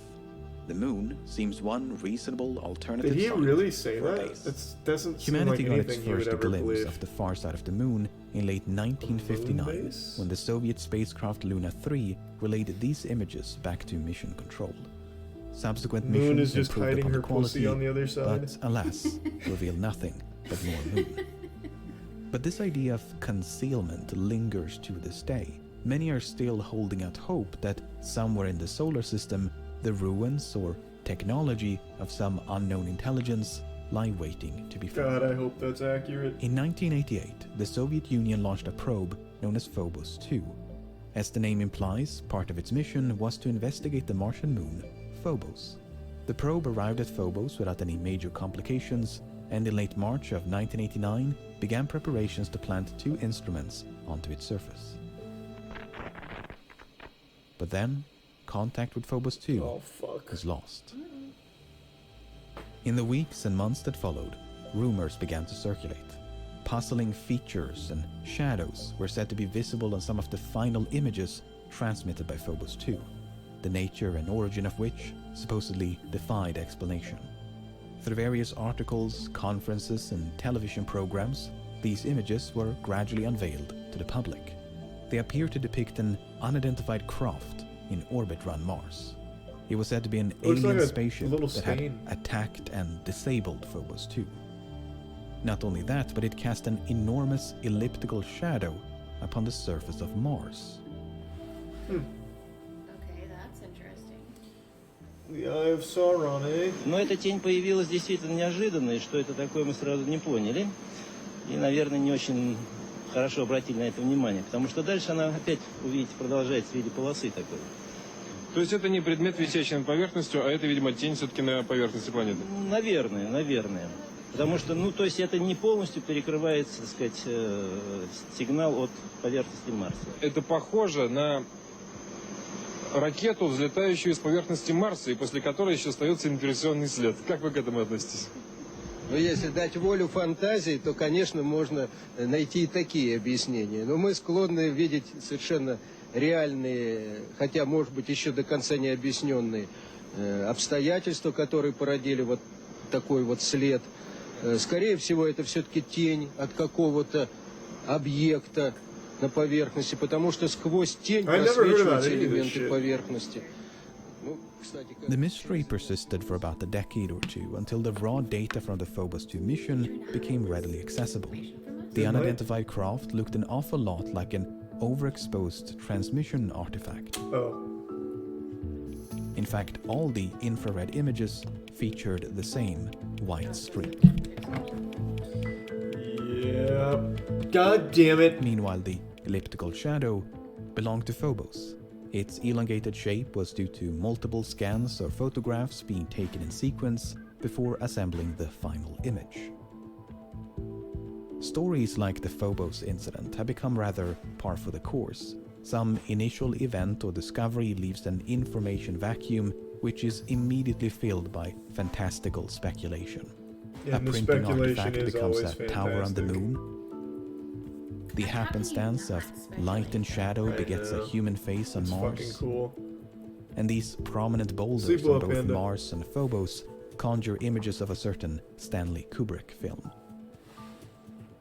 More recently, a Chinese rover on the moon captured this image of what some described as a hut. Upon closer inspection, everyone was absolutely gobsmacked when the hut was exposed as a rock. Try a hut disguised as a rock. I was about to say, what if it like it's like a cloaking device? Whether you're an amateur really or professional, aliens? have no experience or decades worth, you're never quite immune to this kind of self-deception. When you want something to be true, it can be deceptively easy to convince yourself that it is. Yeah. Remember that prize money, the 100,000 francs offered to anyone who discovered a means of communicating with another planet, excluding Mars. Well, in 1937, there was a claim on that prize. The claimant was none other than world-renowned inventor Nikola Tesla. He died a virgin. In 1899, Tesla had been experimenting with wireless radio communication. Stupid fucking virgin. During some of those experiments, he picked up some rather odd transmissions. Although I could not decipher their meaning, the feeling is constantly growing in me that I have been the first to hear the greeting of one planet to another. A purpose was behind these electrical signals. Tesla described the signals as a repeating sequence of either 3 or 4 pulses. Decades later, Tesla was still convinced that he'd received an interplanetary message and had even deduced its origin. The signals consisted in a regular repetition of numbers, and subsequent study convinced me that they must have emanated from Mars. I believe the Martians used numbers for communication because numbers are universal. Then, in 1937, Tesla announced his plans to unveil a new technology capable of not just interplanetary but interstellar communication. With such impressive technology at hand, Tesla felt confident that he'd soon be awarded the 100,000 francs. I intend to claim the Pierre Gussman Prize. I am just as sure the prize will be awarded to me as if I already had it in my pocket. They have got to do it. They didn't do it. The prize was instead awarded to the crew of Apollo 11 in 1969. As for the alleged message from Mars, well, we don't really know. While Earth was much quieter back in 1899, it was still far from radio silent. Wow, that's a cool noise. Shit.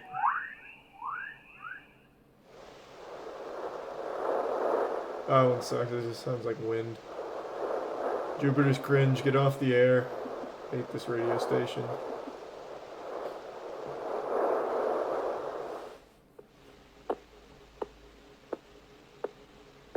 Just sounds like footsteps. Boo!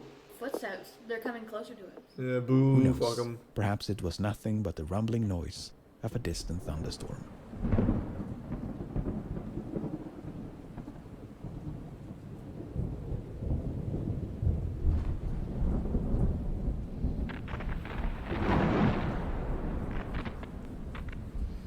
Upon sailing into the shadow of Venus in 1975, Venera 9 detected faint flashes of light. The emissions were broadly consistent with lightning, but it's a matter of interpretation. Data gathered by subsequent missions are likewise consistent with Venusian thunderstorms, yet fall short of any conclusive evidence. Presuming that lightning does occur on Venus, could it explain the ashen light? I don't think it well, could. It's been estimated The only explanation that for the the ashen light is a maintain a highly rate of advanced some 1,000 lightning civilization of strikes per aliens. second to yield a glow Perhaps that's even using visible Mass from Effect Earth. relays to That's travel. more than 20 times the mean rate on Earth, and would likely been observed a long time ago. Was correct In the blunt initially. words of another paper, lightning is not Or acceptable was as it an Herschel? explanation for the ashen light. But in certain parts of the world, there is another striking phenomenon illuminating the night sky. Aurora These Borealis. vibrant curtains of light are the result of charged particles ejected by the sun but it is colliding with the cool. Earth's magnetic field. Could something akin to Maybe the some northern starlight. lights be responsible for the ashen light? Aurorae have indeed been observed on It's also planets like encouraged Jupiter cowardly and dogs, so- Saturn, so Okay, so maybe it might seem like an obvious solution. What makes it not so obvious is that the magnetic field around Venus is virtually non-existent. It is extremely weak and transient and is generated by a completely different process than here on Earth. In spite of this, when caught in the recent path of Kathy. a solar storm, Venus has in recent years been observed to glow. That's fucking awesome. The underlying mechanism of this glow is still poorly understood, but there is an apparent link between solar activity and diffused emissions of light on the night side of Venus.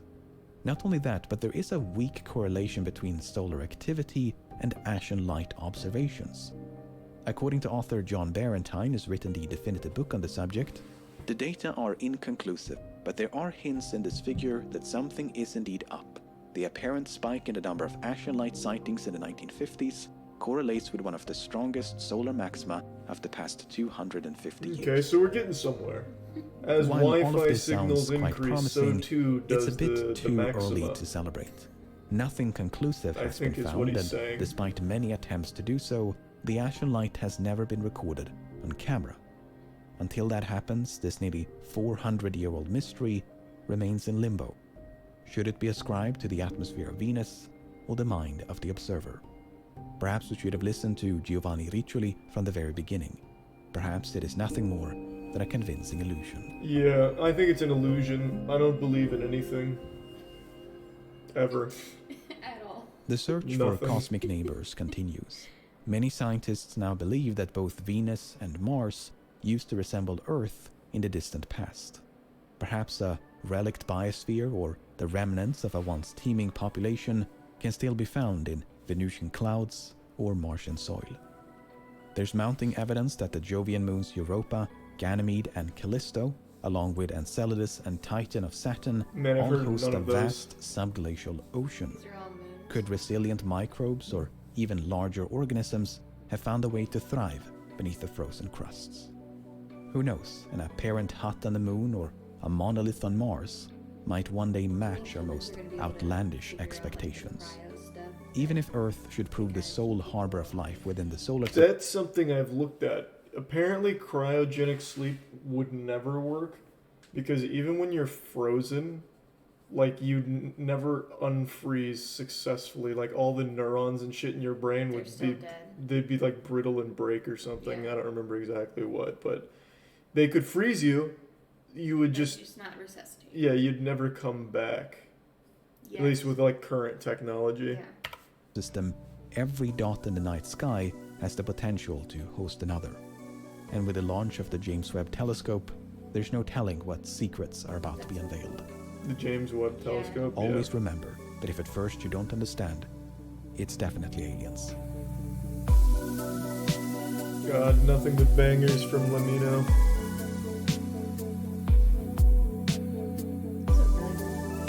Yeah, he always does really well done videos. He spends months on them. Yeah, no, he spends a lot of time on them.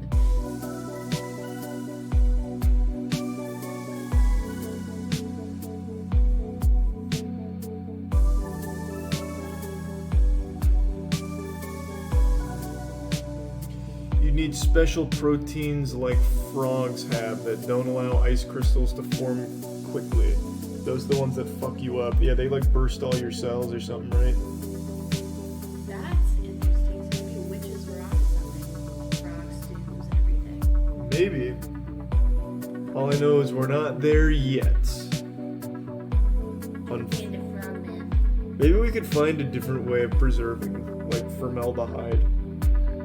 Just like dumping people in formaldehyde chambers, and they wake up all gooey and yucky but alive. But yeah, you don't have bones anymore, I guess.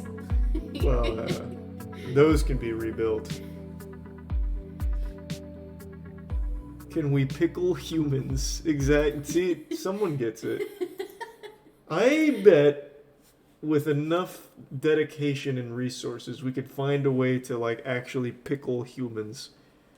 Cryogenic sleep is currently unattainable. Yeah, what would be the other? So pickling, maybe? Yeah, pickling, probably. But pickling means like adding a bunch of salt. Wouldn't that kill you? No. Like you could just... You could epoxy. You could even use there's a hot dog that's been alive for like 2 years now, trapped in epoxy. I'm sure it'd work the same for a human. But isn't... Eventually that hot dog will start molding, right? Well, yeah, but that's why with the epoxy, we'll mix in with like ice cubes or something. Oh, okay, yeah. So it's not like extreme enough to form crystals.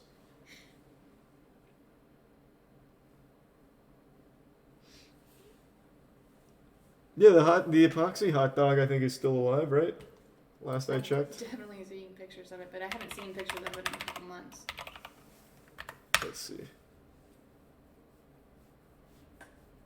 This is the 10-month update. That was 8 months ago. I'm just gonna assume it is. Yeah. I'm sure we all know it's there. I believe in the epoxy hot dog. Thanks to the resub. Enos.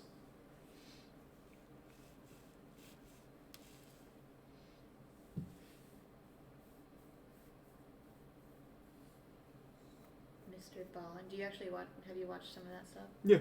Mr. Ballin's the one where that guy got shot in the face. Oh, that story. Yeah. Crazy. That was fucking nuts. I actually had a dream about that story the other night. Why would you do that? I didn't do it on purpose. It's not like I can control my dreams. I'm not a lucid dreamer. Are you? No, I've lucid dreamed like twice. I've done it before, but it's not very often. No, it's pretty hard. There's whole communities of people that induce lucid dreams successfully, though. Yep. Or they're lying to me.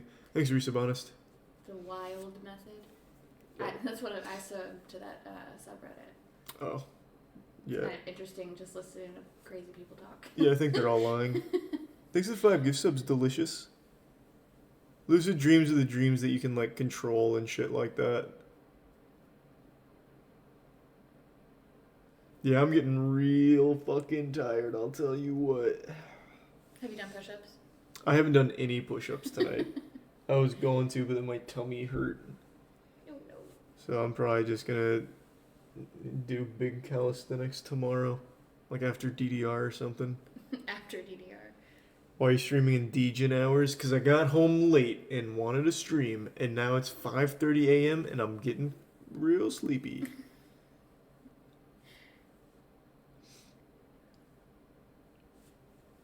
But I also don't want to sleep. Did you get Overwatch 2? I did not. I want to, though. Give it a whirl. Thanks, gift sub BT and the Prime Pig.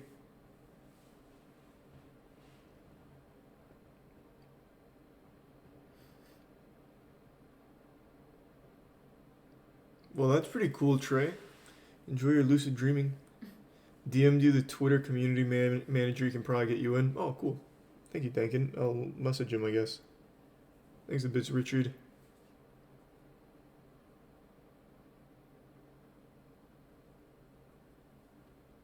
Sleepiness goes away the longer you force yourself to stay awake. Yeah, I don't know if that's necessarily accurate. Yeah.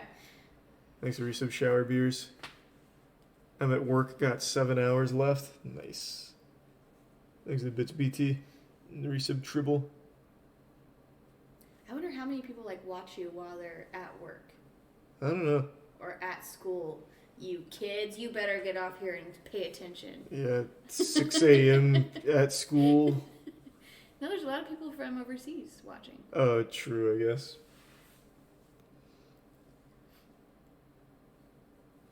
He's the resub Sweaty Laborer.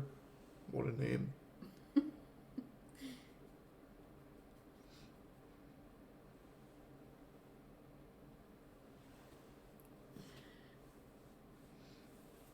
Australia here. What, you guys are what, 16 hours ahead? Something like that? 4 months ahead. Yeah, something crazy.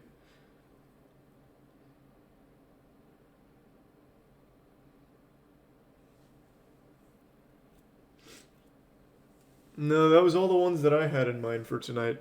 Now we've been freestyling. Thanks to the tier 1 Julio.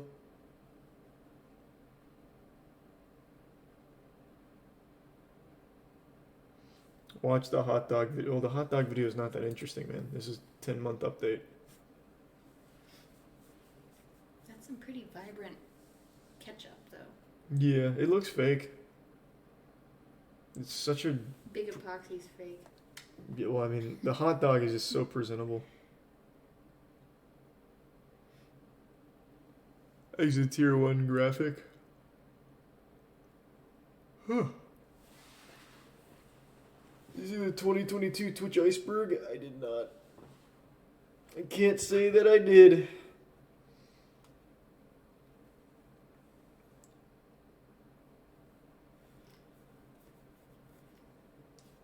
It has a subreddit, if I remember correctly. Does it? What does? The epoxy hot dog. Oh, probably. Thanks a bits, Richard. Trying to get 3rd place in what? The Russian species alien book? Meh. That's enough aliens for one night.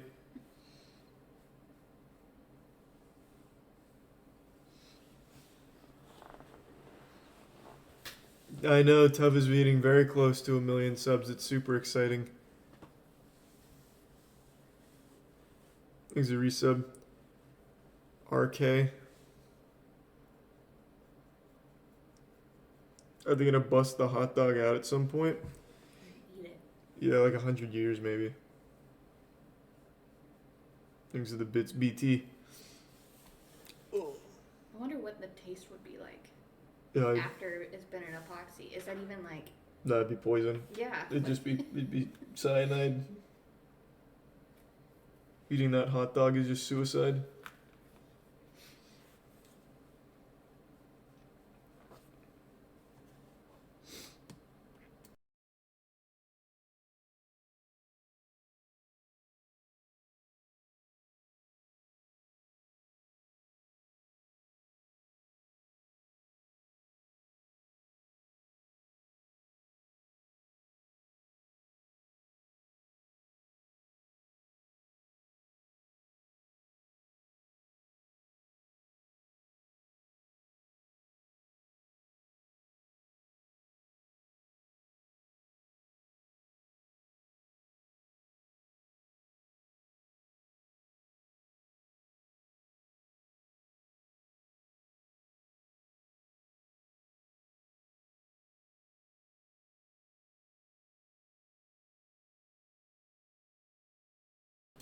Yeah, I muted on purpose. Discussing schedule.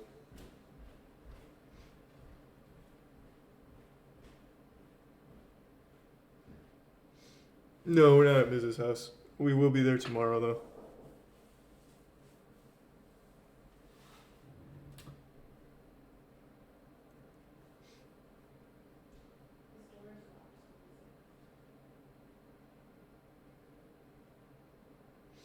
Yeah, I caught up on all the school drama. Very unfortunate.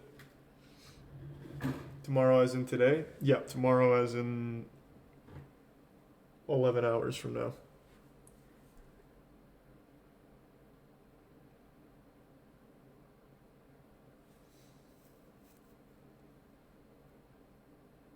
Halo? I have not watched the newest... I haven't even seen Halo Episode 5 yet.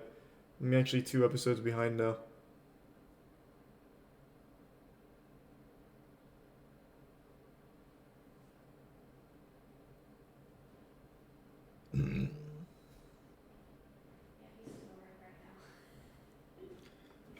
He just sent me a text. Yeah. Well, a quick text message. Oh, I'm up.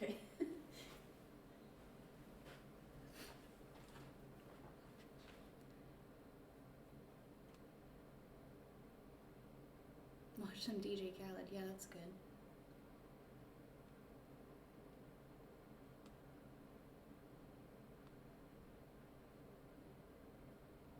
Okay.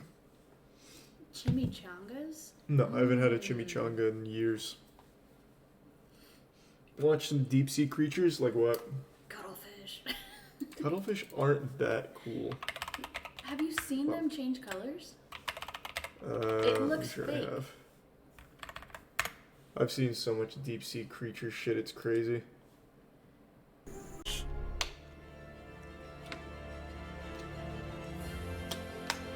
Straight up aliens, yeah. If they could live on land. Thanks to the bits, BT.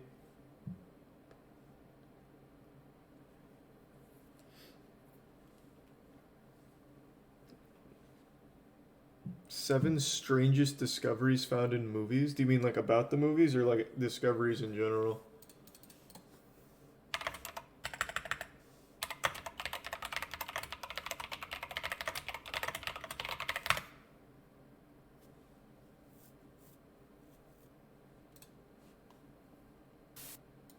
Completely free. The film broke the record at the time for they remain to be found is an ongoing mystery, as nothing's been confirmed since they've said this. And curiously, in the hunt for these eggs, viewers made an especially odd discovery once the movie dropped its Blu-ray after its extended theater run. As at one point in the film, Iron Man and Captain America travel back in time to 1970 to a military research base where Captain America briefly catches a look at the love of his Okay, so it's just Easter eggs basically. I don't care that much.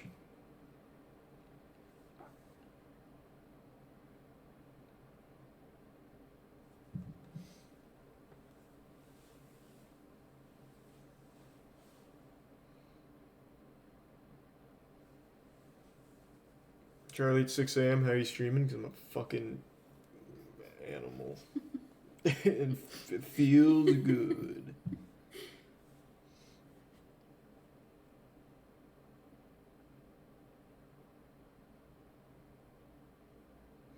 It's 1 p.m. Not here, it's not. It's 6 a.m. here.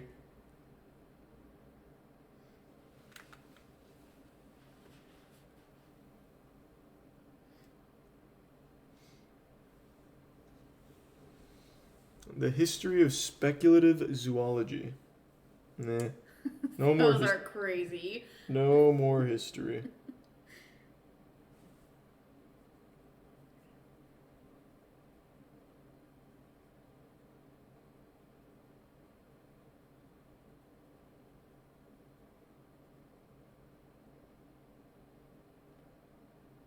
Quick text. Yeah, I saw the Jujutsu Kaisen movie. It was good. It wasn't as good as I expected, but I still liked it.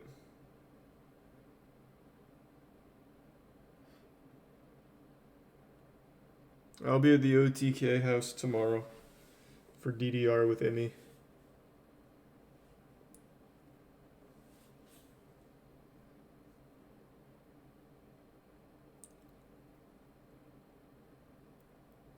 Thanks, the resub, Kilgannon.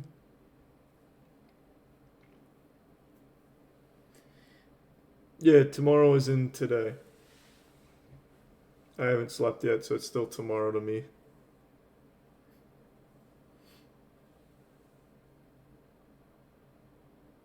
Type in caves with elevators. Sure. That sounds scary.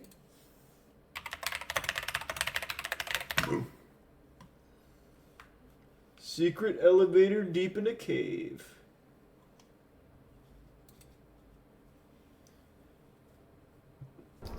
We ended up having to bushwhack our way to the first cave of.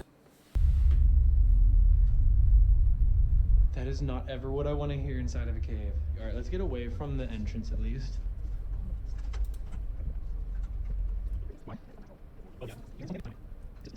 Seems like a pretty novice cave. Dark and creepy. The other ones were kind of just like beautiful. This one's really, really creepy. Yes. 1938. Holy shit. I can still see the electricity lines running. I wish those were working so we had light in here. I like how it's secret and there's John like Cena? wires that run throughout the entire cave. I thought John Like a Cena was down really here well-known just cave, slamming probably. people. No, they're the first humans to explore this one. You make it to the end of the cave and he's just sitting there in a throne waiting for us. I mean, there's so much wind coming, so there has to be another exit. Jeez. I thought that was a person. Oh my god, that scared the shit out of me. Okay, but what where's is this that, fucking elevator you wanted me to see, man? Oh. Holy shit. This is an elevator. Oh my god, that is fucking crazy. Whoa. Why is this here? That is enormous. Is it really that crazy? It's pretty weird. I agree. There. It smells. Is this like an? It's probably like an old mine shaft. Or Yeah, something. it's definitely an old mine shaft. Okay, I'm way too fucking tired. I'm gonna call it a night. Alright, everyone, thanks for tuning in. To everyone who donated, big thanks. New subs, welcome aboard. Thanks to Resub Cat. The sub means a lot, so thanks for subbing. I hope you all have a wonderful rest of your evening, and I will see you tomorrow. Thanks again, everyone. See ya.